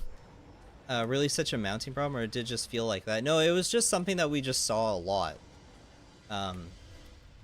It was very common that you just happened to be playing with a French player, because the European Monster Hunter community was pretty big. And I think we shared servers with them.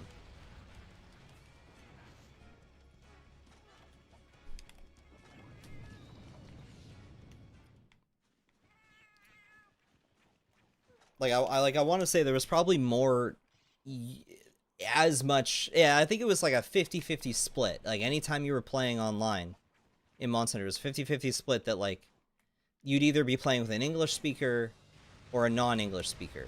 And even the English speakers would still have the French auto inputs, like auto pop-ups, dialogue.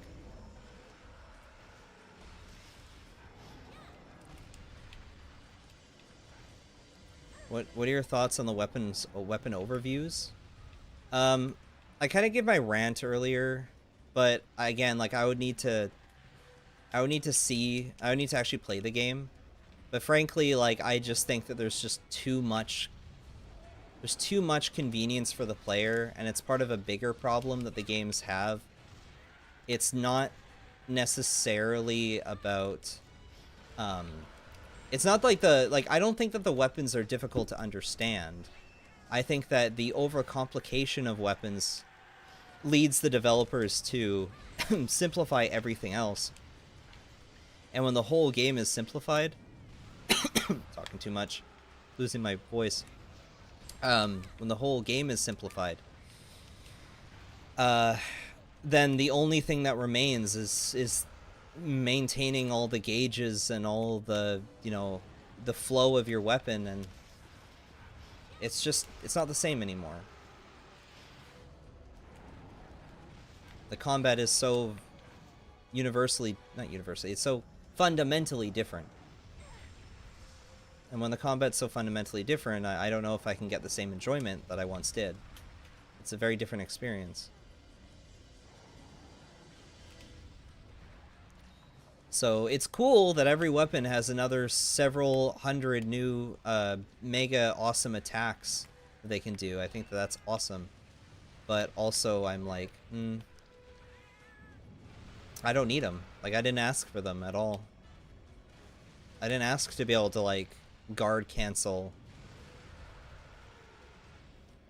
Like, I didn't ask, like, to be able to cancel animations with a guard on every single weapon.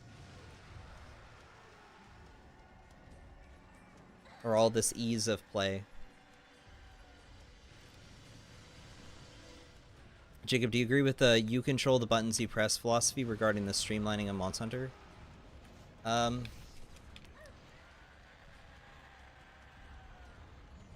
I would need an elaboration on what that means. And maybe when I'm not fighting 2 Black Diablos.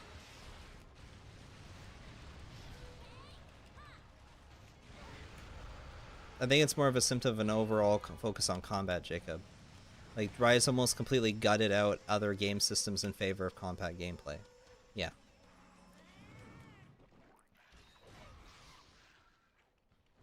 You're really talking about a simplification of gameplay to complication of weapons like chicken and egg riddle. Like, what came first? The overcomplication of weapons or the simplification of all the other systems? Who knows? You're right. What came first, the chicken or the egg? And I think that they just go hand in hand. Developers are like, oh, it's too difficult to learn these weapons. Let's simplify every other system so that the players can learn these weapons without much hassle. Again, we have to see the game in action.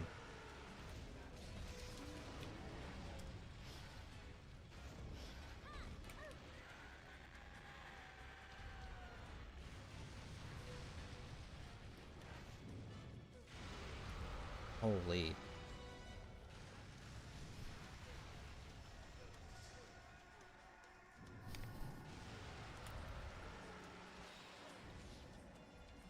What is the most ambitious thing you plan on building Lego besides Shrade or Dalamadur? Ambitious. I have a really ambitious project that I've been working on the side for a while, but every time I have tried to sort of work on it, I've been met with pushback one way or another in terms of just how I've done things up until now. So, okay. I'll just talk about it. Because I've mentioned it before, but it is sort of meant to be this like secret project that I have. But it's the Equal Dragon Weapon project. The Equal Dragon Weapon project is meant to be... Oh, he's dead. I mean, she's dead. She's dead. I said she. I killed her. Her. She. Her. Her.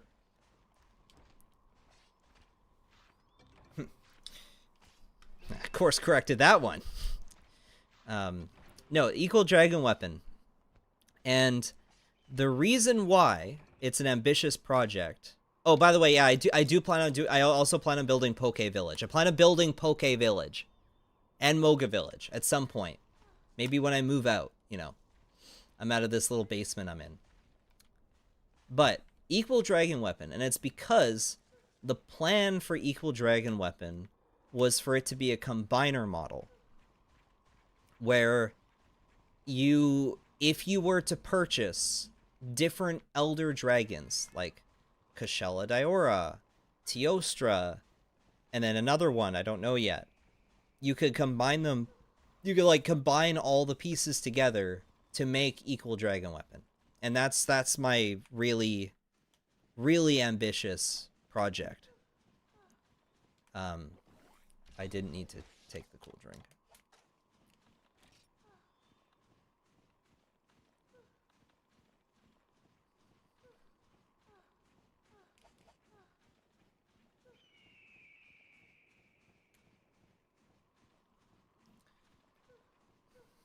So like, yeah, you would if you bought those dragons, you could disassemble them and then sort of like fuse all the parts together. Originally the plan was to use Fatalis. Like, it was going to be Crimson Fatalis, Kashella, and I think Teostra. But Fatalis ended up being a bigger project. Like, you ended up using up so many pieces. And I don't necessarily want Equal Dragon Weapon to be that big. So I almost need to, like, choose a different monster.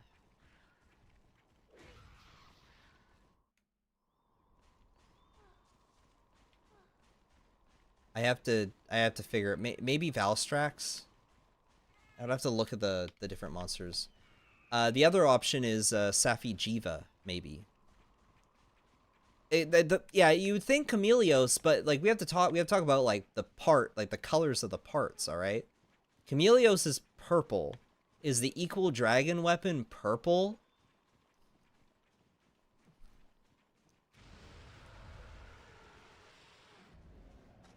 If the Equal Dragon Weapon was purple, then I would obviously consider.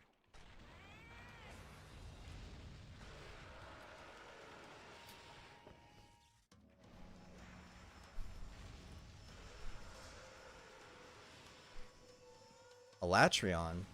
The Equal Dragon Weapon isn't black, though.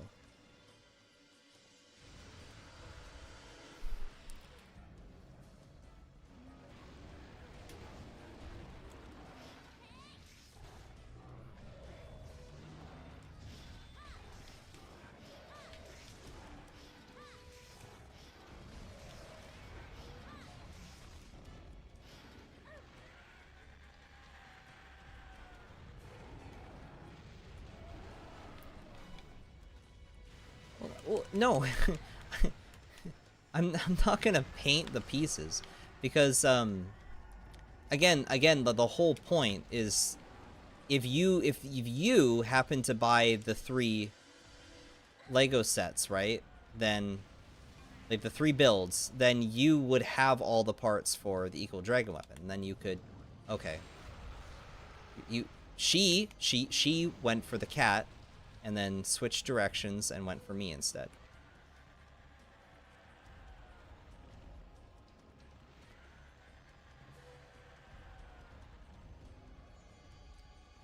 What would you do if the concept Panther Dragon was in the Scarlet Forest? I'd forgive them for not adding Kieran. Actually, I'd forgive any transgression I'd ever say. I would be so beyond satisfied.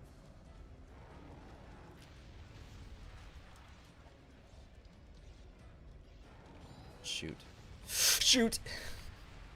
I thought I had enough clearance for that. Nope.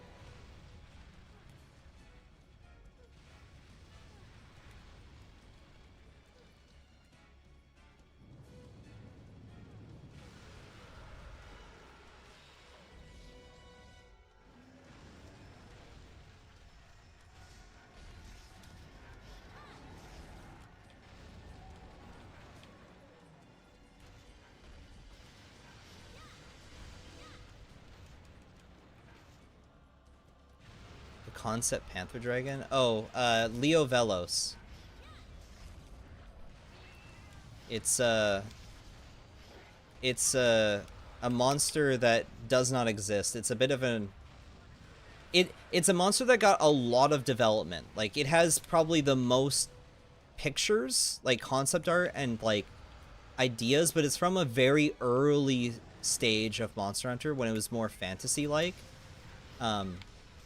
Though I still think that the monster could easily fit into the current state of Monster Hunter as it is.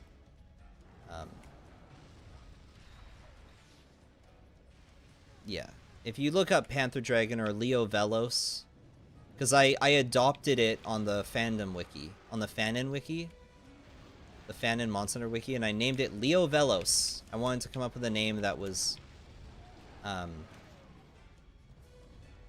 that fit in with other monster names at the time. So I went with Leo Velos.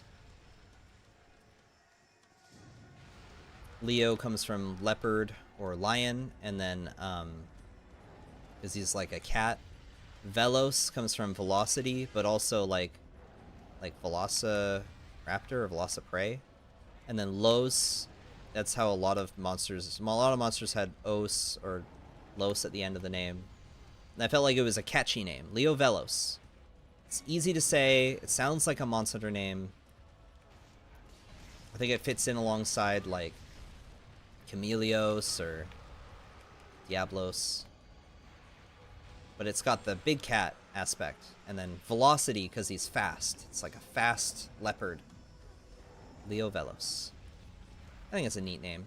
And I hope that like people, you know, use the name.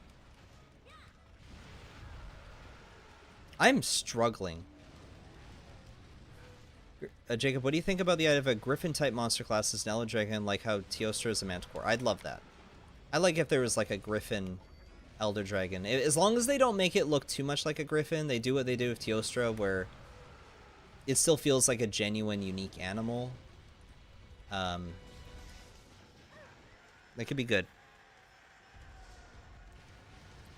Well, obviously the Japanese name for Leo Velos would be different. Like, it would have a different name in Japanese.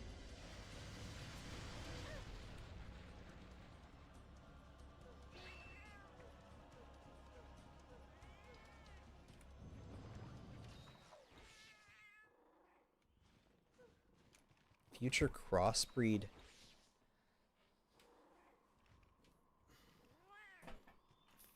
Future crossbreed.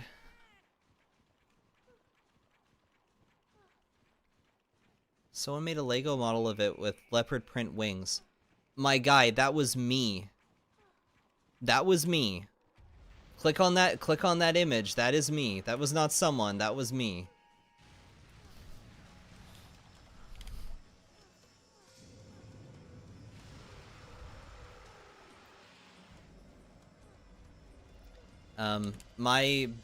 I built Lego monsters. I thought it was you. A long time before I started posting them, and I post them on a lot of different places. If you look at my Pikmin channel, right, the Panther Dragon was a main villain in one of the story arcs in my Pikmin toy fanfiction series. The Panther Dragon was like legit like a big threat, and they had to hunt it. Kind of got a bit of a redesign. Like, I kind of redesigned it to be more like Gormagala.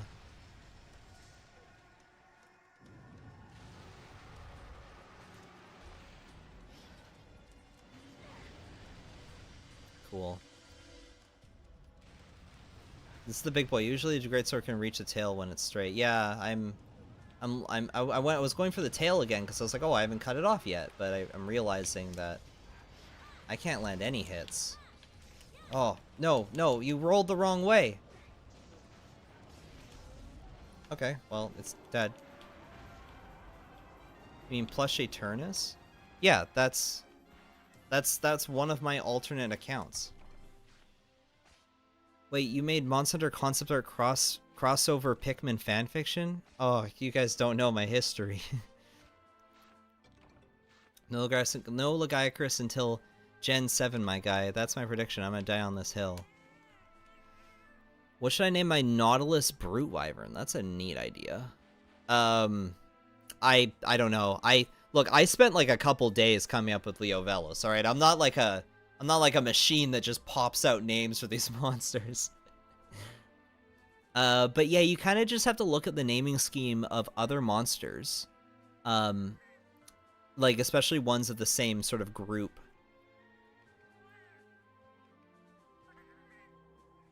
And then combine it with unique.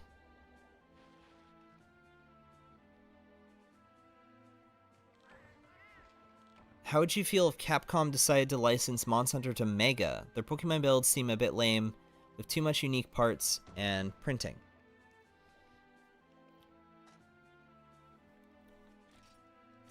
Oh, Wyvern Stone. I would obviously be disappointed, because I think that Lego is the way to go, because their quality is just better. But I think that even if they went with Lego, they would still resort to big... Like, I don't think that Lego has it in them to make the Rathalos head anything other than, like, a prefab. It'd be a prefab mold.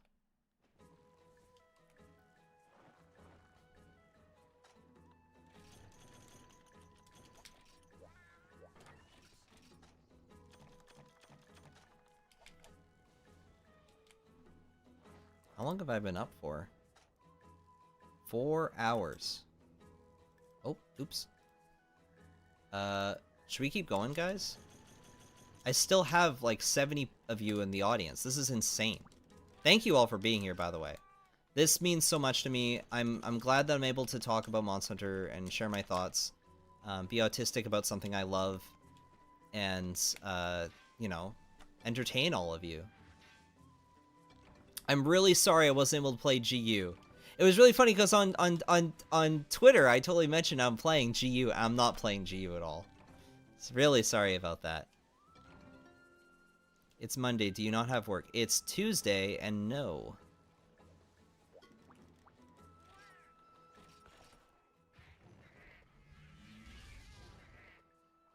I work on the weekends, but I'll probably, unironically, I'm probably going to quit my job because I make so much more money just doing this. So when I move, I'm probably going to quit. As long as the hype for Monster Hunter keeps up, it pays the bills. So...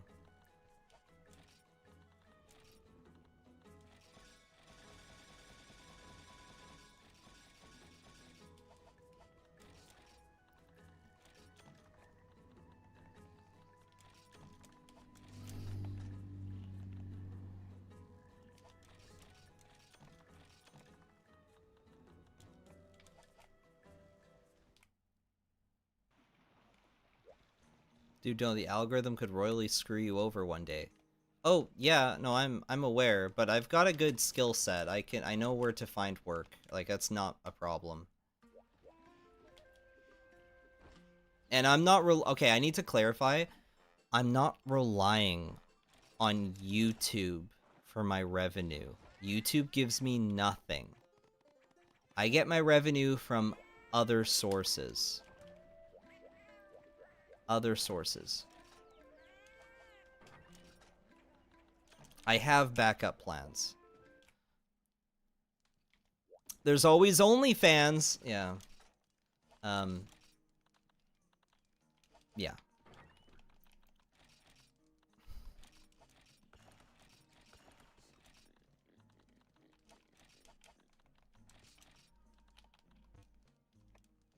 I would like to be some like, if I'm not like a, you know, a Monster Hunter influencer, which I could be, uh, being some kind of Lego influencer would be great. Like, that would be really great. If I was someone that made videos where I talk about my different passions with Lego, that'd be great. Being some kind of brand ambassador for Lego would be great. I would just kind of have to be like recognized for either of those things. It'd be great if I was, you know, I was some kind of Monster Hunter brand ambassador. But like, I've never been approached, and I don't know if the stuff that I do is in line with what they want, because I'm not your typical Monster Hunter hype man. You know, there are times where I'm pretty critical, and like, I'm not just blindly accepting all of the new things that they're adding. I'm pretty hesitant half the time. Like, I'm like, I want to see more. Like, I'm not quite convinced yet, you know? And that goes for a lot of the things.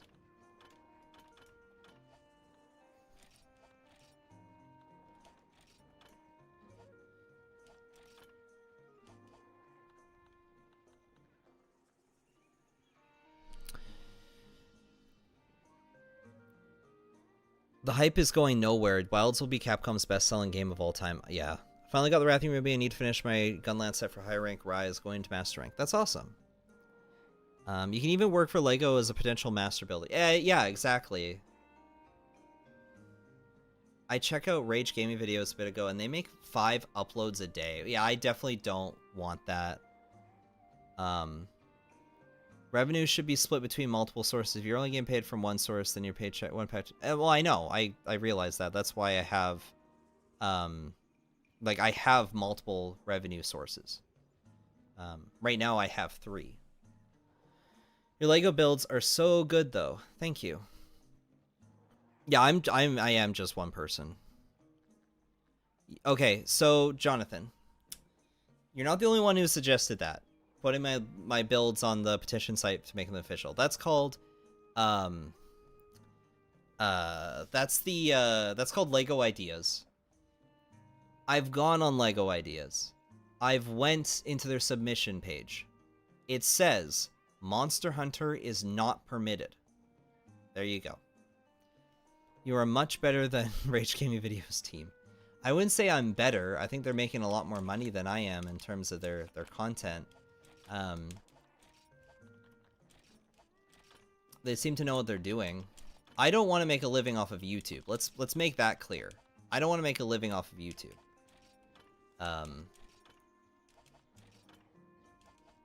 That's not at all what I want.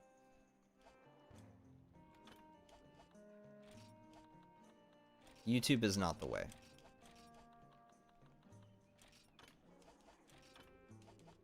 What I want is to be picked up by something. And if I'm not picked up by something, then I just have to pursue it myself. Right now, I'm sitting very comfortably. I'm pretty comfortable with where I am, and I want to see in which ways I can expand. And one of the ways that I want to expand is by taking a break from doing manual labor, which pays me way less, and then seeing if I can, you know, if I were to focus in on this online stuff, how much more can I increase my, like, how much more can I increase my revenue streams? Like, if I were to go full-time on these videos, if I were to go full-time on, like, my TikTok, Instagram, how would that go? How would that change things?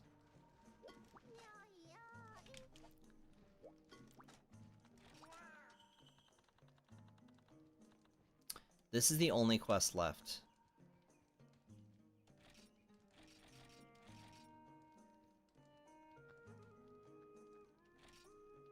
Gravios and Shogun Centaur.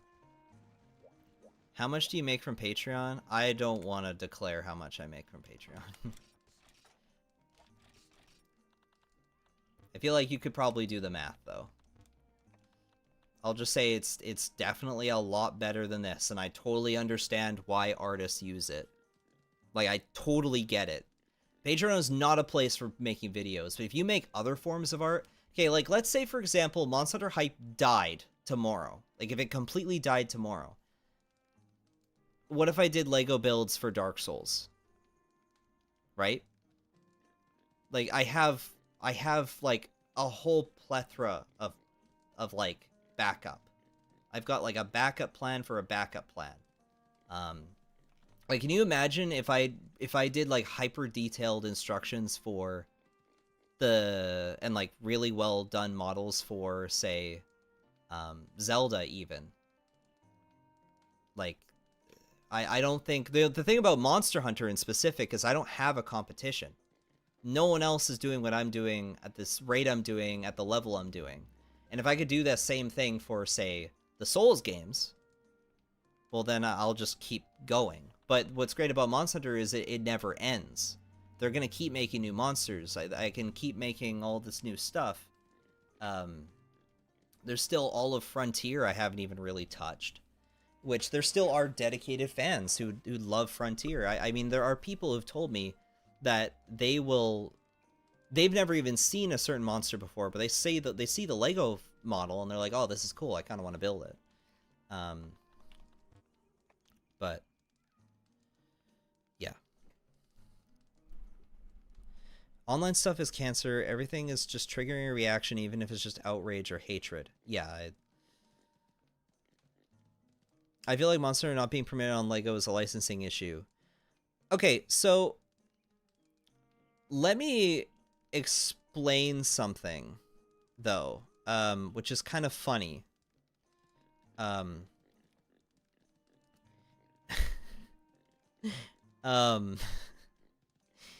So on the Lego website, Monster Hunter is not permitted. No. But do you know what is permitted? Monster Hunter Feline Village. The spin-off game where you play as a cat. That is permitted. Why? I don't know. But that's not what I do, and I don't think I could manage to, like, say it is, unless I were to make some kind of build for the cats. But frankly, I don't really want Lego producing Monster Hunter content. If Lego was producing Monster Hunter content, well then, that would kind of damage what I'm doing, right? Right? There are people like me out there that do the exact same thing I'm doing, but for Pokemon, for Star Wars. Star Wars is huge. There's people making money every single day just posting instructions for Star Wars. This is a big market. That's another thing. I could go into Star Wars. I'm a huge Star Wars guy. I love building mechanical designs. I could go into that, even though there's a lot more competition. There's no competition with doing monsters, like creatures. I could do any dragons. I could, you know, I could do anything. And of course, the other thing is, yeah, I could join a lug, or I could, get in line to be, you know, be one of those master builders. There's a lot of ways I can go, directions I can go, and I can take this. We're fighting Gravios and Shogun Centaur. Gravios is not weak to thunder, I assume. It's got 5. Dragon would be better. It's weakest to dragon. I don't think I have a good dragon weapon, though. That's been an ongoing issue in this game.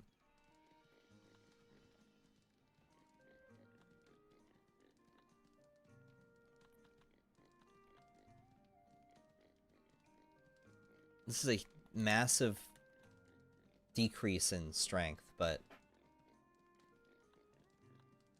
he's really weak to dragon. Like, we're talking... He'll take 40 damage, 50 dragon damage on the chest if it's broken.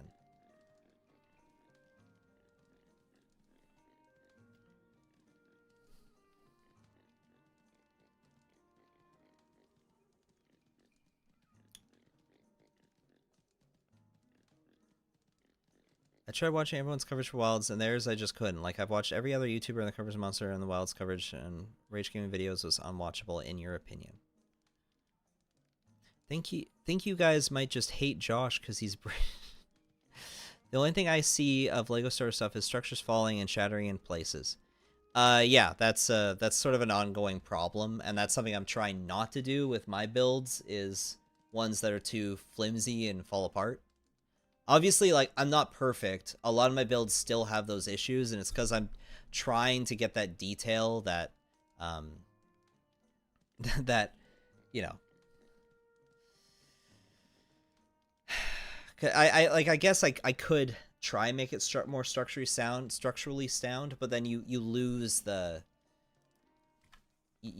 detail, and you have to have like a good balance of that. And I at least try to make sure that for the most part, most of the build is sturdy, so that if it does fall down, it's not super.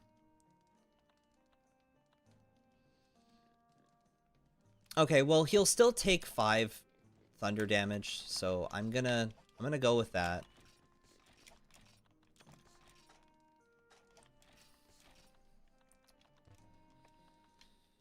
And bounce bombs, I guess.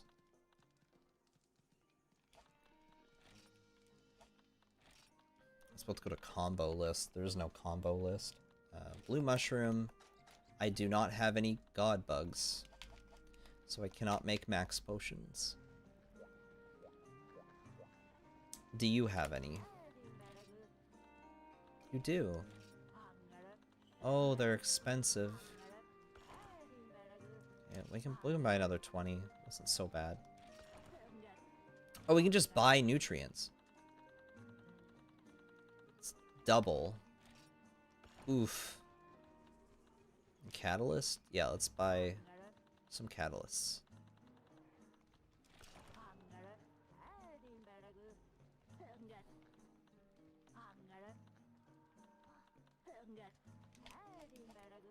I like how she just sells monster fluid. You could totally skip getting monster fluid by just... Okay. Nutrients. Honey.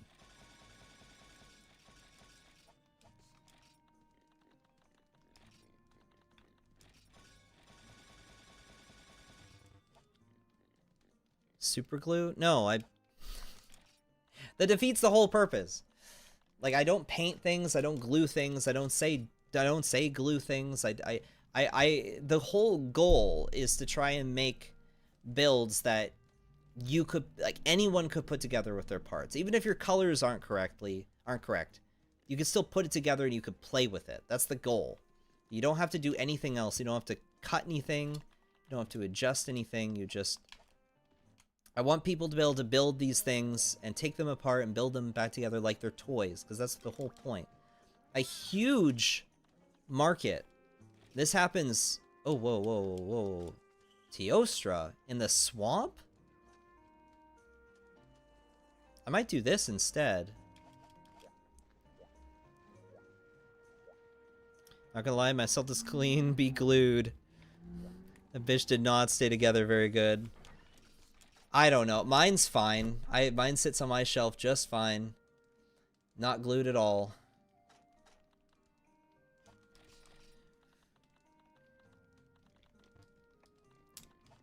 So I will need a hot drink if it's the swamp. And antidote.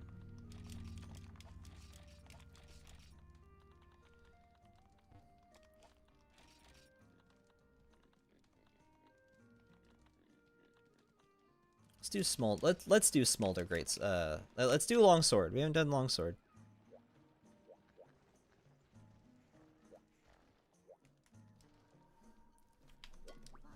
Worth it though. I shaved some of the bricks and the slightly illegal or just tight fit connection in the legs.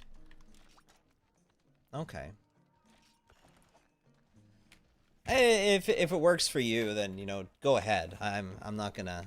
Whoa, hello. Of course I won't stop you.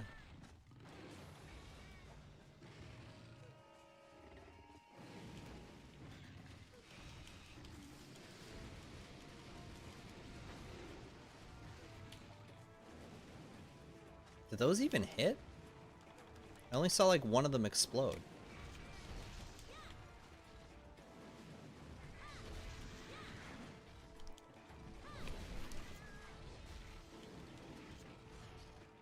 I learned more about LEGO today than any other day I've been on this earth. Do you have secret LEGO knowledge to drop on us? In general, no. I've just, you know, it's been my main hobby my whole life, so aside from Monster Hunter. So I just combined the two hobbies together and...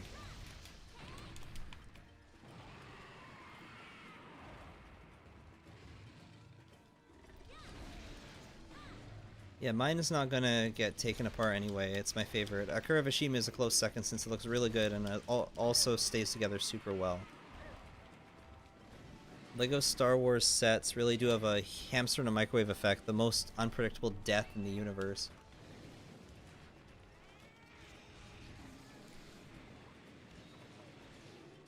I could see that, yeah. They've got their own fair share of issues. I stopped collecting LEGO Star Wars a while back.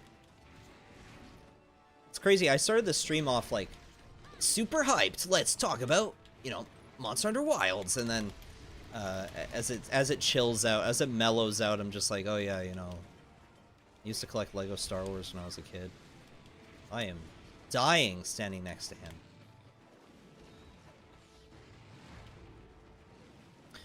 What's your opinion on oversimplification of ammo in Monster Hunter Wilds? That's a tough call. That's a tough call because I've never been a bow gunner to begin with, so I don't really know to what ends it, like I don't know the difference. I have no baseline to judge it.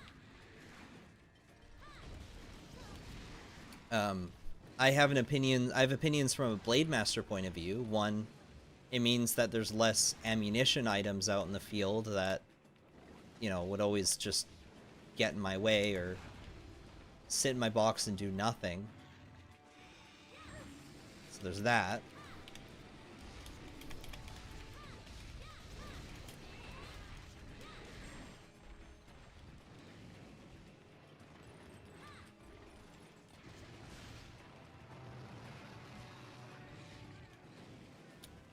I will say that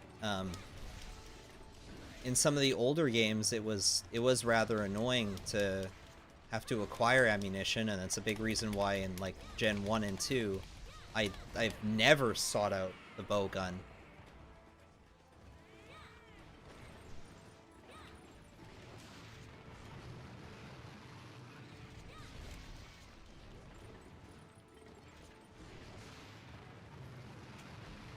Oh, okay. That got me.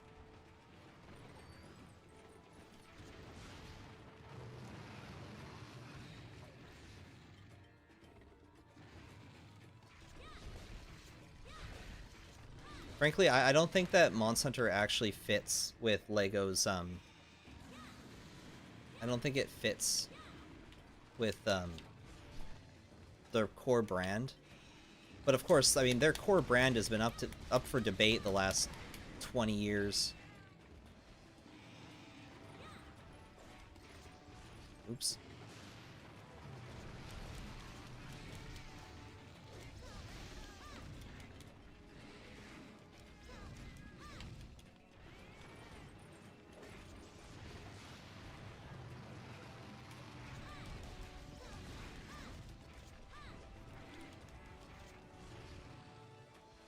I don't know if you craft it or it replenishes after request or the way the supplies are delivered to your sacred. Ammo system has always deterred me away from playing bowgun, even in world. Bow is nice and simple. Bowgun wants you to do too much. I think that's why they're adjusting it.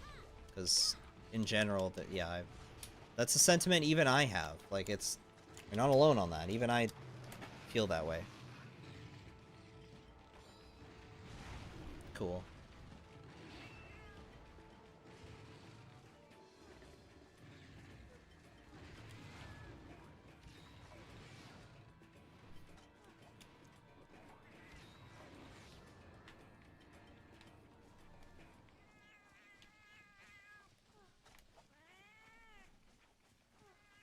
I like bowgun a lot since Freebie Night. Crafting ammo is annoying. Okay.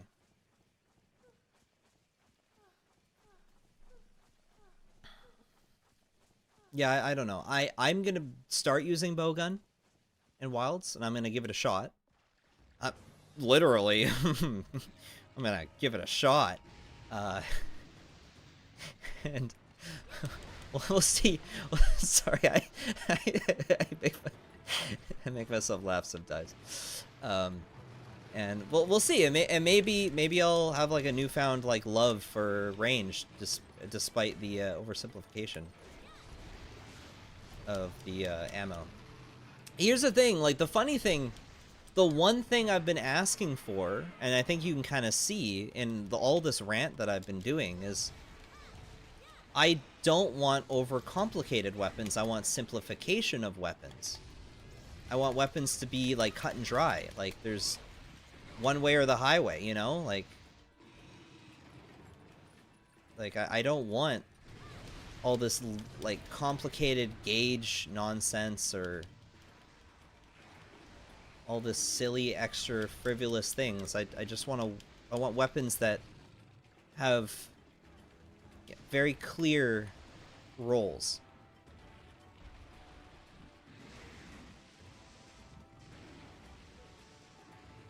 And function.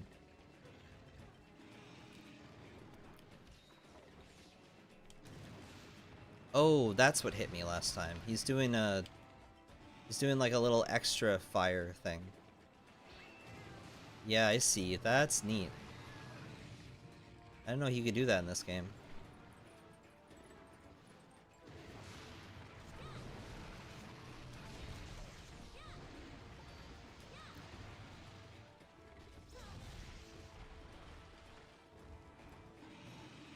Monster is becoming more Street Fighter. I would say it's more comparable to Devil May Cry, but frankly, Monster has sort of always been its own genre. There's not a lot you can compare it to. A lot of things have been influenced by it, though. Like Dark Souls, for example. Well, technically Demon Souls. Demon Souls was influenced by Monster Hunter. Paintballs are back in Wilds. Yeah, we don't really know their practical use. Like, it says that it's to mark monsters, but we don't really know how that works in gameplay, like how that would function. Fire Dragon Jewel? What do you mean? My luck is on fire.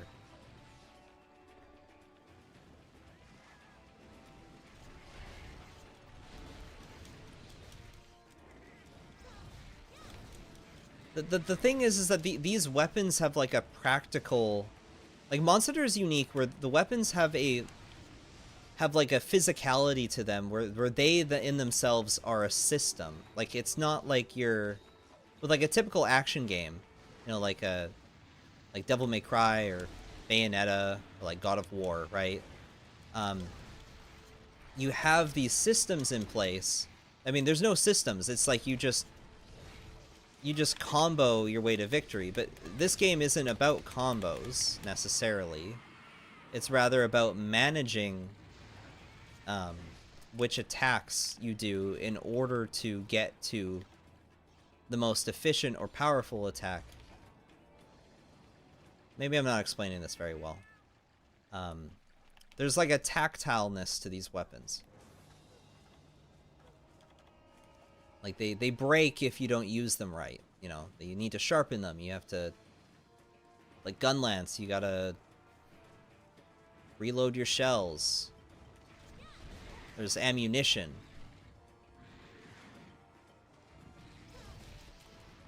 And there's not a lot of games that have systems like that for their weapons. It's uniquely Monster Hunter.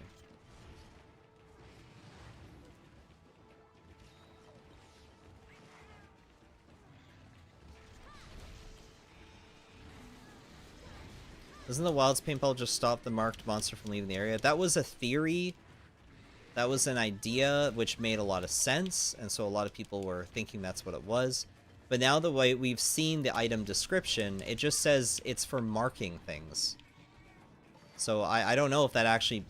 like, if it was actually to keep the monster from leaving, you think the item description would say, this prevents the monster from leaving. You know? The paint, for some reason, like the smell of the paint makes the monster feel weird, and they don't leave the map. You know, that's what it would say. That's not what it says.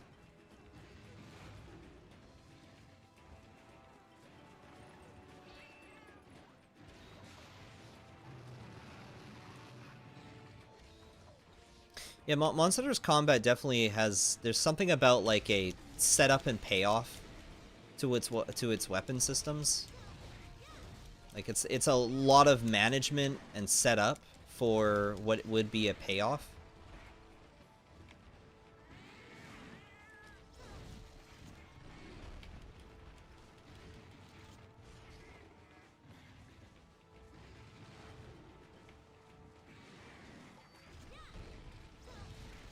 The weapons in themselves are like, they're like machines almost, and it's like driving a car.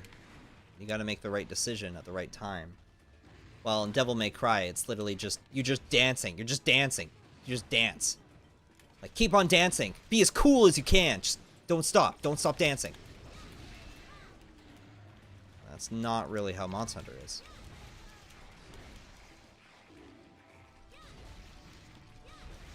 What do you think the paintball could be used for? I think it's literally just for marking the monster, because in the case of a herd, like, let's say there's like 3 Dashagamas.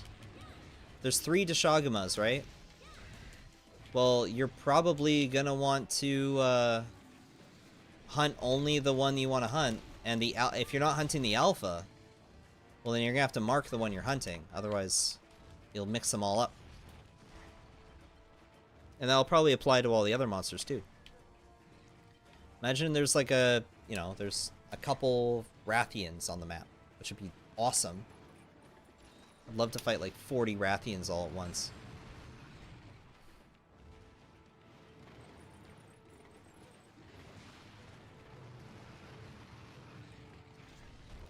Does Teostra have to be like at like 30% health for his tail to come off, or is it... Can it just come off at any point? I'm almost out of potions. It's drained me.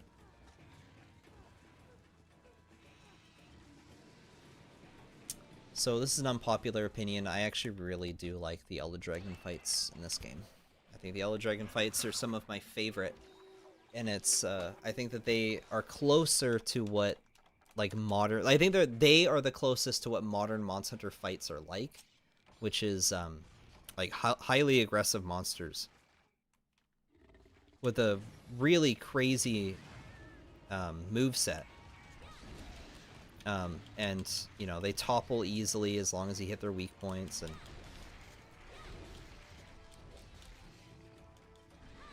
I think that they're also symbolically very important, which is why Teostra, Kashella, and Kirin they're in my top 20 monsters for sure. Maybe top 15. I don't know if they would all hit the top 10 though. Maybe they'd all be in the top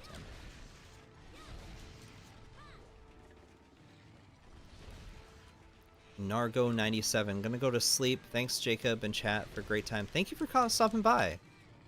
Teo's tail only pops out below 30%. Okay, well then I'm totally not gonna bother. Because I don't know how close he is to death.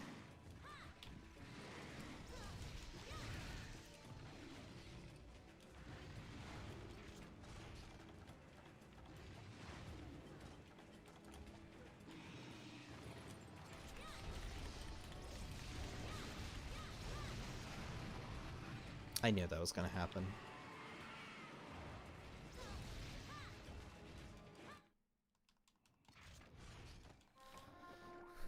Hope we get a trailer at Tokyo Game Show. Me too. That'd be nice.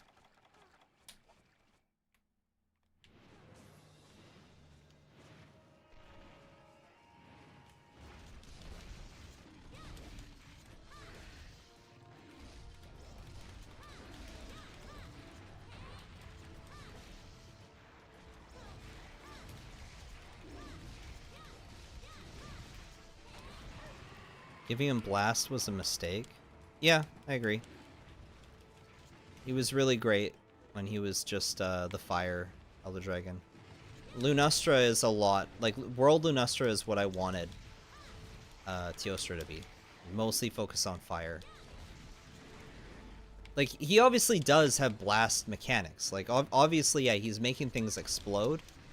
But I just wish that he would also do a lot more fire attacks, too.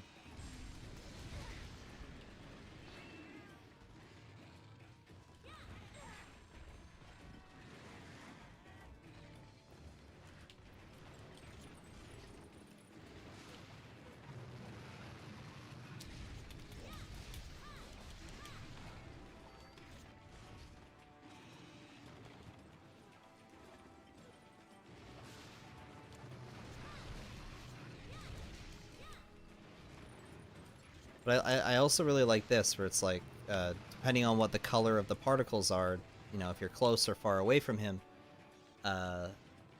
depends on like whether or not you'll get hit by those explosions. And so if you memorize that yellow, if they're yellow, then you want to go close to him and attack, and if they're orange, you want to go away from him.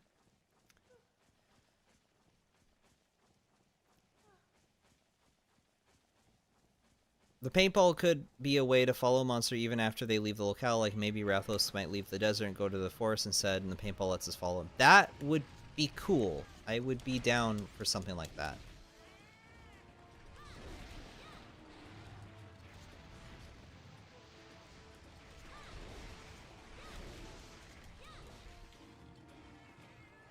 Oh, his face is not looking good there. That was a bad animation.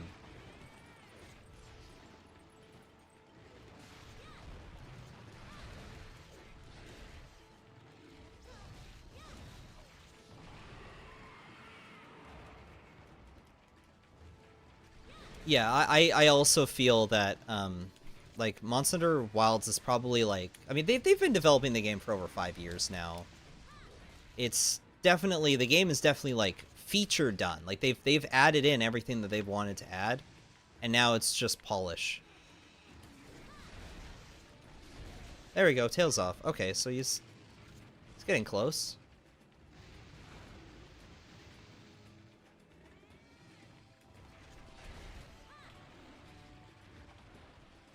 I got 350 hours in Rise. Rise is his easiest version.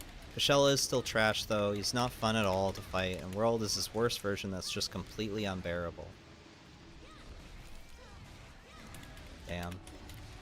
I've never had an issue. I've always loved these monsters.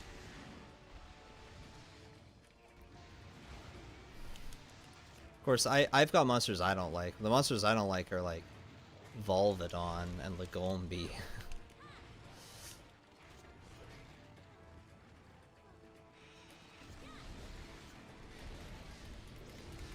And Magnamallow. I still think this is a March release. Yeah, I think it's a March release too. Like, I'm pretty certain that we're getting the game early next year.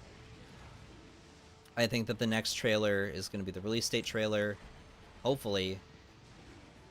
But also, I don't know, not showing us the release date yet is making me feel kind of unconfident almost. Like, I almost am worried, there goes the wings, that maybe the reason why they don't have a release date is because they're not confident enough to give us one.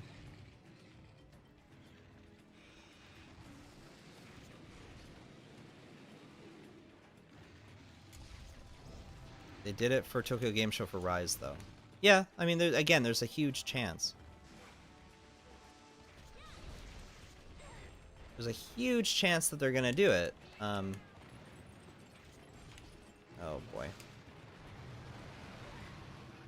Got me.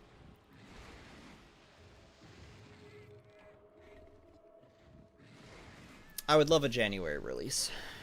The sooner this game could come, the better.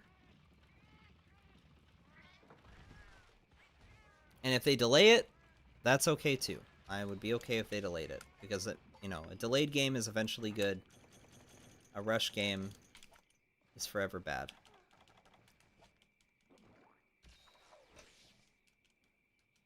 I want them to pack that game full of good content that satisfies everyone.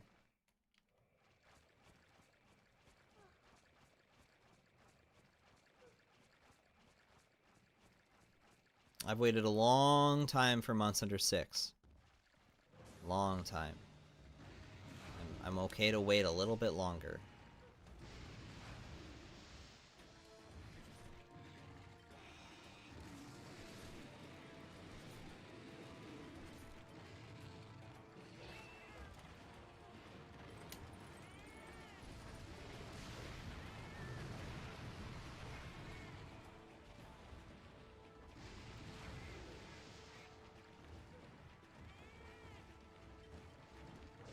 Oops.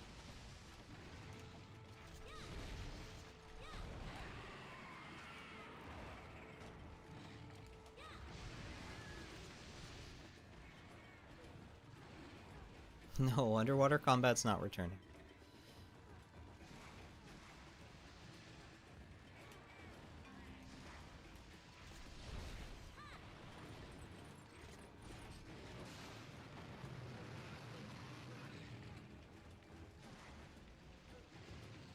So, did they go over what happens if you faint 3 times in Wilds? Like, if you faint 3 times, like, if the quest is a failure, what happens?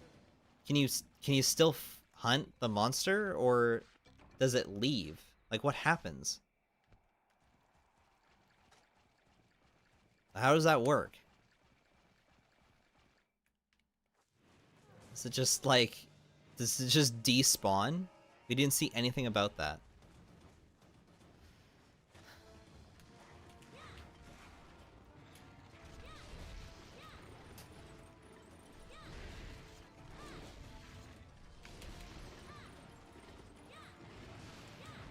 Oops. I was trying to roll to the side, but I didn't roll to the side. It was the clunk. I think the quest will legit end. It'd be weird to have infinite lives. Yeah. That was my thought. Of course, I actually, in my Monster Hunter 6 Ideas video, I did kind of say, like, yeah, I'd be okay if they had a system. If they had, like, a system where you just kept losing money. Like, I'd be okay with them. Like, you fainting over and over and over again, but your rewards, like, by the end of it, it's just not even worth it. Like, you have to sell your rewards. Like, all your rewards get sold in order to pay off the debt of failing.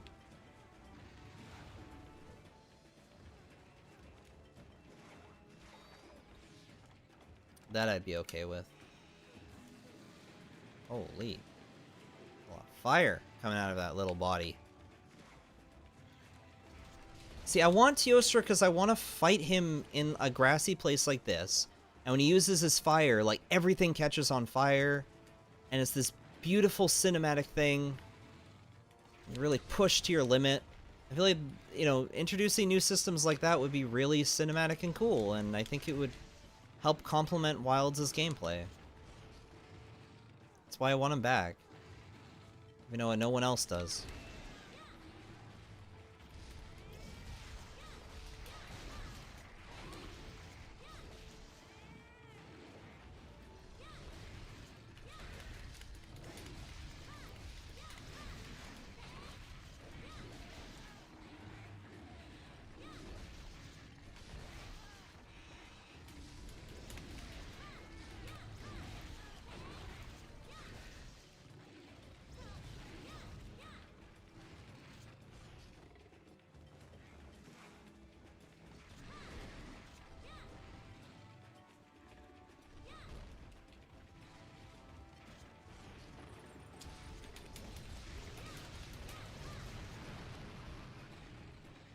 I'm just going all out on him now. Because I know he's... Oh, come on.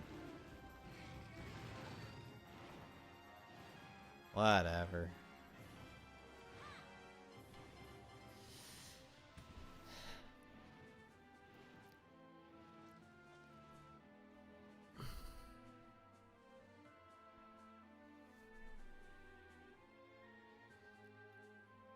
Maybe the monster runs through a different locale when you faint 3 times. Yeah, maybe.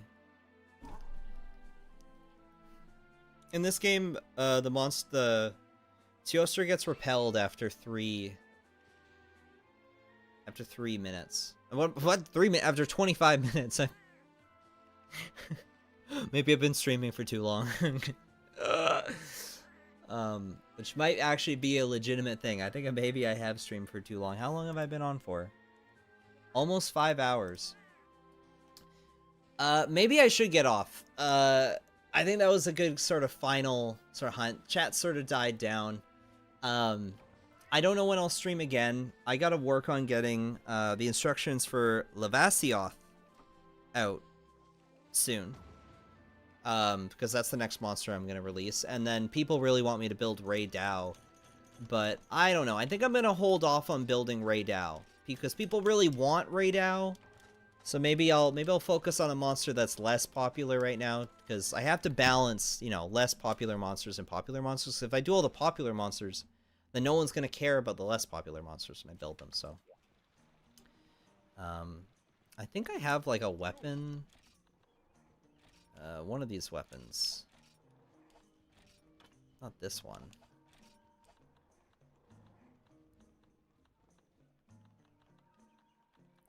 Where's Saber? No. Saber.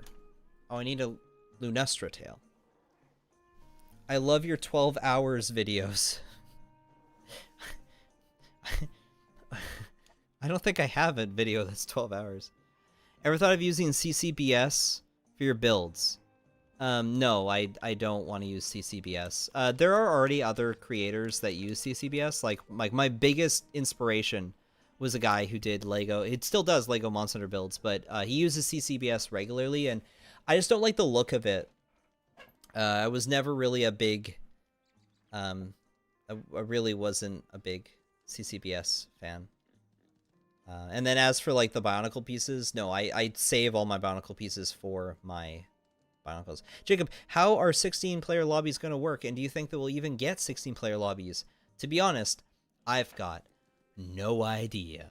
I cannot say. Because, like, every time anyone tried to ask the developers, they kind of dodged around the question and just said, like, oh yeah, it's going to be great. It's going to work great. Like, okay. Alright, I trust you. We don't know. Yeah. Okay. We're winding down.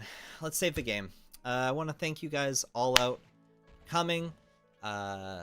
Once again, if you have interest in, you know, my my content, then giving me a little bit of one of those subscriptions on the Patreon goes a long way. Let's play us out with the Piclopedia. Yeah, why not? Oh, it's got rain. Is it rain Piclopedia sound? Alright. Again, thank you all for coming out. Hope you guys have a great night. And catch you next time. I'll release probably a rant video. I'm probably just going to reuse my rant from this video and I'll just throw it in there. Alright. Bye-bye. Have a good night, everybody. Or day, whatever. Bye-bye.